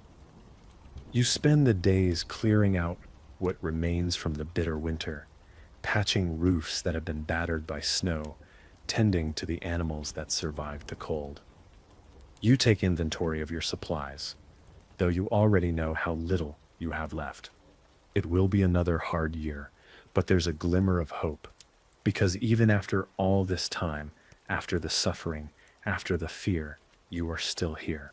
As the weather warms, you return to the fields, your hands familiar with the weight of the plow, the roughness of the soil, the steady rhythm of the work. You know what needs to be done. You plant the seeds as carefully as you can, hoping the weather will cooperate this time. praying for enough rain, enough sun. Your body remembers the labor. You remember the struggle. It is the only thing you know, and it is the only thing you can rely on. You will do whatever it takes to ensure that your family survives. You will dig your hands into the dirt, sow your seeds, mend your tools, and pray for a better season. One where the crops are plentiful and the winter does not steal away all you've worked for. But deep down, even as you press on, there is something else at work. A quiet, stubborn hope. Because for all the hardship, for all the suffering, you have survived. And if you can survive this, then maybe, just maybe, you can survive anything. The spring brings relief, but it also brings the immediacy of work. You move swiftly from one task to another as the thaw softens the earth. Your hands are already calloused from the months of winter's cruel weight, but now they are back to familiar toil, sowing, planting, preparing. The village stirs with a newfound energy, as men and women, their faces worn by the past months, begin their work in earnest. There is a frantic pace to spring, a rush to plant before the rains come, and the earth hardens again. The fields become a blur of activity, where the hum of hoes against soil mixes with the calls of children chasing hens and the occasional bleat of a goat. It is the time to plant what will be your lifeblood for the coming months, and you do not waste a moment. The work is never simple. Even with a strong back and steady hands, there is always something more to be done. You pull your oxen to the farthest corners of the field, plowing deep into the rich, fertile earth, tearing through the last vestiges of the frost. It feels almost sacred, like this is the one time each year when the earth cooperates with your needs, when the sky blesses you with the conditions you require to live. You plant barley, wheat, and oats, essential crops, each one vital to your survival. The grain will be harvested in late summer, just in time for the coming winter's hunger. The oats will feed your livestock. The barley will be your bread, your beer, your staple. But planting is only the beginning. The seasons are fickle. In early summer, the promise of a good crop begins to look distant as dark clouds gather in the sky. You feel a familiar tightness in your chest as the storm rolls in, thunder grumbling in the distance. You know what a downpour means. Too much rain can flood the fields, drown the seedlings, ruin everything. The rain comes, and it is relentless. It soaks the fields, turning the earth into a thick, soupy mud. You curse the sky, curse the rain, curse the endless wait for the sun. You watch helplessly as the young shoots of wheat and barley begin to drown in the pooled water. The earth seems to be eating your labor, swallowing it up in muddy waves. Your crops are delicate, easily destroyed. You think back to the few years when you watched the grains grow fat and golden in the fields. But that is only a memory now, fading under the weight of too many bad years. This year, too much rain means no solid harvest. The seeds you planted with such careful hope may not survive. You can't control the weather. You can't control anything. Not the taxes that keep rising. Not the lords who demand more and more from your already meager share. Not the creeping shadow of famine that threatens every crop you grow. You can only wait, watch, pray. Then, as if in some cruel joke played by the heavens, the rain stops, but the heat returns. The same sun that once threatened your skin with its heat now presses down, relentless and scorching. The land begins to dry out too quickly, the soil cracking in places where the ground has been left barren. The plants struggle for nutrients, their leaves curling in on themselves as the roots search desperately for the water that is no longer there. You can see the signs of drought starting to take hold. The barley stalks grow thin, the wheat turns a dull, sickly color. Even the soil begins to smell different, more like dust than earth. You push forward, trying to water the crops by hand where you can, hauling water from the village well in heavy wooden buckets. But there's never enough. Then, in the final weeks of summer, as you begin to assess the damage, there is a fleeting sense of relief. The harvest is not entirely ruined. What survives, what little survives, might not be enough to feed you through the winter, but it's something. You stand among the wheat, your fingers running over the grains that remain, some ripened to golden perfection, others stunted and weak. It's bittersweet, almost a mockery of the effort you've put into your work, but it is all you have. You begin the process of harvesting what you can, working day in and day out to bring in the last of the crops. The wheat is cut by hand, and you feel every strain in your back as the sickle moves through the stalks. The summer heat presses against you like a heavy blanket, and the sweat pours down your face. You barely stop for rest. The harvest won't wait. Once the grain is brought in, it must be threshed. The hard work never seems to end. You spend hours in the barn, sifting the grains, separating the wheat from the chaff. The kernels fall into neat piles, but each pile represents hours of grinding labor. For a brief moment, as you watch the grain pile higher, you feel a sense of accomplishment, a sense of hope. But that feeling is always brief.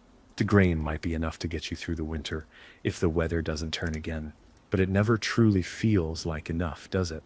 The bitter truth of survival is that you can never truly rest. Once the harvest is in, there are still repairs to be made, livestock to care for, and land to prepare for the next planting.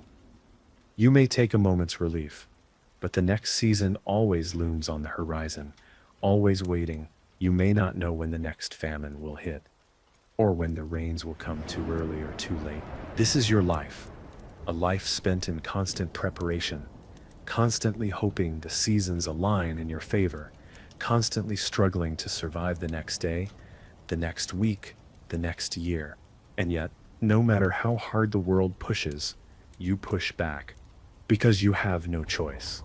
By autumn, you are tired. The harvest is in, the grains stored away for winter, the animals penned up to survive the months of frost. But there is no rest. In your world, rest is an illusion, a fleeting hope that is always just out of reach. You stand at the edge of your field, hands planted firmly on your hips, eyes scanning the remnants of your labor. It's not much, you know. You've always known that. There will be no great feast this year. No piles of golden bread stacked high on your table. No woolen blankets to offer warmth beyond what the fire provides. The earth has given you just enough to survive, if the winter isn't too harsh, enough to last through the storms, the cold, and the hunger that will surely creep in once the snow falls. You look across the land and think of the lords, the ones who are always somewhere else, always in their lavish homes, enjoying the fruits of their wealth, their lives untouched by the harshness of the seasons. You don't hate them, but there is a quiet resentment. It's a resentment that's deeply buried, hidden beneath years of hard work, hardship, and servitude. They too will survive the winter. But for them, it's just another season of luxury. For you, it is life or death. As the days grow shorter, the wind brings with it a biting chill. The sky turns slate gray as the first traces of snow dust the ground. It's not yet enough to blanket everything in white, but you know what's coming. The village starts to retreat into itself, preparing for the long cold. There are whispers in the air about the potential for a rough winter. The snow is coming fast. The days where you could leave the house without worrying about the cold are over. The doors are sealed, and your breath hangs in the air as you go about the remaining work. The fences need repairs. The roof needs patching. You don't ask for help from anyone. There's no time to. The air feels heavier now. It seems to carry a sense of foreboding, as though the land itself knows what's to come and is bracing for the impact. By late November, the village is on edge. You see the signs of winter approaching with every passing day. Snowdrifts pile against the doors of your hut. The cold seeping into your bones is unbearable at times, and you wish, with every fiber of your being, that you had more than what you could provide. Your family huddles around the fire as the days shorten. You spend hours chopping wood, trying to build enough stock to last until the snow melts in the spring. Your hands, once strong and sure, are now stiff and raw from the constant labor. You wear the same clothes from the summer, patched up and threadbare, and pray they'll last through the cold. There's no money to buy new, no way to trade for better supply. Your stomach aches from hunger. More often now, the grain stores you have left are scant, and each meal is portioned to make sure everyone gets a little. You try to hide the worst of it from the children, but even they know. They've learned the ways of hunger by now, how to go without, how to fill up on water to make it through the night. Each meal becomes an ordeal.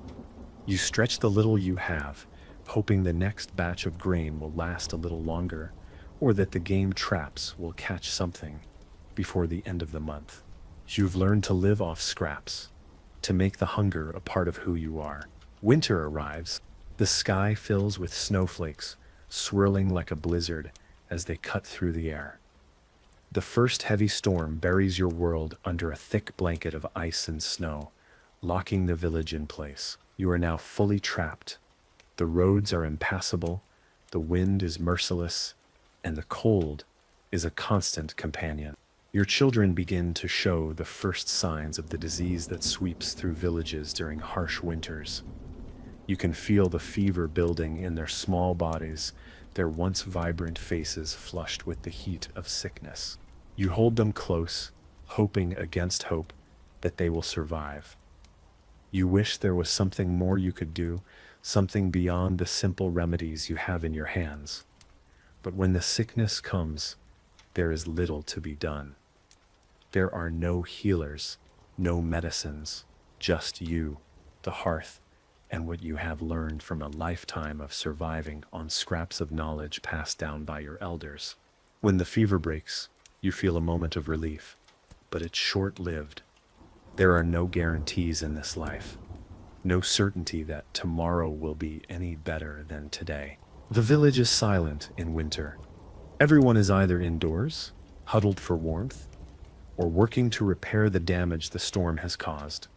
The snow piles high, covering the fields and turning everything into a blank, white canvas. You know the thaw is coming, but for now, you're stuck with your family, stuck with the harsh cold, stuck with the knowledge that survival will be a gamble. Christmas comes and goes, unnoticed by the majority. For the first time in years, there is no feast, no joy, no celebration, only the grinding, relentless work of making it through the season. The church bells toll for Mass, but you don't go. You don't have the strength, the time, or the heart for it. You've seen too many dead faces in the village to care much about the arrival of Christ. The priest prays, his voice echoing in the cold stone walls of the church, but you wonder if he truly believes in what he says anymore. The world feels colder than ever, and his words seem to offer little warmth. Instead, you cling to what you know, the work, the family, the small comforts, your children's laughter, the warmth of the fire, the grain that will get you through one more day. Survival is not about hope anymore. It is about endurance. The worst of winter drags on, but it is the smallest of signs that carry the most weight now. You notice the slight change in the air. The long, cold nights are less harsh. The sun hangs lower in the sky, casting pale golden rays on the snowy ground. But the world is still frozen, trapped in the grip of winter's final stand. Even the wind, once a howling beast that stole your warmth, now feels a bit softer, as though nature is gathering its strength for something more. The trees, stripped of their leaves, creak in the wind, their limbs reaching skyward like the last desperate plea of life before the thaw. It's a strange moment. The world seems to hold its breath. The days are still long, but you feel them differently now. You've endured so much already, and you know, somewhere deep inside, that the end of this winter means the start of something new. It's almost eerie, the stillness. There's nothing to do but wait for the earth to wake from its frozen sleep. And then one day, without warning, the snow stops. It isn't much at first, a soft melting around the edges, water trickling down through cracks in the earth. The river, which had been frozen solid for months, slowly begins to creak and groan, its ice melting in slow progression, revealing the muddy, brown water that lies beneath. You feel a kind of cautious hope stirring inside you, hope mixed with dread. It's the change you've been waiting for. Spring is on the horizon, but it always feels too soon to celebrate. Food, it is the first thing you think of when the thaw begins to creep in. You pull back the door, and the cold air from the outside stings your face, but it's different this time. It's not as biting. You squint, seeing patches of green beginning to break through the wet earth. The first shoots of green are barely visible, but they give you hope, not enough to fill a stomach, but enough to fuel that small, flickering flame inside you. The flame that says, maybe we will make it, maybe we will survive. For now, the grain stores are low, and your family is thinner than you've ever seen them.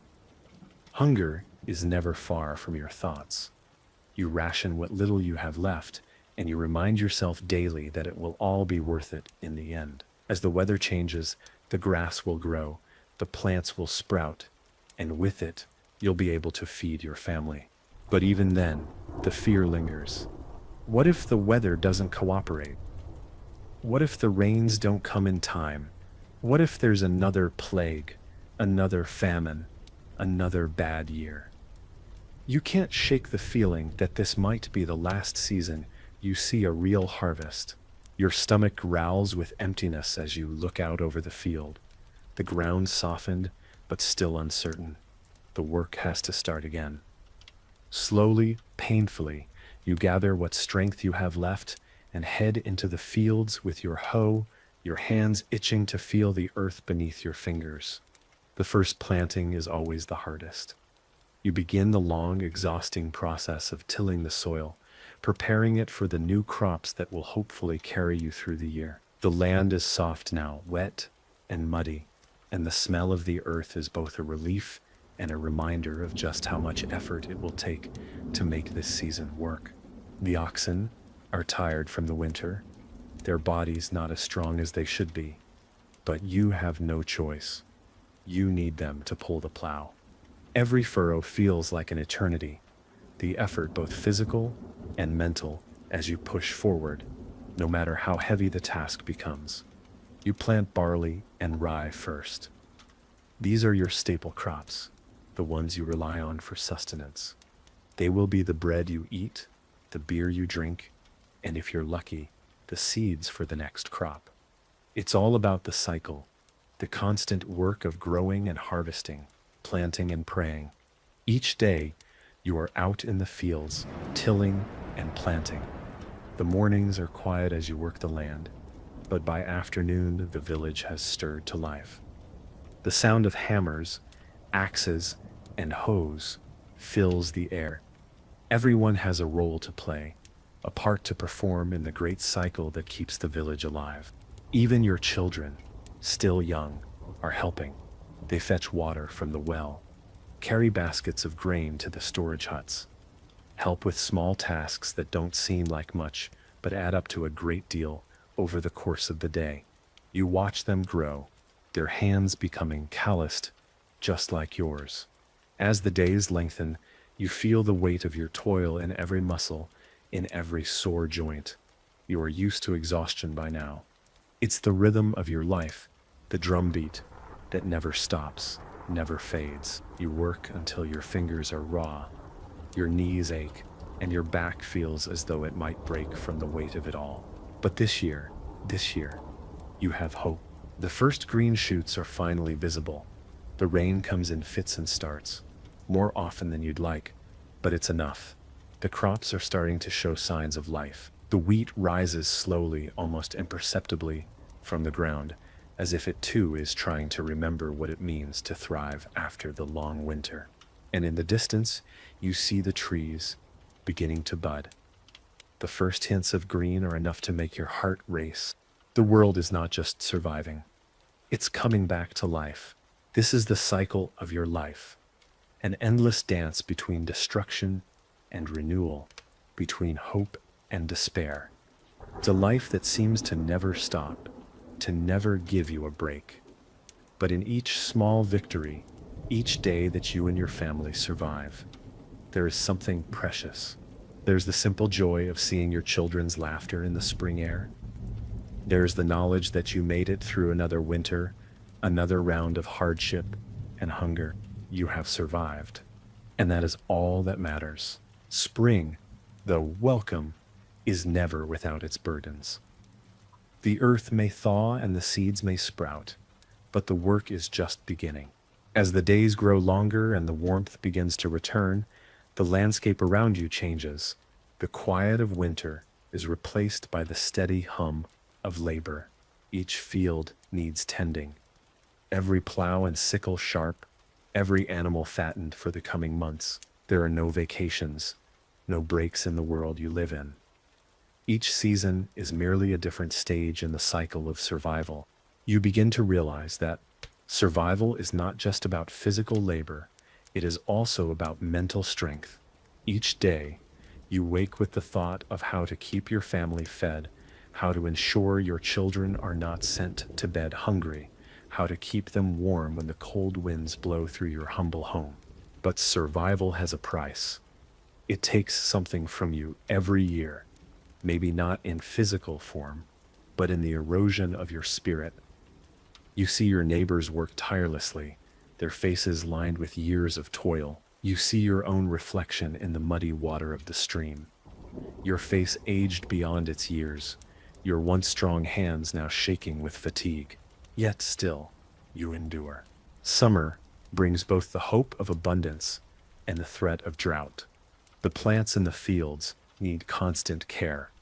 Watering, weeding, protection from insects, and most of all, sunlight. If the rains do not come in the right measure, if the sun does not shine when it should, your crops will fail, and you will be left with nothing.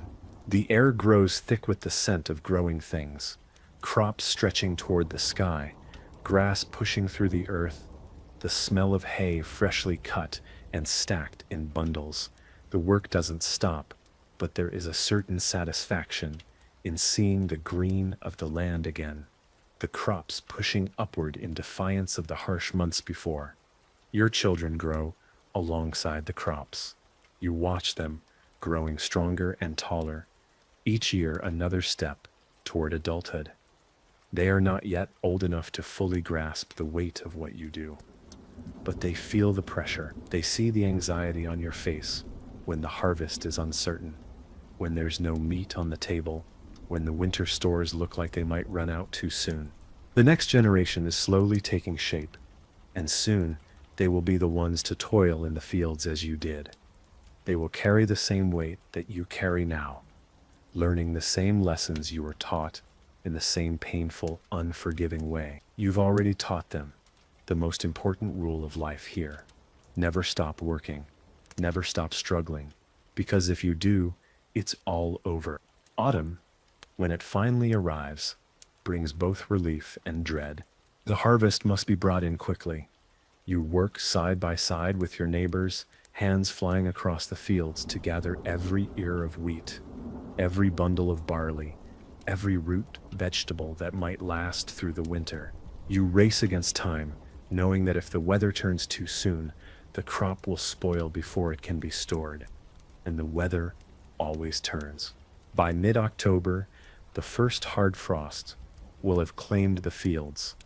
The wheat you planted in spring, which you nurtured through summer's heat, will be ready for harvesting. But there is no time to celebrate. The sky is already darkening earlier. The wind has a chill to it that whispers of the coming cold. In the village, there's a slight fraying at the edges of everyone's nerves. There is no more talk of abundance, only of survival. You have to prepare your home for the long winter months. The hearth must be ready, the wood stacked, the grain stored in the barn. You worry that the storehouses won't be enough. You know that once the weather turns, there's nothing you can do but wait. You and your family work together, side by side, pulling the last of the crops from the earth. The ground is damp with the last rains of the year, and your feet sink into the muck as you work. The world becomes a blur of mud, straw, and grain.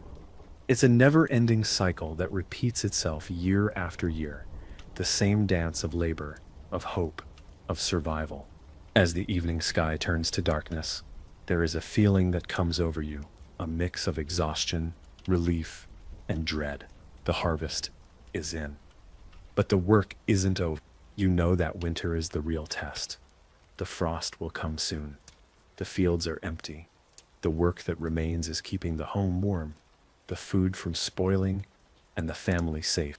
Winter comes, as it always does, with a quiet, chilling certainty.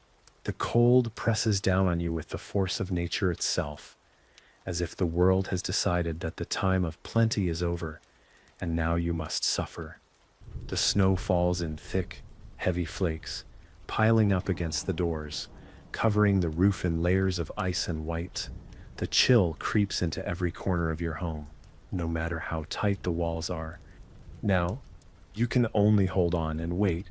Wait for the snow to pass. Wait for the worst of the cold to go away. Wait for the spring, which seems so distant you can hardly believe it will come. But it always does, doesn't it? The thaw always comes.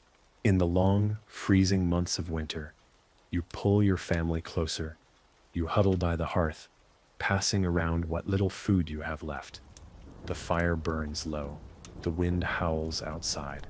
But inside, you are all together. You know that if you don't hold each other, if you don't cling to one another in this time of need, the cold and the hunger will overtake you. It's these nights, these moments of stillness, that make you realize something important. Survival is not just about working the land, or battling the elements, or surviving the worst of the seasons. Survival is about hope. It's about finding the strength to keep going, to keep surviving, to keep working, no matter how impossible it seems. The hope that in the end, the winter will break, and the world will return to life. The hope that one day, your children will know a world that's kinder, warmer, and easier than the one you've lived in. For now, though, you survive, one day at a time, one season after the next. And when the thaw finally comes, you will begin again, because that is what you do. You endure, you survive, and you live, even when the world is doing everything it can to crush you. The thaw, when it finally comes, is not the soft awakening you had hoped for. It is harsh and violent, the earth reluctantly pulling itself free from the icy grip of winter. The snow that blanketed everything for months begins to melt, but the mud left behind is more treacherous than the frozen ground ever was. Every step you take into the fields sinks deep into the muck, and the smell of wet earth clings to your clothes and to your skin. The land that you had prayed for to begin its cycle once more is not welcoming. Instead, it's bogged down in slush and mud, heavy with the weight of its own survival. You're anxious. As you step out into the muck of the field, your hands are already stiff from the cold. The first tasks of the year must begin. You till the earth. But it's no easy task. The soil is still soaked through with winter's remnants. It clings to the edge of your hoe, holding on like an unwanted guest. You plant the first seeds of barley, the crop that will soon become your bread. The fields are not ideal. You know it, and you can feel the weight of uncertainty pressing on your chest. Will they grow? Will the rains come? Will the sun shine long enough to ripen the crops? Or will you see the same failure again? Hope is something that grows with each seed you plant and dies when the drought comes. It's a fragile thing, too fragile to think about much, but you cling to it anyway because what else is there? You can't abandon it, even if you want to. You can only keep pushing forward, keep planting, and keep praying. Spring is a reminder of everything you've lost. The flowers might bloom, but they remind you that everything else needs to be nourished to survive. The work begins again. The same tasks you performed last year, the same hopes that you planted deep in the soil. You're always hoping for a better harvest, a more bountiful year, but you know better. Nature doesn't care about your hope. She doesn't care if you're tired or hungry. She will give you what she will give you, and you will take it or leave it. Still, you labor. You feel the ground beneath your feet and tell yourself that this year the crops will grow strong. You will tend to them, you will protect them, and you will pray that the earth delivers what you need. You pray to the saints, to the Virgin Mary, to anyone who might listen, but you know there's a limit to how much they can do. This life is a constant battle between human will and natural forces beyond your control. Each day you rise earlier, work harder, and sleep less. Your children help where they can, but they are too young to understand the weight of what it means. They see the sun, they see the rain, and they see the earth growing beneath their small hands, but they do not yet know the real price of survival. You start to see it in their faces. They are growing, stronger, taller, more capable, and yet there is something in their eyes that you've never seen before. The fatigue of survival, it's written on their faces, in the way they sit around the hearth at night, watching the fire, but not really seeing it. The hunger is there, in the way their stomachs growl even when there's food on the table. The winter and the work have left their mark. You see them growing up in front of your eyes, their hands becoming calloused, their bodies hardening in response to the endless labor. They will know this life, just as you have. They will inherit it, just as you inherited it. They will work these same fields, plant these same crops, struggle with the same endless uncertainty that you face every year. The cycle continues. By summer, the crops are either thriving or faltering. There's no middle ground. Every day feels like a test. Drought threatens the fields, and you watch the sky for any sign of rain. The land begins to crack under the heat, the soil turning to dry dust. You pray for rain, but your prayers feel unanswered, just like they always do when the weather takes a turn for the worse. Your children are growing quicker now, their small hands becoming better at handling tools and farming equipment. They are learning the trade, the skill of survival. They may not understand the weight of what they are doing, but you know they will learn soon enough. It's the nature of this life. You grow up quickly when you are born into it. There is no childhood here. Only work, only labor, only endurance. The summer months blur together. The days are long and exhausting. You wake early and work until the sun dips below the horizon.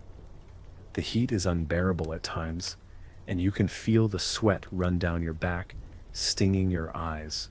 But you push through, because what else is there to do? The sun rises, the sun sets, and your body aches more with every turn of the seasons. And then comes the harvest. It is everything. It is the moment of truth. You have planted, you have worked, and now you wait to see if the land will reward you. Will there be enough to feed your family through the winter? Will there be enough to keep your children's bellies full, your roof overhead, and your soul from breaking? You gather the grain with shaking hands. You know it's not enough.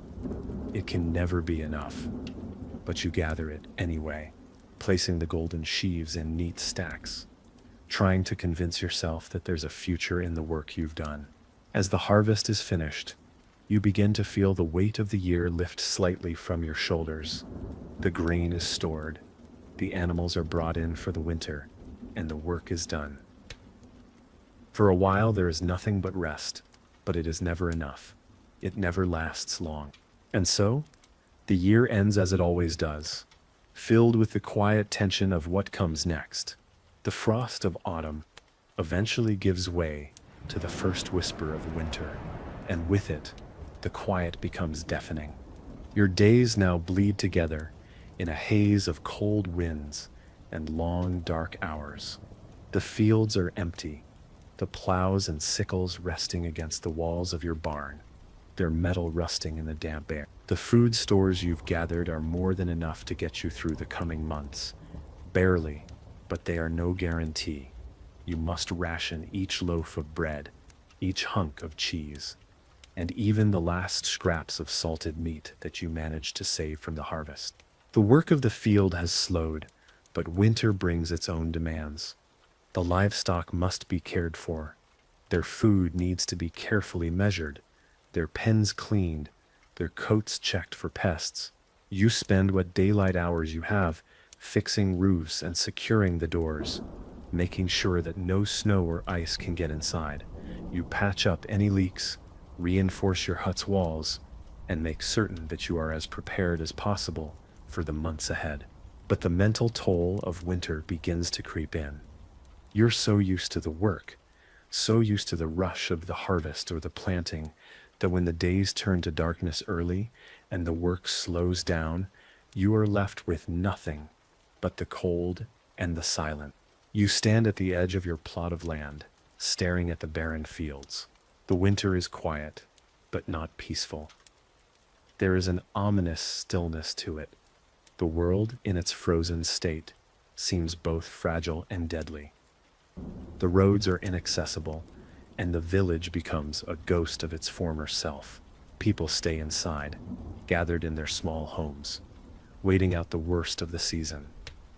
The winter wind howls at the door, testing your house's fortitude, making sure your family stays huddled and warm. You're not unaccustomed to hardship. You know how to survive. But the lack of sunlight and the stretch of days without any work to occupy you begins to wear on you. The cold seems to penetrate your bones in a way that nothing else does. Even as you live through the long, quiet nights, the sounds of life are never far away. The village may be silent, but the animals are alive with the sound of hooves in the snow. You listen for the cries of the wild, the occasional lowing of cattle, and the incessant barking of dogs that keep watch over the livestock. The life of a peasant never truly stops. It merely shifts its rhythm. It is on nights like these, when the fire burns low and the wind cuts sharp against the walls of your home, that you reflect on the cycle you live in. You think back to your youth, when you would dream of escaping this life, when you would imagine a life beyond the land. But now, with every year that passes, you realize something fundamental. You have become this land. Its seasons have become yours. Its pain, its struggles, its triumphs, these are now as much a part of you as your own blood. Your children, growing up in this harsh world, are starting to understand that too. They've learned the value of hard work, the relentless march of the seasons, the importance of each harvest and each small triumph. They understand that survival is not a given, that it is something you have to fight for each day. They are becoming more like you. There's no real celebration for the passing of winter. The calendar is just a marker for the harshness of the year, and the only real milestones are the arrival of spring and the start of another cycle. No one in the village waits eagerly for the arrival of the new year. The days blur together in an endless march, but there are quiet moments, even in the darkest nights. You look around at your children, their faces lit by the flickering firelight. You realize in those moments that this life, this simple, painful, beautiful life, is the only one you've ever known. It is the only one you have, and despite everything, despite the hunger and the cold, you would not want it any other way. You know what comes next. You've been through the winters before, and though they are brutal, they always come to an end. The frost will break, the snow will melt, and life will once again spring from the earth. You will plant your fields, tend your crops, care for your animals, and repeat the cycle. It will never be easy, but it is your life. And like every peasant who has ever lived before you, you will endure. You will live through the next winter and the next and the next. Because what else is there to do? By the time spring arrives, you are ready. The snow has retreated, the ground softens, and the first buds appear, delicate but unmistakable. The world is awakening. It always does, even after the hardest of winters. The first fresh shoots of grass, the bright green of newly budding trees. Nature always begins again. But you know better than to trust it all. You wait. You know the harvest will be hard. You know the work will not end. But you also know that as long as you are here, as long as you and your family are alive, you will keep pushing forward. You will keep planting. You will keep tending the earth, and you will keep living. Because that is all you know. The spring comes in fits and starts, as it always does. The earth is reluctant to let go of the cold, clinging to the remnants of winter's icy grip, but gradually the warmth begins to creep in. The ground softens, the first buds peek out, and slowly but surely, the rhythm of the seasons picks up again. As the earth begins to thaw, so does your work. The days grow longer, and you return to the fields, hoe in hand, ready to start anew. You dig deep into the soil, breaking through the thick clumps of earth, loosening it up for planting. The effort is backbreaking, and yet there's a sense of familiarity, a comfort in the hard physical labor. This is your life, the soil, the sweat, the relentless march of the seasons. You are bound to it, and it is bound to you. You plant the first of the season's crops with as much hope as you can muster, though you know better than to believe in the land's mercy. The sun may shine, but the rain may never come. The harvest may be bountiful, or it may be a failure. But you do what you've always done. You work, you plant, you pray, and you wait. The fields are not kind to you, but the work is always the same. You are always tied to it, tied to the land that gives you what it will, whether you deserve it or not. The rhythm of your labor begins again. The days pass in a blur of hard work and endless chores. There's no time for rest, no time for leisure. Every moment is spent in service to the land, to the animals, to the survival of your family. You wake at dawn and work until the last of the light fades. You feed the animals, repair the fences, tend the crops, mend the thatch on the roof, and still there is always more to do. It never stops. You look at your children now, older, stronger, their muscles taut from the work they've learned. They are becoming part of the land, part of the cycle that shapes you all. They are learning, just as you did, that survival is about endurance, about pushing through the toughest of times, and never giving up. Your eldest son now carries the same look of determination you wore in your youth. He is strong, capable, and soon he will be old enough to take on more responsibility, to shoulder the weight of the family and the land. You know that when you are too old to work the fields, he will be the one who rises before the sun, who labors under the harsh summer sun, who sacrifices his own well-being for the sake of those he loves. And yet, you also know that his life will be no easier than yours. The weight of the land, the seasons, and the lords who own everything will follow him, just as it followed you, but it will be his to carry now. And one day, he will pass it to his children, just as you have. As the summer rolls in, the crops begin to show their first signs of life. The barley, the oats, the wheat, everything begins to grow, albeit slowly. You tend to the fields, watching the plants carefully, praying for the right amount of rain, the right amount of sunlight. The work is never ending, but there is something comforting in the process. You see the progress, the tiny buds of grain appearing where there once was only bare earth. It is a small victory, a reminder that you can still make things grow, even in the face of all the adversity. But you know the danger is never far behind. There are signs in the sky, the clouds that roll in thick and fast, the change in the wind that hint at a storm coming. You brace yourself, knowing that it could be the difference between another failed harvest and a prosperous year. The rains come, not in soft, nourishing drops, but in torrential downpours that flood the fields, wash away the young plants, and leave you with nothing but mud. The earth swallows your labor, and the despair sets in again. You feel the weight of your work, the sweat of your brow, the hope that has risen inside you, only to be dashed by the weather. This is the way of it, always. You watch as the floodwaters rise, as the grains are drowned before they have a chance to grow. There is no crying for what's lost. There is no time. You gather the remnants of the crop and turn your focus to the next task, the next cycle. The land will continue, whether you can keep up with it or not. By autumn, the days feel heavier. You spend the months leading up to harvest in a state of constant apprehension, checking the weather, watching the skies, praying for the best. You gather what you can from the earth, knowing that you will need every last bit to survive the coming winter. Every kernel of grain is vital. Every potato pulled from the soil is one more meal that might save your family. But you know better.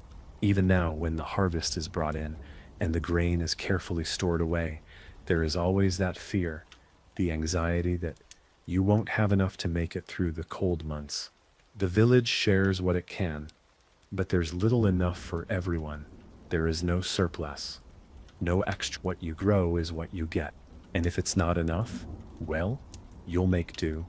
The winter looms again, but for now, you can rest, barely. The grain is stored. The firewood is stacked high. Your family is inside, gathered around the warmth of the hearth, and you can almost forget the outside world. The cold is biting, but you know that if you've made it this far, you can survive a little longer. You settle into your hut, your home, and for the first time in a long time, you allow yourself to rest. Your children sleep peacefully, their bellies full for once, and you know you've done your best. You've made it through the storm, through the cycles of hope and despair, and lived to see another year. This is your life. This is your survival. And no matter how hard it is, no matter how many challenges the earth throws at you, you will keep going, because there is nothing else. The cycle continues, and so you continue.